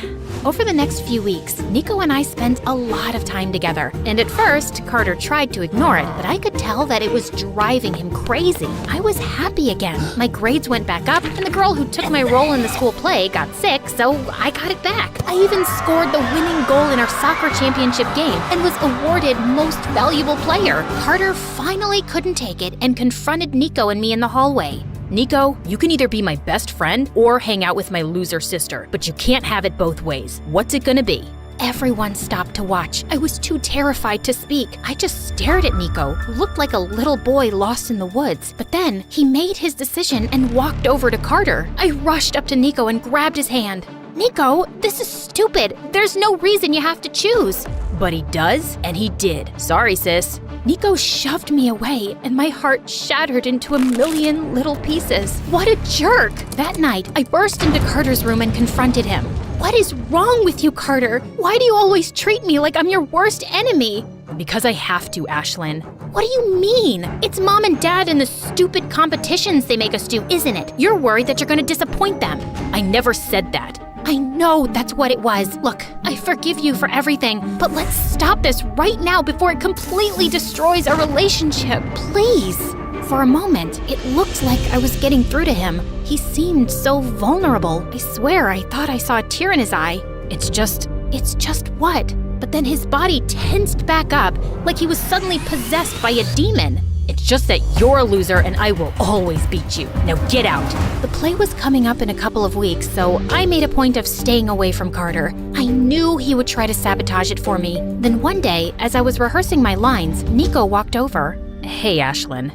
What do you want? I want to apologize for my behavior. Carter is my friend, but he has no right to control who I talk to. I went with him that day because I wanted to help him see that what he was doing was wrong. But I was a real jerk, and if you never want to talk to me again, I deserve it. At that moment, I realized how much I truly loved Nico. So I let my anger go, and from that point on, Nico and I were inseparable. On the night of the play, I heard that there was going to be a huge talent agent in the audience. This was my big chance, but when I got up on stage, I completely forgot my lines. I had been so lost in my thoughts about Nico that I lost focus on the play. The theater was silent, but I could see Carter sitting all the way in the back next to Nico, and he was laughing. Then it hit me. This was his plan the whole time. He sent Nico to distract me. I was furious, but I wasn't about to let Carter win. So I gathered myself, took a deep breath, and suddenly,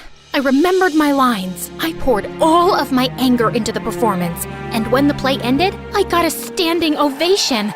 I couldn't believe it. As I was leaving, the talent agent ran up to me. You were fabulous up there. I think you could be a star. Me? Really? Yes, you, Ashlyn. As she handed me her card, I looked for Carter, not because I wanted to rub it in his face, but because I wanted to share it with him. For just a moment, I thought maybe he would be happy for me, but he was gone. I felt like such an idiot for even thinking that. Then Nico came up to me. You were amazing up there. No thanks to you and Carter, you tricked me. I didn't know about his plan until tonight, I swear. When he told me I should spend time with you, I thought he had changed, but it was just a plan to distract you. I'm done being his friend. Why should I believe you, Nico? Because I love you, Ashlyn. And then he kissed me. I nearly melted right there in the middle of the theater. But then I caught a glimpse of Carter in the doorway. He looked sad. Over the next few months, I started going out on auditions, and right after graduation, I booked my first movie. Overnight, I became a huge action star. Nico was there for me every step of the way. Every time I booked a new role, Nico would come and visit me on set, but I barely ever saw Carter. He started staying out late at night and skipping school so he didn't graduate. After that, Carter moved to another city. Life was good, but I hated not having Carter around. I worked so hard to get where I am, Nico, and while I should be happy with my success, still, I can't stop thinking about Carter. He's an adult, Ashlyn. He chose to act the way that he did. Instead of trying to make himself better, he tried to tear you down, and it didn't work. I know, but I don't think it's all his fault. My parents turned us against each other from the day we were born. They taught us to be this way.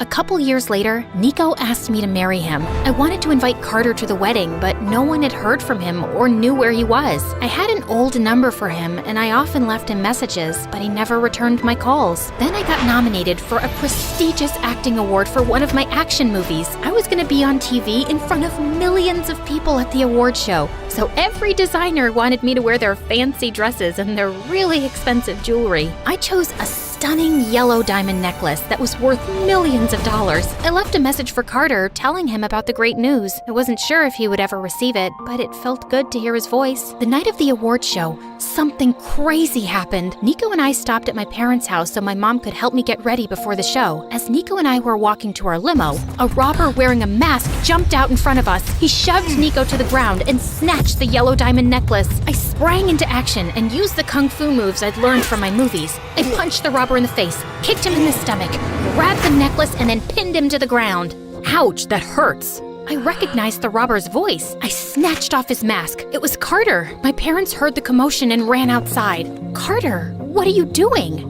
I'm so sorry, Ashlyn. I should have listened to you. But I was so obsessed with winning that I ended up losing everything. And now look at me. I haven't eaten in days. So when I heard your message about the award show and the necklace, I decided to steal it. It was a dumb idea. It's okay, Carter. No, it's not. I was a horrible brother and a worse friend. I hope that one day you can forgive me.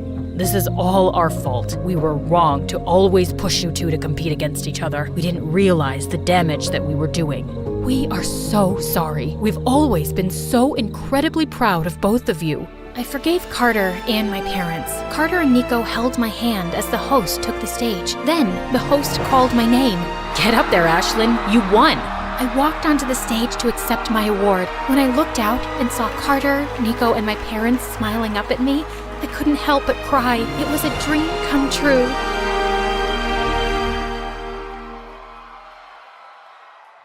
Julie shouted at me as I packed my bags. OMG, you aren't seriously going with him. What kind of freak adopts a 16-year-old? He must be a psycho. I don't know. Maybe the universe is finally smiling down on me. I couldn't tell if my best friend Julie was actually scared of the eccentric man waiting for me in a limo, or if she was just jealous I was getting adopted by a billionaire. I assured her I was just a phone call away and I was going to be okay. I was not prepared for the life ahead of me, though. I should have known there was something off about the man. See, just a week ago, I saw a disheveled old man crying in the park. All I did was ask him if he was okay, and he gave me a huge hug. I thought he was homeless, so I offered him a chocolate bar from my purse. He ate it so messily, I thought he hadn't eaten in days. He insisted he would make it up to me. I told him not to worry about it. The very next day at school, one of my classmates started shouting at us to look out the window. There was a huge banner. It said, "To the girl who gave some chocolate to the homeless-looking man in the park yesterday, please call this number as soon as possible." All of my classmates were asking questions. I was going to call the number myself after school, but my principal called me into the office a few minutes later. There, waiting in the chair, was the man from the day before. He wanted to thank me for everything and didn't know how else to find me. You could have tried Facebook. Sorry, I don't know how to use that. I don't know what I was thinking, but I agreed to let him take me out as a thank you for the chocolate bar. I agreed to meet him outside of the orphanage after school. For sure, I did not expect a limo to pick me up. Well, here we are a week later, and I'm driving to our mansion. It was bigger than I ever could have imagined. Mr. Conrad gave me a tour of the whole house. It was as eccentric as he was. There were a few indoor gardens, a shark tank, and my room had a tree in it. That was probably my most normal day at the mansion. One night, after I said I liked Dumbo, he showed up to dinner riding a small elephant. It broke about $2 million in fancy china and stained glass windows, but he kept saying it was worth it just to see me smile. He was trying so hard to make me happy. As soon as I moved into the mansion, I was moved to the fancy private school of my dreams. I was really nervous on my first day. Mr. Conrad saw that I'd hardly touched my breakfast. He leaned over and smiled. "Don't worry, everyone is going to love you." Turned out, the teachers were super nice, and the kids were really welcoming too. I was getting along just fine with everybody when suddenly, in the third class of the day, Mr. Conrad burst into the classroom with a big box. "The latest Apple Watches for everyone,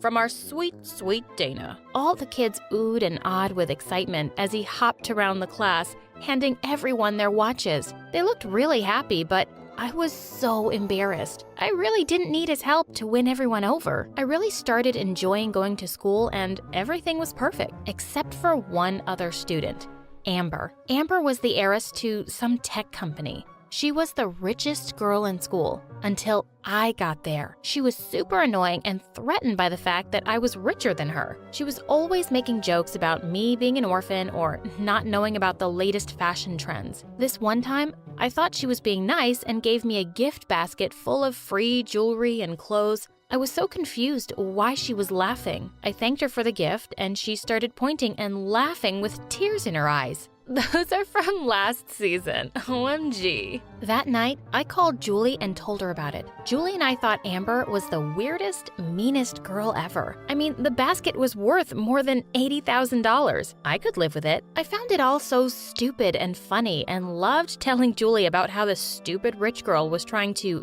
get me today. Most of the time, it just involved giving me a bunch of free stuff that I gave to Julie later when I visited her at the orphanage. I told Julie today, Amber told me, I bet she doesn't know a Gucci bag from a Coach purse, and handed me a bunch of free handbags. Mr. Conrad overheard me talking to Julie about my problems with Amber, and he immediately offered to help. I told him it was okay. I was doing fine with it all. I can buy her father's company. That'll show her. I told him I appreciated it, but I was used to doing things my way, and ruining her life because she made fun of my clothes seemed a little extreme. I told him that teenage girls can get catty. He gave me a really weird smile and said he heard me loud and clear. I probably should have asked what he meant. The next day at school, Amber came up to me in the courtyard and started making jokes about my shirt while I was talking to this guy Xander. All I did was ask, "What are you gonna do? Give me free clothes? That'll show me." Xander and I laughed and Amber got very red in the face. Amber asked him why he was hanging out with a loser like me and how he could have a real girl like her. Before I could say a word to her, I heard something I'd never heard before in my entire life. Amber screamed and ran, and I dropped my book and fell over. Xander went running in the opposite direction. It was Mr. Conrad and a tiger. Everyone was staring at us with a mix of horror and confusion. He laughed and said, "Get it? Because girls are catty?" "Where did you even get that?" "Oh, I had a buddy fly her in from Hollywood. She's harmless. Look, I can ride her like a king." Then he said to the tiger, "Roar, babe, roar." And the tiger roared and rubbed his knee with her head. He looked so ridiculous, and everyone was laughing at him, except for me. I was a little upset he'd managed to scare Amber and Xander away. I guess that's how parents are supposed to be. Mr. Conrad did a lot for me, and it was going to take more than almost feeding my enemy to a tiger to get me to be mad at him. But when Julie visited, she didn't find it as funny as I did. Julie said, "He brought a live tiger to school, Dana. Are you even safe?" I told her that I was and everything was okay, but she kept pushing me. "Yeah, it's great and all that. You go to the Bahamas every month and have a private jet, but do you ever get to be a real teenager?" I told her to mind her own business, and it was super obvious that she was just jealous. Julie looked hurt and said, "Who are you?" Then she left before I could even apologize. I felt bad immediately. I'd never thought about it, but Julie was right. At my old school, I always had friends. I had plans every weekend and was constantly asked out on dates. At my new school, it seemed like everyone avoided me now. Mr. Conrad had made me an outcast, but I assured her he was just doing normal rich dad things. Deep down, I knew though, he took it to some incredible extremes. One night, I'd stayed up really late doing homework and went to school feeling like a zombie. I was really tired and my limo driver was late, so this guy from school offered to drop me home. Boy, I would have said no if I knew what was waiting for us at the gates. Mr. Conrad saw us and yelled, "Who are you? And what are you doing with my daughter?" He pulled a bunch of crazy-looking interrogation tools out of his briefcase. I managed to pry him away long enough to explain that I was just tired and a boy from class had offered me a ride home. He went from treating the boy like a criminal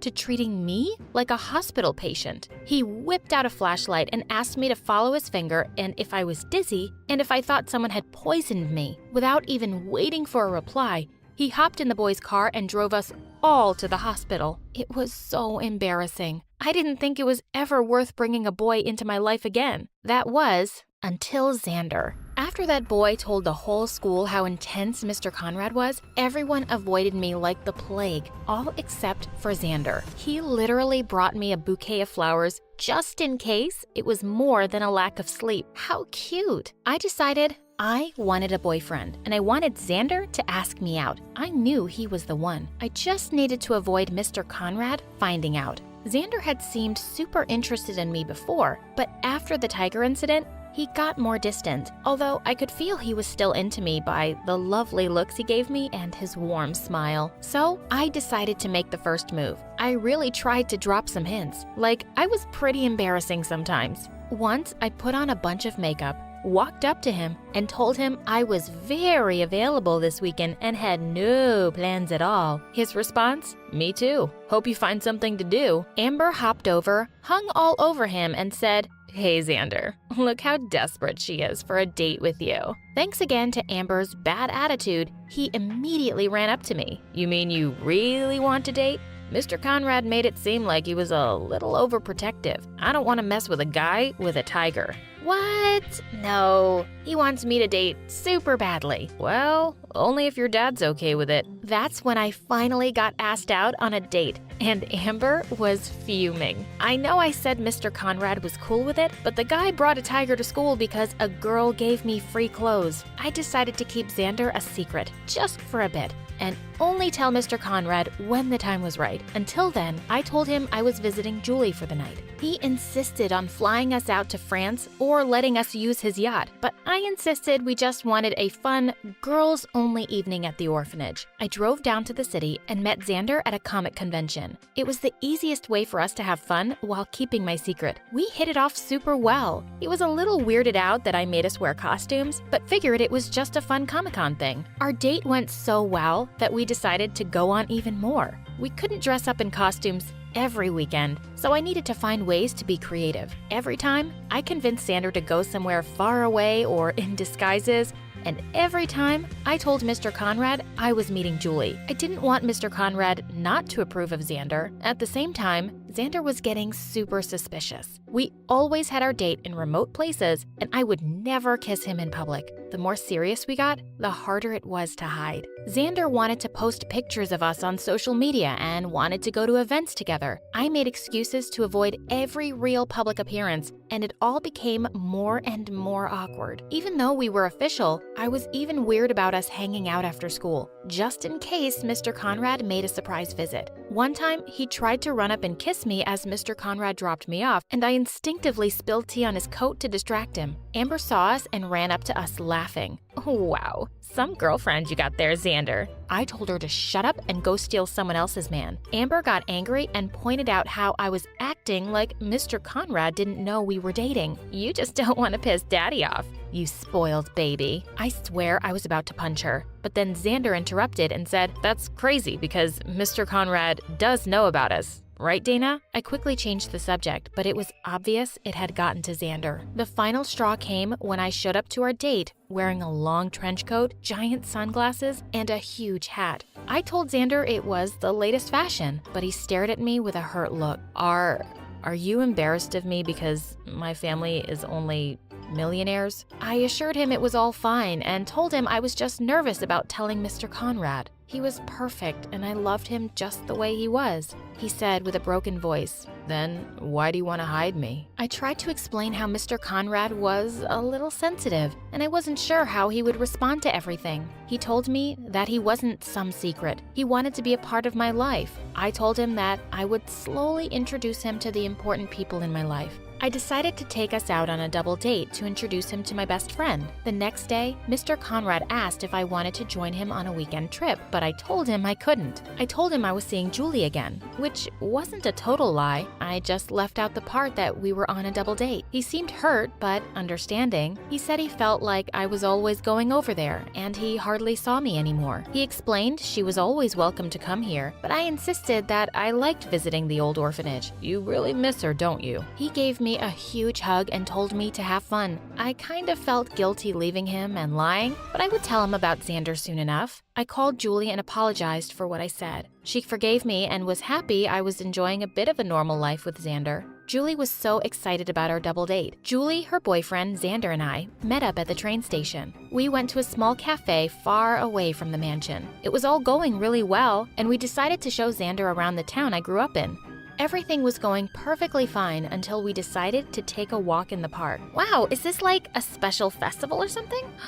There shouldn't be. There were crowds of people on the street. It was like someone was throwing a parade. There were fireworks, singers, and to top it all off, a giant float with a picture of me and Julie that said, "Best Sisters Forever." On the top of that float was Mr. Conrad. I tried to cover my face, but it was too late. Mr. Conrad hopped off the boat and ran over to us cheerfully. He looked genuinely surprised to see me with a boy, and his face dropped when he realized Julie and I weren't alone. "I thought this was girls' evening." I explained I was too nervous to tell him I had a date, and I didn't mean to lie. He started crying and ran off. I felt horrible. As good as my date with Xander was going, I needed to take care of this. I insisted that everything was okay and I would call them all in the morning. "Sorry, Xander, it's just family problems." Xander said it was fine and that I should fix things with Mr. Conrad first. I ran to apologize to Mr. Conrad, but he kept trying to get me to go back to Xander and said I didn't need to apologize. But I lied to you, and now you're crying. It's not you. It's me. If I don't need to apologize, then what's the problem? He explained he was just so happy to see me pursuing love and happiness. He said he was too busy working and never had kids, and by the time he realized he wanted them, he was too old. He explained that he didn't want to die alone, and the world smiled on him when I came into his life. He wanted to give me everything he had and more. Why did you come here anyway? I figured you missed Julie so much, it made sense to adopt her too. My offer still stands if you want. That week, our mansion got a little more crowded. We had a party, and Mr. Conrad brought 2 golden statues of me and Julie hugging each other and put them on our outdoor water fountain. Julie and I loved living in the mansion. Mr. Conrad got us into some crazy adventures, but it was always fun together. Xander and Julie's boyfriend even joined us in some of our antics. I don't think Mr. Conrad will ever worry about dying alone again. I don't think the mansion is ever empty. I was staring at my reflection in the window, challenging myself to make the goofiest faces I could think of. I opened my mouth as wide as I could, stretched my cheeks as far as they would go, and pulled my ears while crinkling my nose. Carson! Only I was right in the middle of class, and the teacher had been trying to get my attention. I turned around to find everyone staring at me, laughing. You're off in space again. What is the answer? The answer, right. Yeah, come on, Space Cadet, what's the answer? That jerk was Diego, the captain of the wrestling team, son of the coach and class bully. Since we won the national championship last year, he believed he was God's gift to the school, and he never missed a chance to mock me. The only person not laughing was Mara, the girl who dressed like she was from a different decade. On Mondays, she was a flapper from the 1920s. On Wednesdays, a hippie from the 60s, and on Fridays, she was a goth girl from the 1990s. She didn't like me, but she hated Diego more. Anyway, I had absolutely no idea what the question was, so I couldn't answer it. I panicked. The answer is that I really have to pee, and I ran out of the room. Hold on for a quick sec. I forgot to introduce myself. I'm Carson, which you already heard the teacher yell.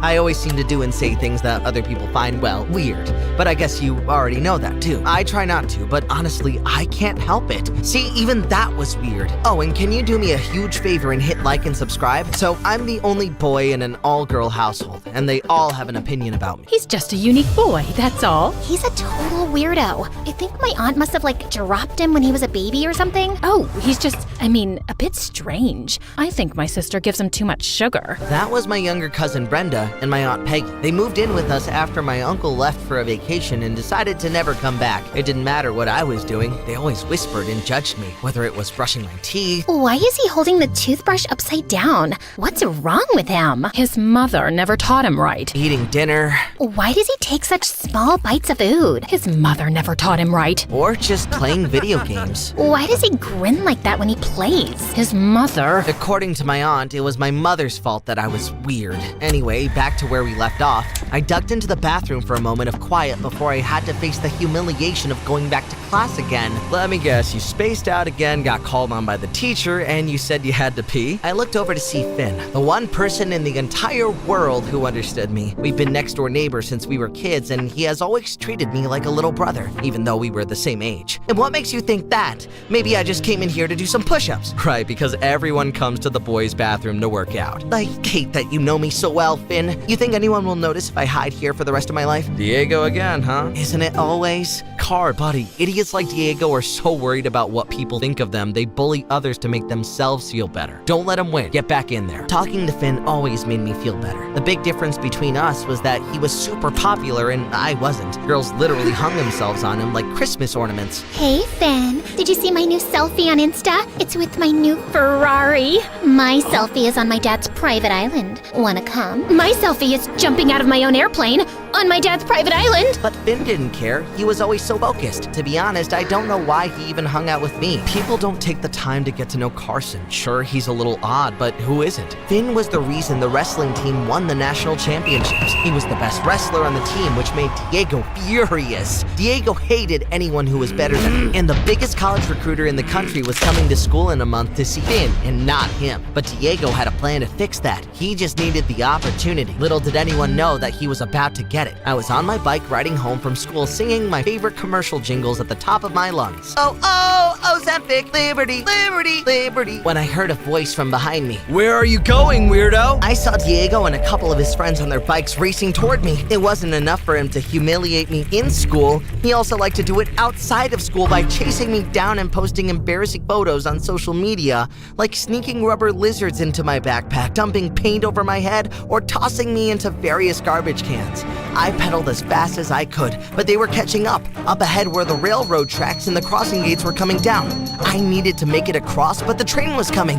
I realized I wouldn't make it, slammed on my brakes, and stopped inches from the tracks as the train came roaring by. I turned to face Diego and his friends. Well, well, well. I sense a great photo opportunity here. Get away from me, Diego. Or what, weirdo? He pointed to a pile of dog poop on the ground. Oh man, we need to get a photo of you with your face in that. I looked around. The train was still passing. I had nowhere to run. Diego pulled me off my bike and threw me on the ground. Just as he was about to push my face into the poop, I heard a voice. Leave him alone, Diego, you jerk. I turned to see Mara sitting on her bike on the other side of the tracks. Unlike me, Mara never cared about what others thought of her. Do I think Carson is weird? Yeah, but he should stand up for himself and own it. Insecurity is like catnip for bullies like Diego. Ooh, looky here, it's Mara, the other weirdo. And you're going to stop me? No, but my brother is. And like out of a superhero movie, Finn's bike sped up the road, stopping between me and Diego. He jumped off, standing face to face with Diego. Get out of here, Diego. If it isn't Finn coming to the rescue, why do you even care about him? Because I do. And if you want to get to Carson, you need to go through me first. Out of the corner of my eye, I saw one of Diego's friends recording all of this on his phone and suddenly realized what was happening. This was Diego's plan all along. I jumped to my feet to try and stop what was about to happen. I'm good, Finn.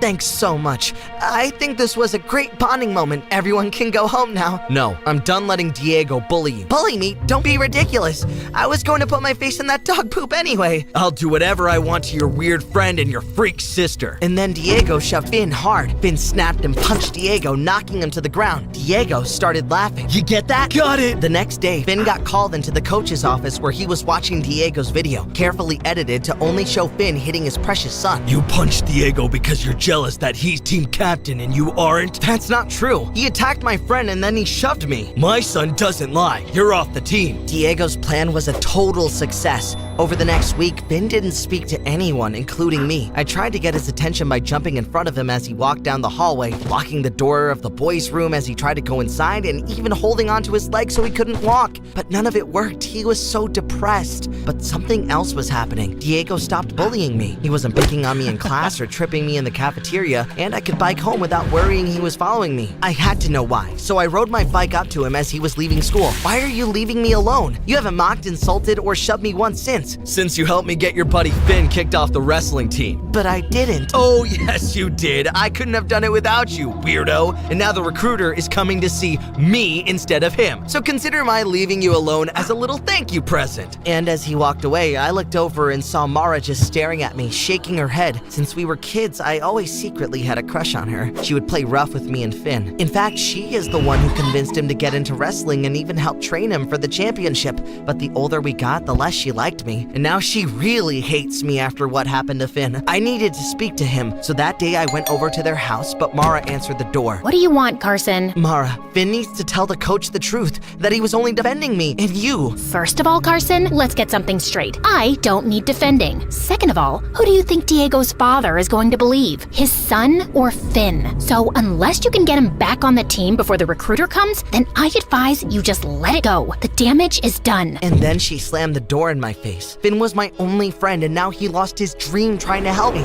I knew I had to do something, but what could I do? That night at dinner, I sat silently as Brenda and Aunt Peggy piled on. So, how does it feel to ruin your friend's life? If I did that, I would never show my face at school again. I don't know how you live with it. I agree. That will haunt you forever. Maybe you should switch schools, but I doubt that will even make a difference. If only you could have stood up for yourself instead of having your friend do it for you. This would have never happened. As I sat there, I could feel my blood starting to boil, like I was about to transform into the Hulk. I know what to do. Maybe you could challenge Diego to a wrestling match, and if you win, he has to admit the truth. I stood up, slammed my fists on the table, and erupted like a volcano. That's exactly what I'm going to do! Yeah, right. Carson's gonna challenge Diego to a wrestling match? Talk about an epic humiliation. His mother should have gotten Carson a therapist a long time ago. But that night as I lay in bed, I knew that's what I had to do. Brenda was right. If I didn't try to fix this, I wouldn't be able to live with myself. I stormed up to Diego the next morning as he was talking with his friends by his locker. Diego, I challenge you to a wrestling match 2 weeks from today after school. Sorry, what now? You want to wrestle me? Yes, in front of everyone, the entire school. Diego and his friends burst out laughing, but I was dead serious. Wow, you're even weirder than I thought. This is like a dream come true. It would be my pleasure to embarrass you in front of the whole school. Sure, this is your opportunity to completely humiliate me in front of everyone, but if I win, you have to tell everyone the truth about what happened with Finn. Oh, you've got a deal. 2 weeks from today, this is going to be like Christmas coming early. Now, all I had to do was beat the captain of the wrestling team in a wrestling match. I had 2 weeks to prepare. I just needed someone to train me. Are you some kind of idiot? I couldn't think of another way to help Finn. And how do you help Finn by humiliating yourself in front of the entire school? Diego is going to destroy you, Carson! Unless you train me, please, I'll do anything to help fix this. I don't care if he humiliates me. My life can't get much worse than it is right now, so I at least want to try. Well, you weigh about the same as Diego. Okay, I'll train you, but he's still probably going to— Thank you. And then I made the mistake of trying to hug her. She flipped me over and pinned me to the ground. Training starts right now. For the next 2 weeks, Mara and I trained in the mornings, during lunch period, after school, and at night, even in the rain. It was like something out of a Rocky movie. When she wasn't teaching me wrestling moves, I was running or lifting weights in the school gym. And one day as we were practicing, Mara flipped me over and pinned me down. Please, I need a break. I can't take it anymore. Suck it up, Buttercup. Only 1 week left until you face Diego, and he won't let up, so neither will I. And for the first time, I saw the hint of a smile, and for some crazy reason, it gave me a burst of energy. I made a move and flipped Mara over, pinning her down. Yes, that was great, Carson. Meanwhile, Diego and his friends were putting up flyers all over the school advertising our wrestling match like it was the event of the year. Something strange was happening. For the first time in my entire life, I was feeling a sense of confidence, and people were noticing. People who never even looked at me were saying hello. What's up, Carson? Hey there, Carson. And at home, even Brenda and Aunt Peggy were seeing it. Hey, Carson, why do you put so much salt on your food? Hey, Brenda, why don't you mind your own business? And no, Aunt Peggy, it's not my mother's fault that I like salt. The two of you sit here every night criticizing me and my mom while living under our roof. If you have a problem, go get your own place and stop mooching off of us. I thought their jaws were going to hit their plates. The day of my match with Diego finally came, and the gym was packed. I think every student and teacher in the school was there, ready to see me get humiliated. Mara was in the front row. Diego made his father the referee, which wasn't fair, but there was nothing I could do. You've got this, Carson. I believe in you. And then she gave me that smile that sent electricity through my veins. Diego's father blew the whistle. Diego immediately got me in a cradle and nearly ended the match before it began. It's over, weirdo. But I got out and flipped him. The crowd erupted in cheers. This infuriated Diego, who got me in a headlock. I couldn't get out. I could see Diego's father smiling. The crowd started chanting my name. Carson! Carson! Carson! I struggled as hard as I could, but Diego had me. Come on, Carson. You can do this. And then I looked over to see Finn walk in and sit down. I felt a sudden burst of power, picked Diego up, and threw him back in. Yes, Carson! Diego couldn't believe what was happening. I was holding my own and the crowd was cheering for me.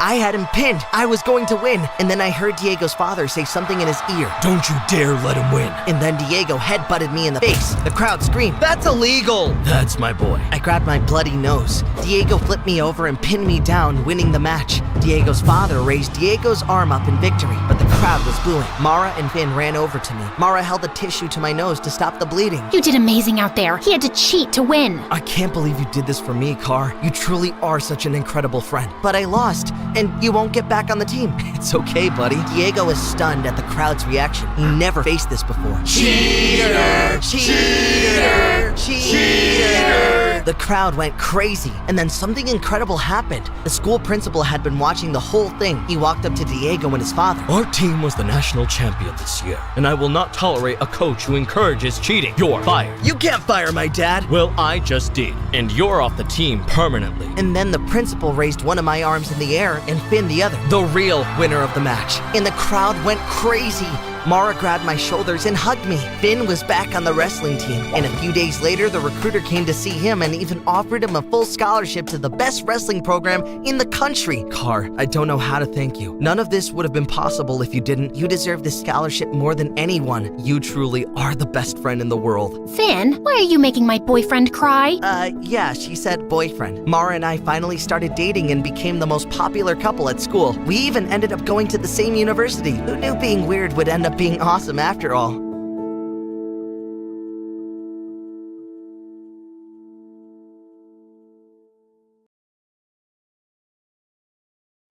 Hi, my name's Lucy, and I really don't like to be the center of attention. Until I decided to make myself the center of the whole world's attention, and now my life is totally destroyed. As far back as I can remember, I've loved taking photos. The hidden stories they tell, the raw honesty in a single frame. And, most importantly, it keeps me behind the lens and never in front of it. Achoo! Now, I know what you're thinking. Fancy rich girl gets a fancy camera and can coast through life while spending her time taking photos of fancy things. But that's not really the case. Sure, my dad is one of the wealthiest people in town, but you'd never know it from the way he treats me. He's never bought me any branded clothes, never spoiled me at a 5-star restaurant. He's never even given me a birthday present, come to think of it. He'd rather use his money on his fat cat clients so they can keep making each other richer and richer. In fact, he didn't even buy me this camera. That was a gift from my best friend Taylor's mom, Miss Margulis. Wow, thanks, Miss Margulis. Are you kidding? Thank you for coloring our lives with such wonderful photography. And please, call me Regina. Miss Margulis? Regina, was like the mother I never had. My mom left us when I was 4. I don't remember much, but I know for sure that that's when my dad's heart started freezing over, until the man I once knew had become a full-grown yeti with a glacier for a chest. When are you gonna stop with this photography nonsense? How are you gonna ever make any money with that stupid stuff? Needless to say, I spent all my time at Taylor and Regina's. It didn't bother me that they could only afford an air mattress to sleep on, or that we ate microwavable meals every night. It was the one place that felt like home. And then, when I was in the 10th grade, everything changed. Regina got sick, couldn't work anymore, and could barely keep up with household expenses, let alone afford the surgery that would make her healthy again. I tried asking my dad for help, but that went as well as you'd expect it to go. What am I, a walking ATM? You need money, you earn it. Just like I had to. I began to feel guilty that I'd been practically living there without contributing so much as a single dime. I even offered to sell my camera. Absolutely not. You don't owe us anything, Lucy. You've already given me plenty by spending all these years with us. I didn't know what to do. But just when all hope seemed lost, Taylor found an advertisement from the billion-dollar brand Floriful saying they were looking for photography submissions for their Be Real campaign. The chosen winner would win a huge cash prize. I knew it was a long shot, but being real is kinda my thing. If you ever want to see the realness of how messy life is behind the glitz and glamour, my dad is a masterclass in how not to live your life. I walked around for hours combing the town, capturing life in its rawest form. Candid smiles of couples in love, faded graffiti on old brick walls, anything that told a real story. Then I submitted them to Floriful, and after 3 agonizing days of waiting, my heart exploded with excitement. I won! Or at least, I must have won. Those were my photos, front and center on Floriful's website homepage. But why hadn't I been notified? As I clicked on the article and looked closer, what I saw nearly crushed me to pieces. Someone else had taken credit for my work. I'm so humbled to know that my vision, my passion, my soul touched Floriful so deeply, they just had to pick me and didn't just settle for something amateurish. As I looked deeper, I found out that Fiona was the niece of Floriful's CEO. What a scam!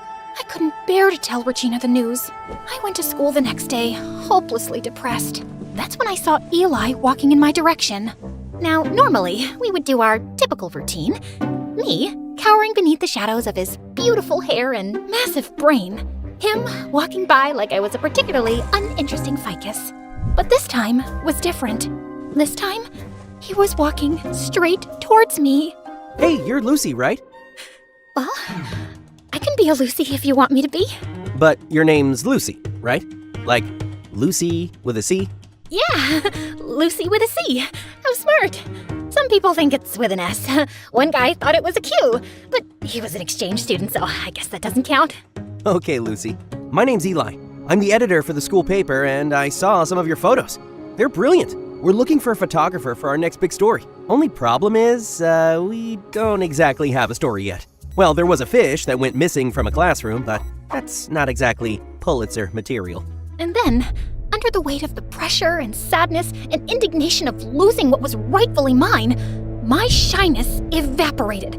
I burst out and told him everything. I told him about Taylor and Miss Regina, and the Be Real competition and Fiona. And I watched as I saw a side of Eli that I had never seen in all those years of pretending not to gaze at him from afar. He was mad, like fuming mad. How could they do that to you? After all the great work you put in? That's outrageous! I couldn't believe it. The smartest kid in school, and third most handsome by gossip's consensus, was angry on my behalf. Eli vowed to go forward with the story in the school paper. But first, we had to find Fiona. As an investigative journalist, I know a lot more than I probably should. Like what? Like Fiona's address, for example. We got into Eli's car and sped to Fiona's house. I felt more alive and more assertive than I have in years. Don't be nervous. When she answers, just... Thanks. But when it comes to defending my work, I don't need a pep talk. Who was this person I was becoming? Or was I finally rediscovering my old self? Was the Be Real campaign uncovering a real me I'd forgotten years ago? I rang the doorbell, and Fiona herself answered. But to my surprise, she looked different, more tired than she did online, and maybe almost nice. At that moment, all my previous confidence shriveled up like an overexposed photo left out in the sun. Hey, can I help you? Fiona. It is Fiona, right? Of course it's Fiona. After all, this is Fiona's house. What were we here for again? I'm Eli Bellinger. I'm with the Northwood Times. We're here to ask you some questions. Oh, right. Okay, well... Fiona, don't slouch and fix your hair. You look tired. What have I told you about answering the door like some intern? And suddenly, everything about her changed. She began to morph into every it girl that ever terrorized me at school, like a werewolf at full moon. I don't have time for this. But Eli, here's my number. Call me if you want to interview someone who doesn't need a pep talk to ring a doorbell. No offense. This witch! First she takes my work, now she tries to take my friend, I guess? I couldn't contain myself anymore. My name is Lucy, and you stole my photos to win the Florful competition. Excuse me? Your photos? Please. In case you weren't aware, I graduated as the top portfolio pick at the Willow Ridge Visual Arts Academy, won 2 regional youth photography awards, and got featured on the front page of Shutterstone's Next Gen Visionaries issue. But sure, let's pretend I needed to steal your pictures. Now, why don't you make it like the Florful campaign says and get real? Call me Eli. I didn't know what was worse, having my hard work plundered or being brutally embarrassed in front of Eli. The drive home started off silent, but just as I was wondering what could possibly be going through Eli's mind, he said the perfect thing. We should get pizza. He took me to my favorite pizza joint, the same spot I would go to with Regina and Taylor every Tuesday. And as we started having our first real conversation, I realized we actually had a lot in common. All these years, I had been avoiding him out of fear, when in reality, he was one of the easiest people to talk to. He also had problems with his father, who got scammed by a rich con man when Eli was little. Now his dad only showed up to his house every couple of years to ask his mom for money. 2 broken homes, and a basket of garlic knots holding us together. That's why I can't stand people like Fiona. Just another snobby rich kid feeding off of people like us who really need the money. You know what I mean? Yep.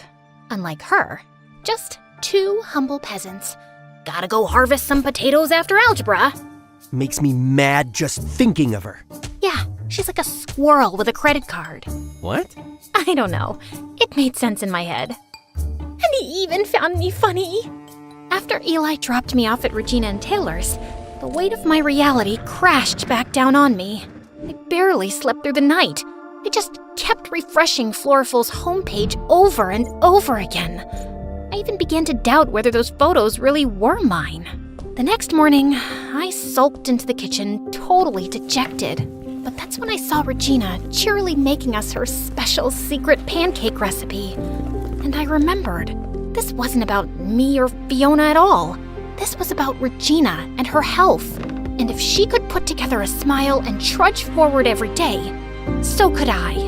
So later that day, I marched right up to Eli. I didn't even care that other people were looking at me. That weird feeling was back again. You know, confidence. We need to write this article, and we need to write it now. Now that's the girl who took those photos. We spent the entire day secretly messaging each other bits and pieces of the article back and forth while pretending to pay attention in class. I scribbled a note to Eli as fast as I could. We need a stronger ending. Fiona's gonna wriggle out if we're too polite. Eli read it, and then, like the true nerd he is, pulled out a pen. First, he actually corrected my grammar. Then, just for extra spice, he scribbled a note above the word polite. Polite? Weak sauce. We're going full spicy. I blinked at it.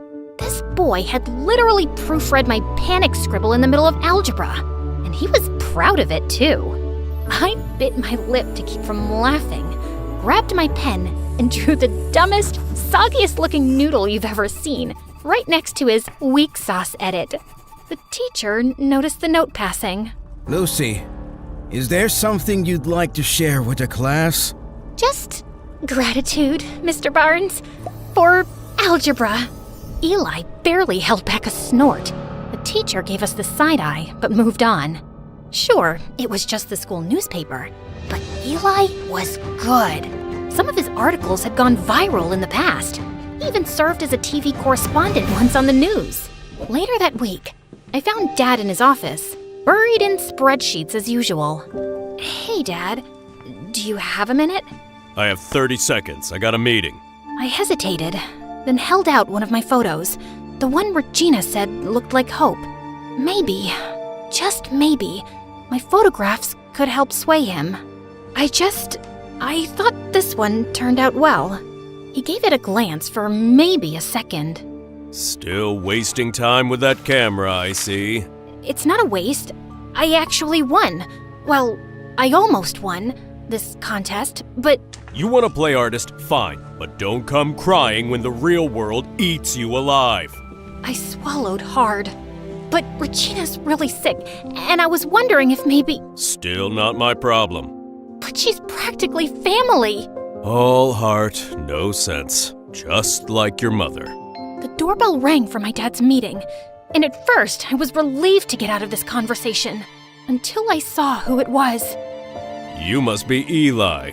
OMG, is that Eli? You're a lot younger than I expected. Let's just get this over with. My dad went into the conservatory, and just as I tried to hide behind one of the statues in our foyer... Lucy? Eli! Hey! What are you doing here? What are you doing here? I work here. May I take your jacket, by the way? Oh man, you have to work for this guy? I'm sorry to hear that, but don't worry. I'm about to write the most scathing expose on him. I forced a laugh and led him to the conservatory, my heart pounding so hard I thought it might echo off the marble. Would you like a refreshment before your meeting, sir? Sure. Orange juice? I darted toward the kitchen, which I'm usually not even allowed to go into, and grabbed a tray of orange juice, much to the horror of our housekeepers. I balanced the tray for dear life, and just as I arrived in the conservatory, the housekeeper burst through the door. Ma'am, please don't. Your dad would kill me if he saw you doing this. My dad, the cook? Why would he care? She looked at me like I'd lost my mind. And then I did exactly what I was trying so hard not to do. I tripped and spilled the juice all over my dad's favorite antique rug. To my dad, this was a nightmare. To Eli, it was a bright, sticky confession. I'm a journalist, Lucy. I know a lie when I see one. I couldn't say anything.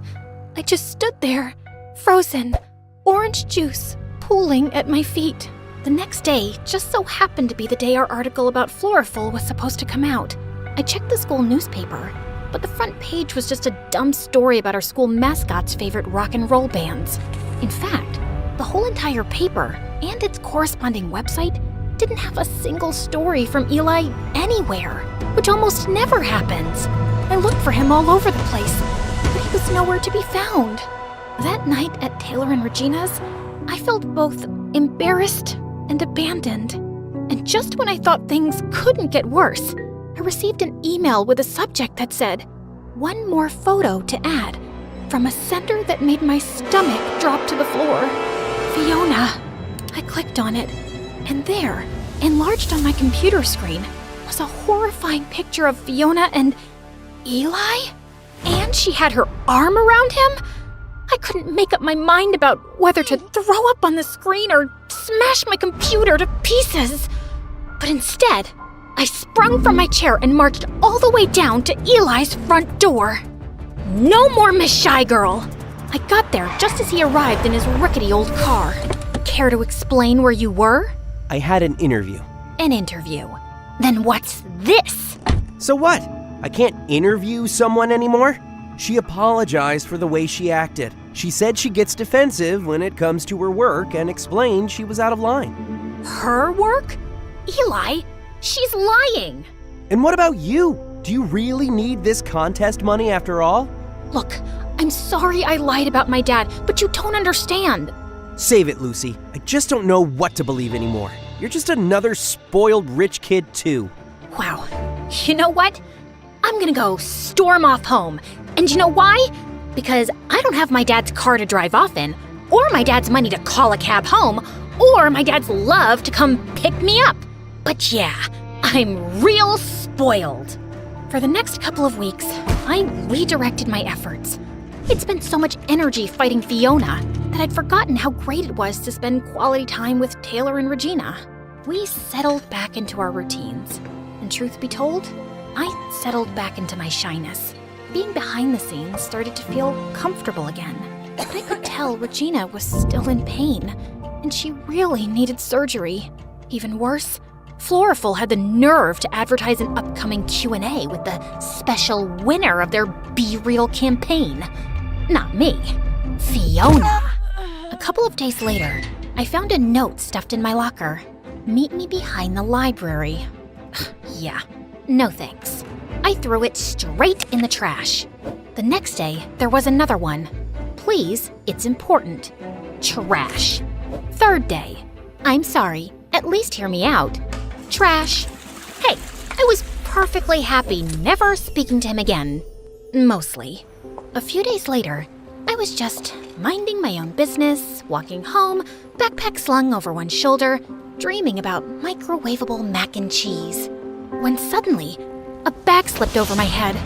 I knew high school would kill me! Then someone shoved me into a car. 20 minutes later, they plopped me onto a chair. I thrashed around like a feral raccoon until the bag was finally lifted. And standing there, looking way too proud of himself, was Eli. Relax, it's just me. You kidnapped me? You left me no choice. I glared at him, panting like a cornered cat. And then he pulled out his secret weapon. A sad, crumpled bag of garlic knots. Truce? I stared at the bag, then at him, then back at the bag. Some battles aren't worth fighting.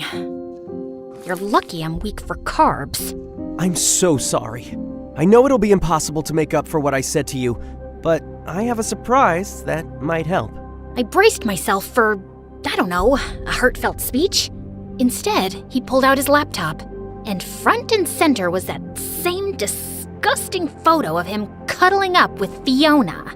Eli, if this is some sort of twisted joke, it is not funny.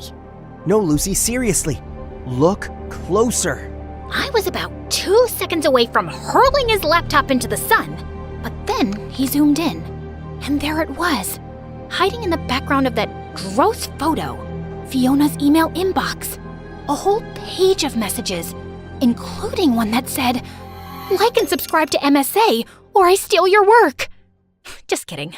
But seriously, you should.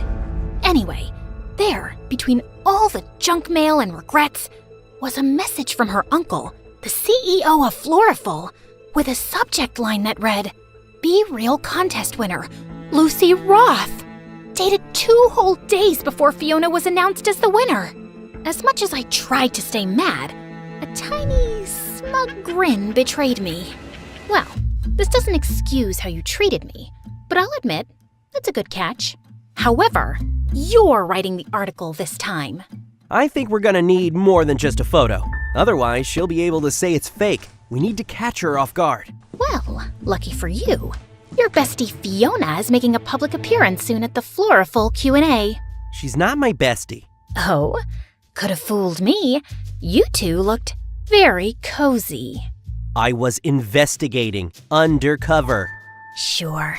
Real deep cover operation there, Agent Bellinger. Focus, Roth. This Q&A might be our shot. Perfect.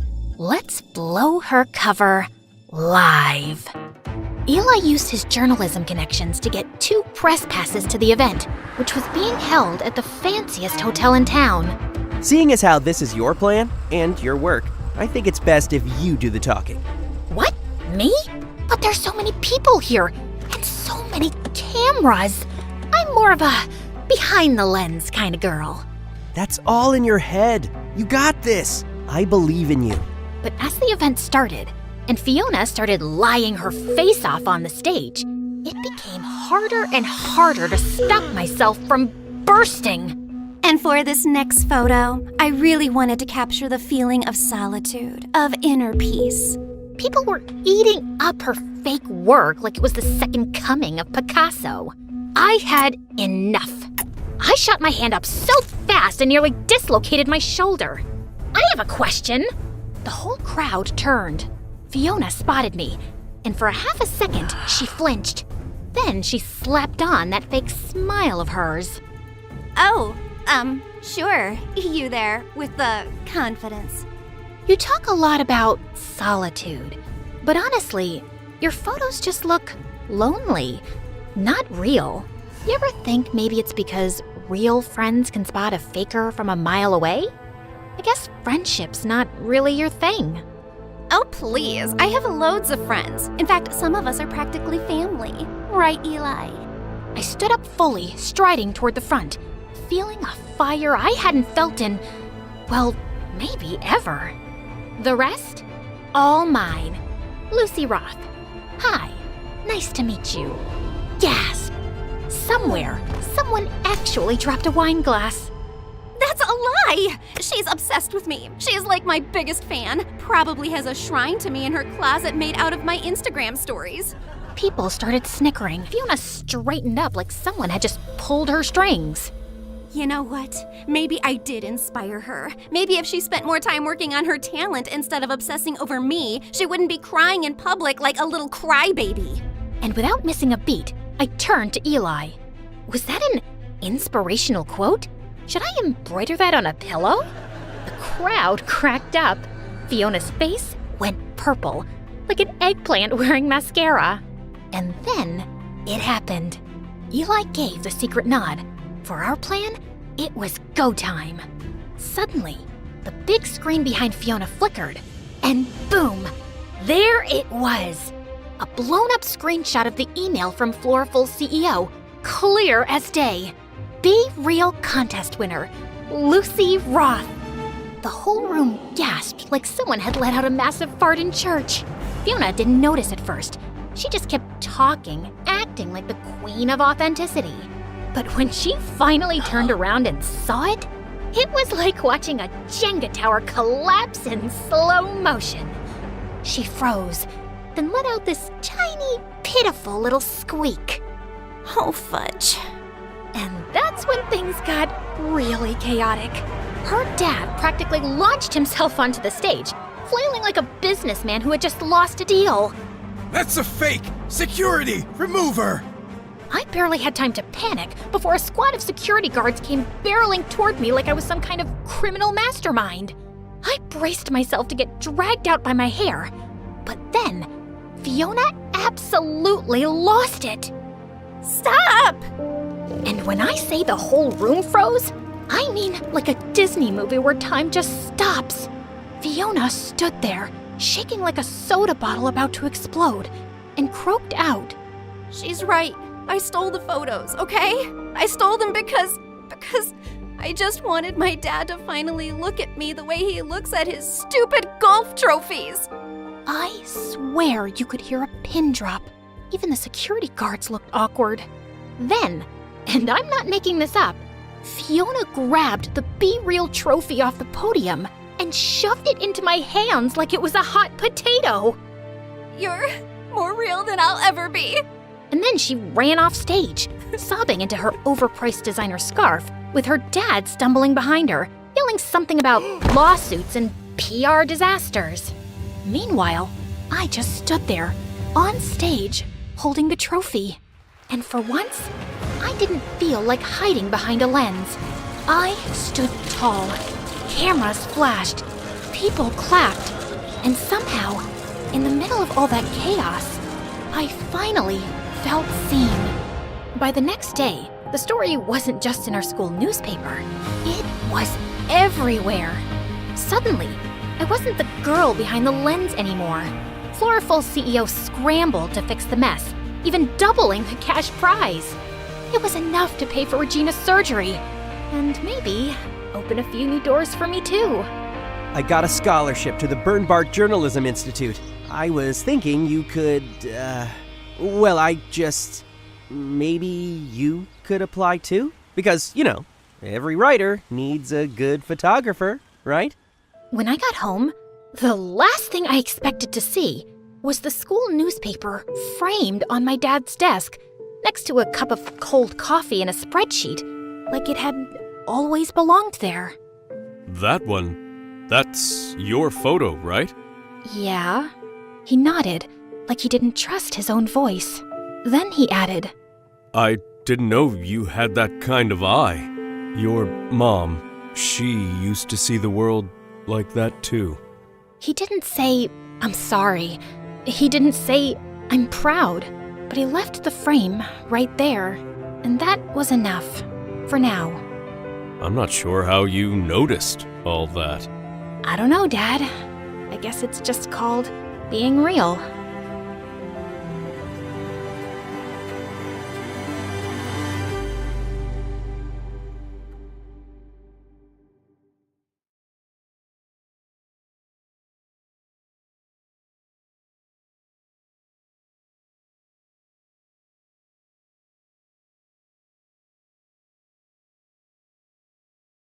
Hi, I'm Sophie from France, and my story, you'll have to see to believe. My life was brilliant. I grew up in a vineyard and my parents worked super hard to make it a worldwide success. Even though they were super busy, they made sure I got the best things in life. I've just bought you a pony. You can take him out on rides around the property. Do you want to get a puppy too? We were super rich, but I didn't care about that. I was homeschooled to take over the family business, but I spent most of my time going on adventures with my best friend Luke. He was the son of our surveyor, Mr. Duran, and a major scaredy cat, but he never said no to my crazy plans, even when they landed us in trouble. Come on, Luke! Let's go to the lake and search for sea monsters. Are you crazy? We'll catch a cold, and besides, it's against the rules. Rules schmools. If there was a rule against sneezing, your head would explode from keeping them in. And you'd pick your nose just to tick people off. No, we're not going to the lake, and that's final. But I never took no for an answer. So I jumped over the fence and went running towards the lake. And poor Luke had to follow. But I stopped short when I saw a couple of village boys throwing rocks at a beehive. Hey, leave those poor bees alone. What's it to you, princess? Go back to your stupid grape juice farm. Sophie, we need to head back now. No, you should go back to school and learn how important bees are for the environment.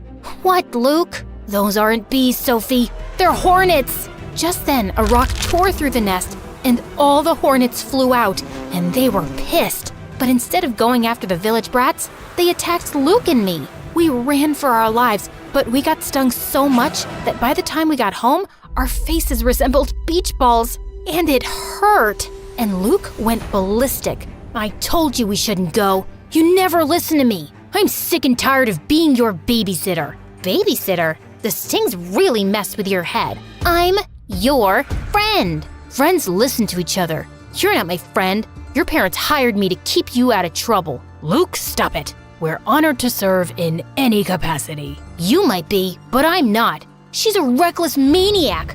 I'm sick of getting hurt because of her. I quit. Mom, what's going on? Sweetie, you're an adventurer, and we didn't want to hold you back. And Luke was the perfect balance to your hyper-personality. So, we paid him to keep you safe. We were only doing what was best for you. You think this is best for me? My entire relationship was a lie. What else have you been lying about? Are you two even my parents, or is someone paying you too? I stormed off to my room and didn't speak to anyone for days. Luke left for the city without saying goodbye, and I felt humiliated that I was such a loser. No one would be my friend if I wasn't rich. Mom and Dad arranged playdates with other kids, but it wasn't the same. Every day I missed Luke, and every day I hated him more. But things at the vineyard got worse. Our wine sales went down, and then a freak storm destroyed more than half the vineyard. We had nothing left, and the bank seized the family estate. Suddenly, we were homeless. Don't worry, darling. As long as we're together, we'll be fine. The Durans have invited us to stay with them for a while. Stay with Luke? But he hates us. Beggars can't be choosers, love. And it's been years. I'm sure he's over all that. It'll be cramped in their small house, but it's temporary. But my jaw nearly fell to the floor when I saw their house. It was a mansion with fountains in the garden. Mr. and Mrs. Durand had made a fortune by making the right investments and were super nice. But Luke, I had to blink hard because I couldn't believe how handsome he'd become. His eyes were still as green as I remembered, and the small dimple still appeared near his lips when he smiled. Suddenly, he reached out and touched my hair. You've still got bugs in your hair. Oh, thanks. I didn't know it was there. I guess I'm a real bug magnet. Yeah, you always did attract the creepy crawlers. That was weird, but at least he wasn't angry or rude. After lunch, I was strolling around trying to let out a quiet burp when suddenly I slipped and fell in the pool. Strong arms pulled me out of the water, and I was face to face with Luke, and to my complete humiliation, I burped in his face like a bullfrog. I thought you had changed, but I still have to save you from yourself, and I'm sick of it. Hey, it was an accident. Once a troublemaker, always a troublemaker. Mom, you better hide the good plates or she'll break them in a freak accident. Luke, that's enough. Whatever. I have homework to do anyway. Mr. and Mrs. Durand apologized for Luke's behavior, but I didn't want to be a burden. I spent the night thinking of several business plans to get us back on our feet, but we just didn't have the money. A week later, I was waiting at the bus stop when suddenly a sports car raced by me, drenching me with muddy water. Hey, watch where you're going. I am so sorry. I didn't see you there. You're headed to school, right? Let me give you a ride and we can get you cleaned up. My name is Bella and I'm kind of a big deal there. You should stick with me because you're obviously new, and don't mind me saying so, but you look like you got dressed in the dark. I just moved here from the village. OMG! Love that for you. I've always been a city girl. Last year when we went to my family's, Bella talked non-stop till we got to the school, and by the time we were sitting in first period, I knew her entire life story. She was an only child, her mom and dad were rich politicians, and she loved corgis. They have the cutest, slappable butts. I've wanted one for so long, but my parents say I'm too irresponsible, and my boyfriend is super scared of dogs, and OMG, there he is! Babe, come meet my new bestie! Oh wait, I totally forgot to ask your name. It's Sophie? Whoa, did you just read her mind, Luke? I didn't know you had super normal powers. No, I know her. She's the family friend I told you about. The reckless one. Even turtles look reckless to a chicken like you. Guys, do you know what this means? We can be besties together. Bella was the sweetest girl imaginable. She didn't care whether I was rich or poor. She just liked me for me and took me everywhere with her, even on dates. Oh, wow, babe, this is such a cute bracelet. But you know I'm allergic to pink. But it looks so cute on you, Sophie. OMG, you should totally have it. Bella, you're crazy. Luke got this for you. I don't mind. See? Our boyfriend doesn't mind. Put it on her, Luke. Our boyfriend? What was going on? My skin tingled as his fingers touched my skin, and Luke stared into my eyes. He was oddly sweet when we weren't at home. And rather than get jealous, Bella clapped and cheered. They were the weirdest couple I'd ever met. But Bella thought I was the weird one. What do you mean you've never read Shakespeare? I was only taught things that would help me run a vineyard. Like, that is hollyroot and will help you with fevers. And that thing you're taking a selfie with is poison ivy. Yikes! Hey, you should make TikToks. OMG, this is the best idea I've ever had. We can go on nature walks, and you can talk about what's poisonous and what isn't. Incredibly, Bella's idea was a hit. I went viral and people in school started calling me Nature Girl. I even started getting sponsors, and one day, my fans challenged me to participate in Mr. Beast's Squid Game. The contest was tough, and as expected, many people joined the fight. I did my best to win the game, but I lost during the tug of war. Still, it was the best adventure I had ever done. I made tons of new friends as well. Not to mention, seeing Mr. Beast personally is the coolest. My heart jumped when I saw him heading my way. Hi there. Thank you for joining our version of Squid Game. You were great. Thank you, Mr. Beast. We all had a blast, even though we lost. Just being part of your content alone is an experience of a lifetime. Well, making people happy is what my content is all about. I'm glad you had fun. I really did, and it's been quite a long while since I had fun like this. Really? Why is that? Well, sometimes life could get rough all of a sudden. Things happen without warning. That is so true, but no matter what, never stop walking the road to happiness. Never forget the quote, "A journey of 1,000 miles begins with a single step." I felt my eyes sting as Mr. Beast gave me a hug. And just like what Mr. Beast said, I never stopped walking the road to happiness. I kept on seeking adventure, teaching my fans about plants through TikTok. Bella supported me 100%. Eventually, the money I got from my sponsors were used to set up a small grocery shop in the city. And little by little, we were saving up to move out. Life was getting better, but Luke's behavior at home was getting worse and worse. He was rude to his parents and ignored them all the time. One time, Mrs. Durand asked them to pass the bread, and he accidentally dumped them all on the floor. What is wrong with you? That's no way to behave with your parents. You have no idea what you're talking about. Stay out of it, please. This isn't you, Luke. You used to be so sweet and caring, even if you were pretending. His eyes softened, but then he shook his head and pushed past me. I'm not the boy you used to know. It's okay, Sophie. It's just a phase. I didn't get what his problem was. He had everything he could ever want. Loving parents, a roof over his head, and a great girlfriend. But things with Luke and Bella were getting weirder. The old feelings were coming back and made me nervous. So when Dad announced we'd be moving to our own apartment at the end of the month, I was relieved, but also bittersweet. Late one night, I was packing up my things for the move when I heard footsteps on the roof. I freaked out and picked up a baseball bat to investigate. There was so much crime in the city. We never had this problem in the village. What if there was more than one burglar? But it was only Luke. You scared the farts right out of me. Oh, great. Just what I need. A damsel in distress. I'm the one holding the bat, smart Alec, and I was always the brave one while you were scared of your own shadow. I sure was a coward back then. Remember that time you couldn't sleep and you made me push all those sheep from a fence so you could count them? They were goats, and Farmer Jack was so mad. He made us shovel horse poop for weeks. You have to admit, it was fun pretending to be my friend. I was never pretending. He looked at me like there was so much he wanted to tell me, but he couldn't. His lips were so close, and my heart beat like crazy. I wanted him to say more, but I also wanted him to shut up and kiss me. But Luke pulled away suddenly, looking angry. Forget it. You won't understand. Had I almost kissed my best friend's boyfriend? What was wrong with me? It was a good thing we were moving out in a few days anyway. On our last day in the house, Mr. and Mrs. Durand held a farewell party for us. They invited all their friends, including Bella and her parents, and held a mini promotion of our little grocery store and even showed my videos on a big screen. Luke looked handsome in a suit, but I had to look away. I still felt guilty about the other night and confused by his hot and cold attitude. But suddenly, he was standing right in front of me. Hey, wanna dance? I shouldn't. Why? Do you think you'll trip and fall? No. Then come on. He whirled me onto the dance floor, and I felt like I was dancing on air. It was magical and thrilling. Then his lips came close, and all the voices in my head fell silent, but the music suddenly stopped. Luke, what are you doing? Bella's parents are watching. You should be dancing with her, not the poor grocery girl. Yes. Sophia can't bring you any connections or wealth. I'm sorry, dear, but we have to think of Luke's future, and that is with Bella.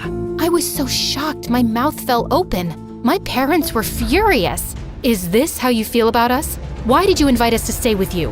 Why throw us this party? Because they want to rub in your faces how rich they are now. They always envied you, and they didn't throw you this party. Bella and I did. It was all Luke's idea. He's been planning this party for weeks. I just helped with the decorations. Suddenly, all the guests left saying they were disgusted, and Mr. and Mrs. Durand looked panicked.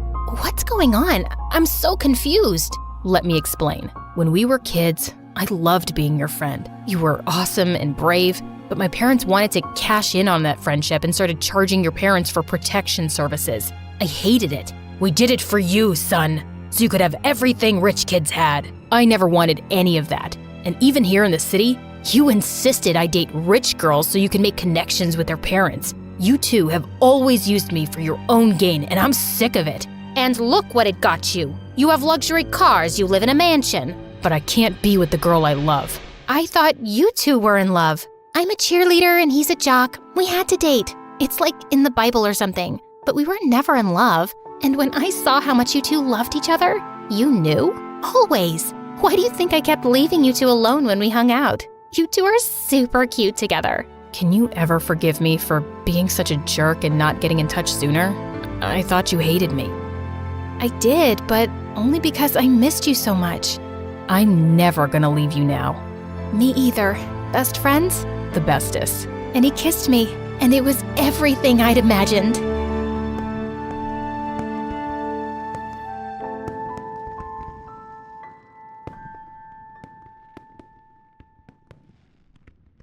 Hi, I'm Sasha. I live in Arizona with my parents and my brother Matt, who's a year older than me. But before I continue, please like and subscribe. Dad was a business tycoon, and our lives were just perfect. That is, until one Christmas when I was 5 years old.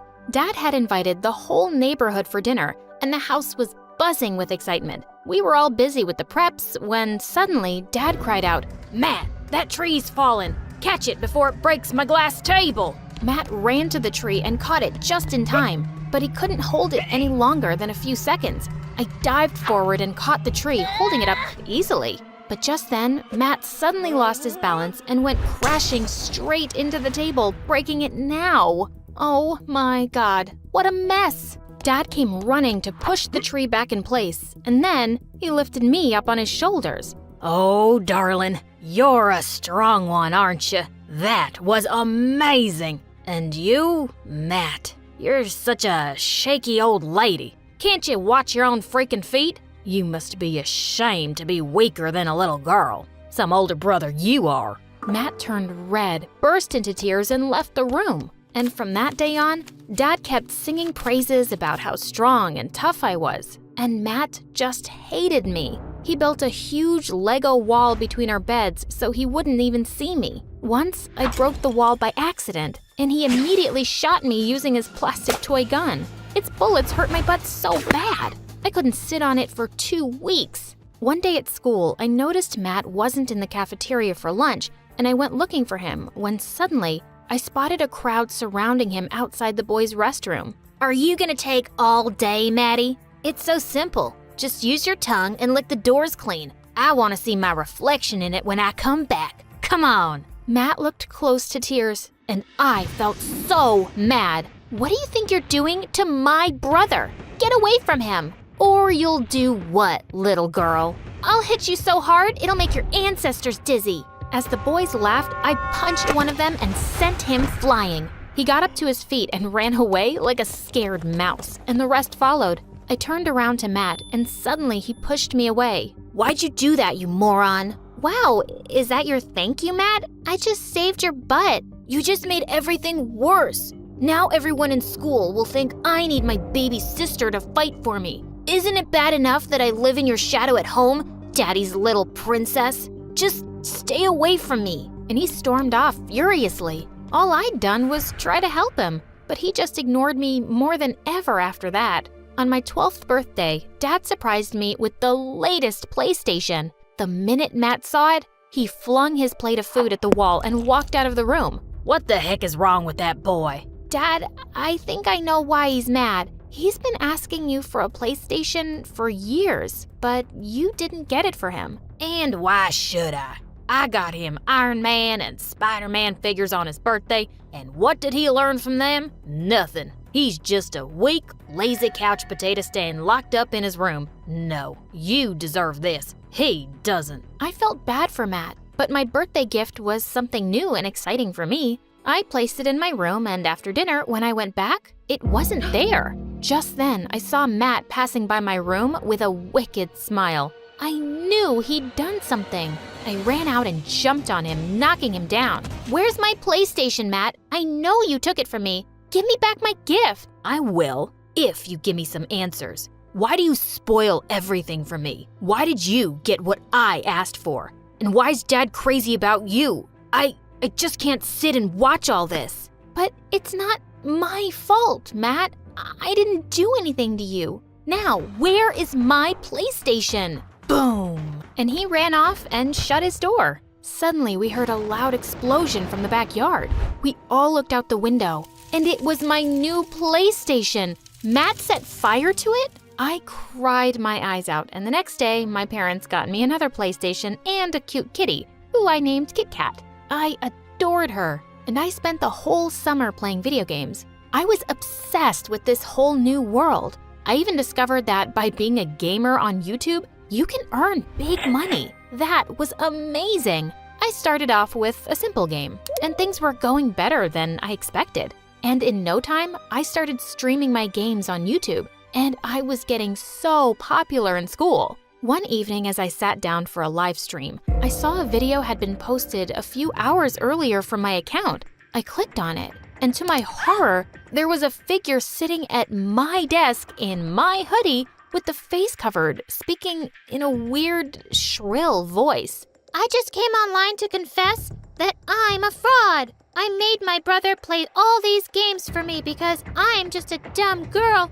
who could never be a good gamer. You all are pretty stupid for believing me. Now my brother has left me and I'm done. So go follow somebody else, you morons. There were tons of hate comments under the video, and so many people had unfollowed me. Oh my God, I was gonna kill Matt. Matt, what's your freaking problem? Your stupid prank could ruin my career as a gamer. My followers are hating me now. Well, yeah, it's time for you to know what hate really feels like. And it's just a reminder, girls can't be gamers. Oh, really, Matt? Well, you are so mistaken. I'm gonna get into a big esports team and earn more than you can imagine real soon. So watch out, loser. I ran to my room and recorded a video explaining everything and posted it, hoping to get back my viewers. Later that night, when I went to the kitchen to get water, I saw the light was already on and I heard someone's voice. I peeked in to see Matt holding Kit Kat, talking to her lovingly. You're so adorable. Who wouldn't love you? Everyone loves you, right? Aw, was I just seeing Matt's sweet side? But suddenly, he put Kit Kat in a baking dish and opened the oven door. And that's why I hate you. Your time is up, stupid Kit Kat. Oh my God! Before he could push her inside, I leapt forward and attacked him, and we went flying into a rack of dishes. Everything came crashing to the ground, and my parents came running at the noise. Mom, Dad, Matt has lost it. He nearly baked poor Kit Kat. I always knew something was off about this boy. You better behave or I'll send you to an asylum. Matt left the room quietly, and I just knew this wasn't the end of it. The next night, when I was fast asleep, Someone pulled me off the bed from my legs. I opened my eyes in horror to see Matt standing near me with a knife in his hand. OMG, I thought he wanted to kill me. I shouted and hid under my bed, but then, all of a sudden, he started screeching a plate with it. Ow! It hurts my teeth. Stop it, Matt. Are you crazy? I'm trying to sleep here. No one sleeps when I'm awake, especially you. I'm gonna play this till morning, every night, even if you send me to an asylum. I screamed and managed to run out of my room, locking it from the outside. Matt kept beating the door with his chairs, almost breaking it. My parents arrived on the scene too, and they were horrified. That's when it struck me. My system, my camera. Oh no, he was gonna wreck everything. I asked my parents to open the door, and the moment they did, he ran out of the house like a maniac. Gosh, he didn't come back all night, and we were all so worried about him. The next day I went to school alone, and when I got back, there was a note stuck on the door from my parents. Sasha, we've left for Chicago. Grandma had a terrible accident. Tell us when your brother returns. We will be back tomorrow. What the what? So they'd left me alone? Oh no. How was I gonna deal with Matt if he came back? You're strong, Sasha. Why should you be afraid of him? And it's just a day. You'll be fine. The whole day went by, and Matt didn't come at all. The next morning, I heard someone at the front door. I opened it to see a courier person. It was a special post addressed to me. When I opened the envelope, I saw the names of other gamers like Sniper Wolf and Gloom. The best part? I was invited for a gaming marathon where Sniper Wolf and other famous gamers would be joining. OMG, I could get all my viewers back. I was dancing around in excitement when I suddenly turned around and shrieked. Matt was standing inches away from me, looking down with an evil grin. When did you come? Who said I ever left? And with that, he grabbed the letter out of my hand and ran into the kitchen. And then he switched on the stove. Matt, no, please, don't do that. That is very important. Yes, everything about you is always important. And who am I? Just worthless garbage? As he was looking at me and talking, his long sleeve caught on fire. As he screamed and waved his arm around like crazy, I leapt forward with a jug of water and threw it at him. The fire was put out and he was okay. Oh my God. Thanks. No, don't smile at me. You just saved me from the fire, and I'm thankful for that, but I still hate you. And he just walked away. Mom and Dad arrived later that night and were shocked to see Matt so quiet in his room. Weeks passed and still, Matt never talked to me. But at least he didn't do anything to hurt me either. A few days later, our school was celebrating World Children's Day, and the chief guest was talking about how we were all lucky to have the love of families, unlike many children. Just then, Matt got up and shouted at the top of his voice, "Lucky? I wish I was an orphan. Families don't give love or happiness. All my life, they've given me only disappointment and tears. Families suck, and you suck for giving this stupid speech." The teachers immediately dragged him out of the auditorium, but I couldn't help thinking about his words. Matt wished he was an orphan? I suddenly felt like the most terrible sister. We'd all ignored Matt's cries for help and attention too long. Later that evening, I went to my parents to talk to them about Matt's outburst. Mom started to cry, but Dad, he got really mad. That stupid boy said we made him miserable? What does he want, huh? He has everything. He lives under my roof and eats 10 times a day. He's just a spoiled, whiny, weak little... Dad, stop it. Do you think that's all he needs? A place to stay and food? You've never given him love or respect. All you've done is make him hate me and hate himself. You've made him this crazy, Dad, and you should apologize to him. And we should get him to therapy. I'm doing nothing of the sort, and therapy is for the weak. Suddenly, Mom rose up from her seat. That's enough. I kept telling you all those years to be kinder to Matt, but you didn't listen then, and you're being a jerk now. If you can't own up to your mistakes, you're the one who's weak and stupid. You want to pamper that little baby? Go ahead. I'm leaving. Suddenly, Matt barged in. You can leave, Dad. That would make me happy. You've ruined my life, and I won't let you do that anymore. I want to change. I know I'm a good person, and I want to say that I'm sorry for all the hurt I caused Sasha and Mom. I'm really sorry, and I just want to fix everything. Mom and I hugged Matt and said sorry to him for all the hurt we'd caused him as a family. I'm so proud of you, Matt. Asking for help and deciding to make a change needs a lot of courage. I love you. I love you too. When I got home from school one day, I heard loud laughter and glasses clinking from the lounge. I got out of sight quickly before anyone spotted me. Ugh, it was Mom and her friends. They always sounded like a group of hyenas when they got together. I heard one of her friends say, "But seriously, you're so beautiful. Can't believe your daughter is that ugly." Mom laughed, and so did everyone else. In case you haven't guessed already, I don't like my mom. In fact, I hate her. She really seems like such an airhead. She enjoys nothing except gossip and shopping. And I hate the way she dresses. Once she came to school and I wanted to die of embarrassment. She was wearing the tightest, shocking pink dress and had a ton of makeup on. And she was strutting down the street like she was a runway model. The boys in my class were staring and grinning at her. It was so gross. To make it worse, I heard one of them say, "Wow, now we know where Ella gets her looks from. I should ask her out already." Yeah, great. Except they weren't talking about me. My name is Mallory. My sister, Ella, who's a couple of years younger than me, is one of the most popular girls in school. People are so shocked when they find out we're related. She looks just like Mom and acts just like her too. I told Dad about how Mom had turned up at school and how I hated the way she acted. He sighed and said she didn't used to be this way before, but she changed completely after her sister left. I didn't even know she had a sister, but her ditziness wasn't why I really hated her. I still couldn't forget that night when I had woken up in the middle of the night feeling really thirsty. I was on my way to the kitchen to grab some water when I heard Mom's loud sobbing and Dad's voice coming from their bedroom. What's going on? I wondered. I crept up to their room and peered in through the slightly open door. Dad was sitting on the bed, his head in his hands, and Mom was kneeling next to him, crying and begging him to forgive her. "How could you do this, Melissa?" Dad said, his voice full of despair. "And with my best friend, you ruined everything. Please, please don't say that." Mom sobbed even louder. "Please say you'll forgive me.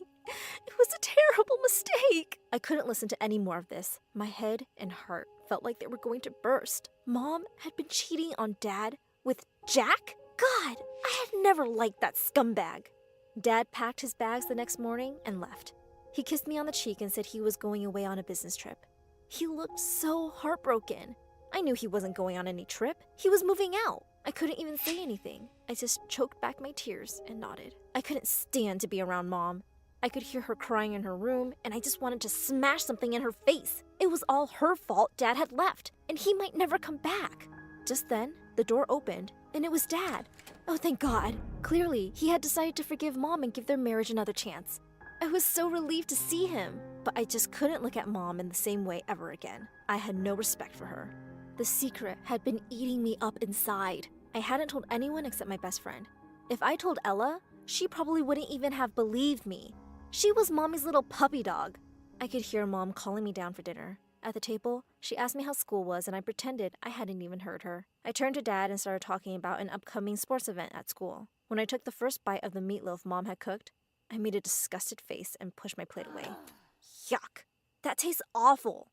I'm just going to make myself a peanut butter sandwich. Again, I said. I could see the hurt look on her face, but I didn't care. I wanted to hurt her. "Mallory, it tastes just fine," Dad said sternly. "Just sit down and finish your food." "No!" I screamed, getting up from my chair. "Her food is terrible. I'd rather go hungry." And with that, I ran upstairs to my room. Before I slammed the door shut, I heard Ella talking in her sickly sweet voice. "Mommy, the meatloaf is delicious. Mallory is just going through a phase. Probably boy troubles." And then I heard them both giggle. I felt so pissed off. Gosh, could she ever stop sucking up? A couple of hours later, my stomach was growling so loudly, I was pretty sure the neighbors could hear it. I snuck into the kitchen and took a look in the fridge. Sadly, they finished the meatloaf. Ugh, I really would have to eat that peanut butter sandwich now. I was sneaking back upstairs when I heard my parents' low voices in the lounge. And I heard my name. Mom was telling Dad that she'd just had about enough of my behavior. Dad said he'd talk to me later, but it was probably just me acting out as a teenager. A couple of days later, I woke up to some shouting. "Too early to hear your screeching, Mom."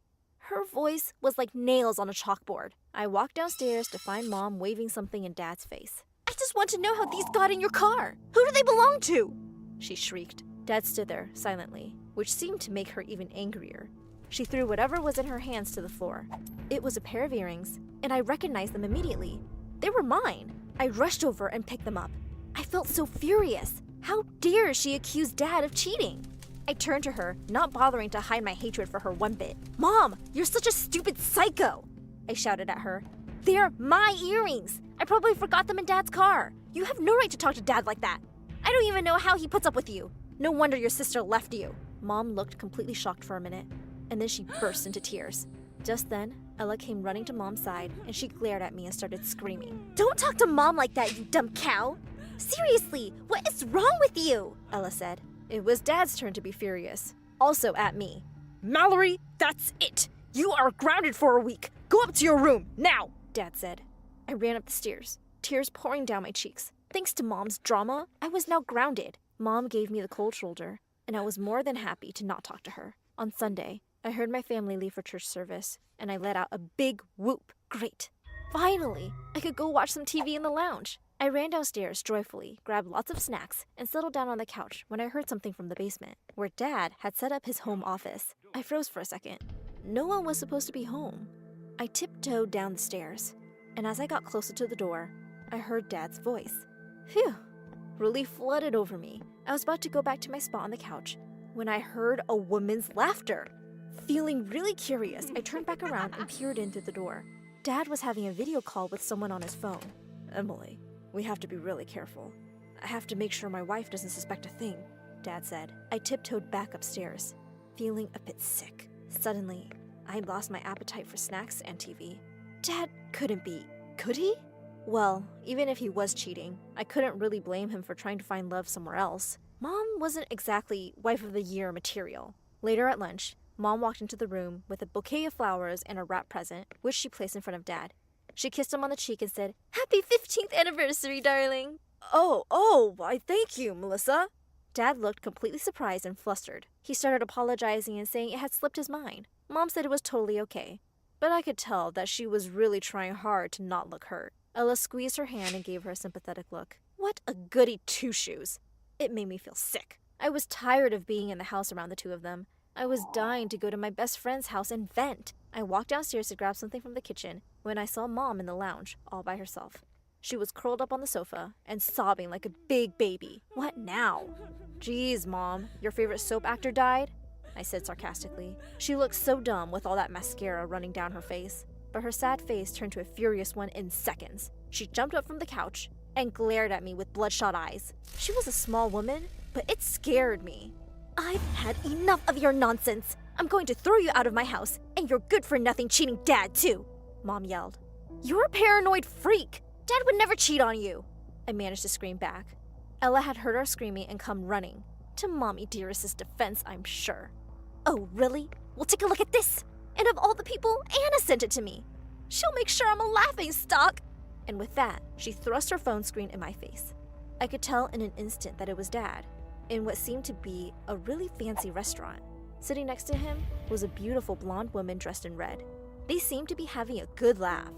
I fell silent for a few seconds, trying to take it all in. Could this be...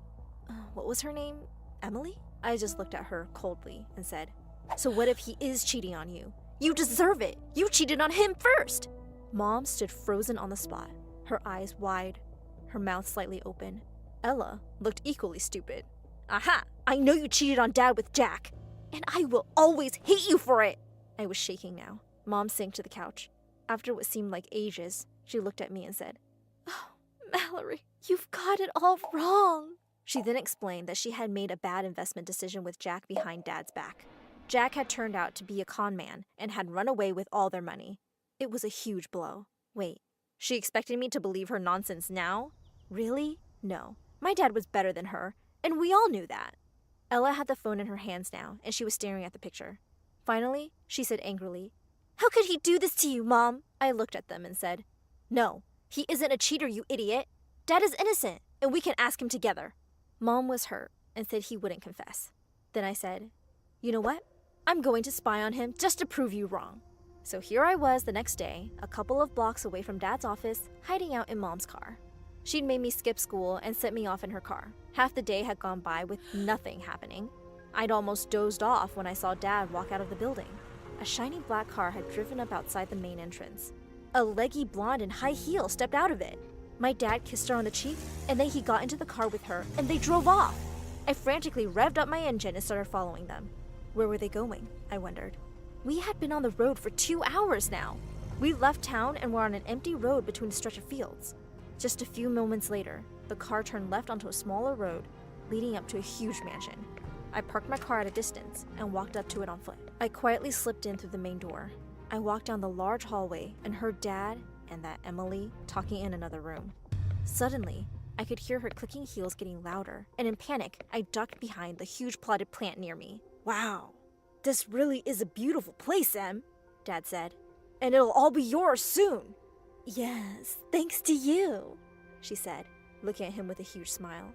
As soon as you can get that wife of yours to sign the papers. Her evil laugh echoing through the hallway made my blood run cold. And what was worse, Dad joined her. That wasn't the worst of it. They started going up the stairs, and suddenly Emily lost her balance. Dad was quick to catch her. Oh my God, Em, are you okay? You really shouldn't be wearing such high heels, Dad said. Oh goodness, yes, I'm fine. You're right, I should be more careful.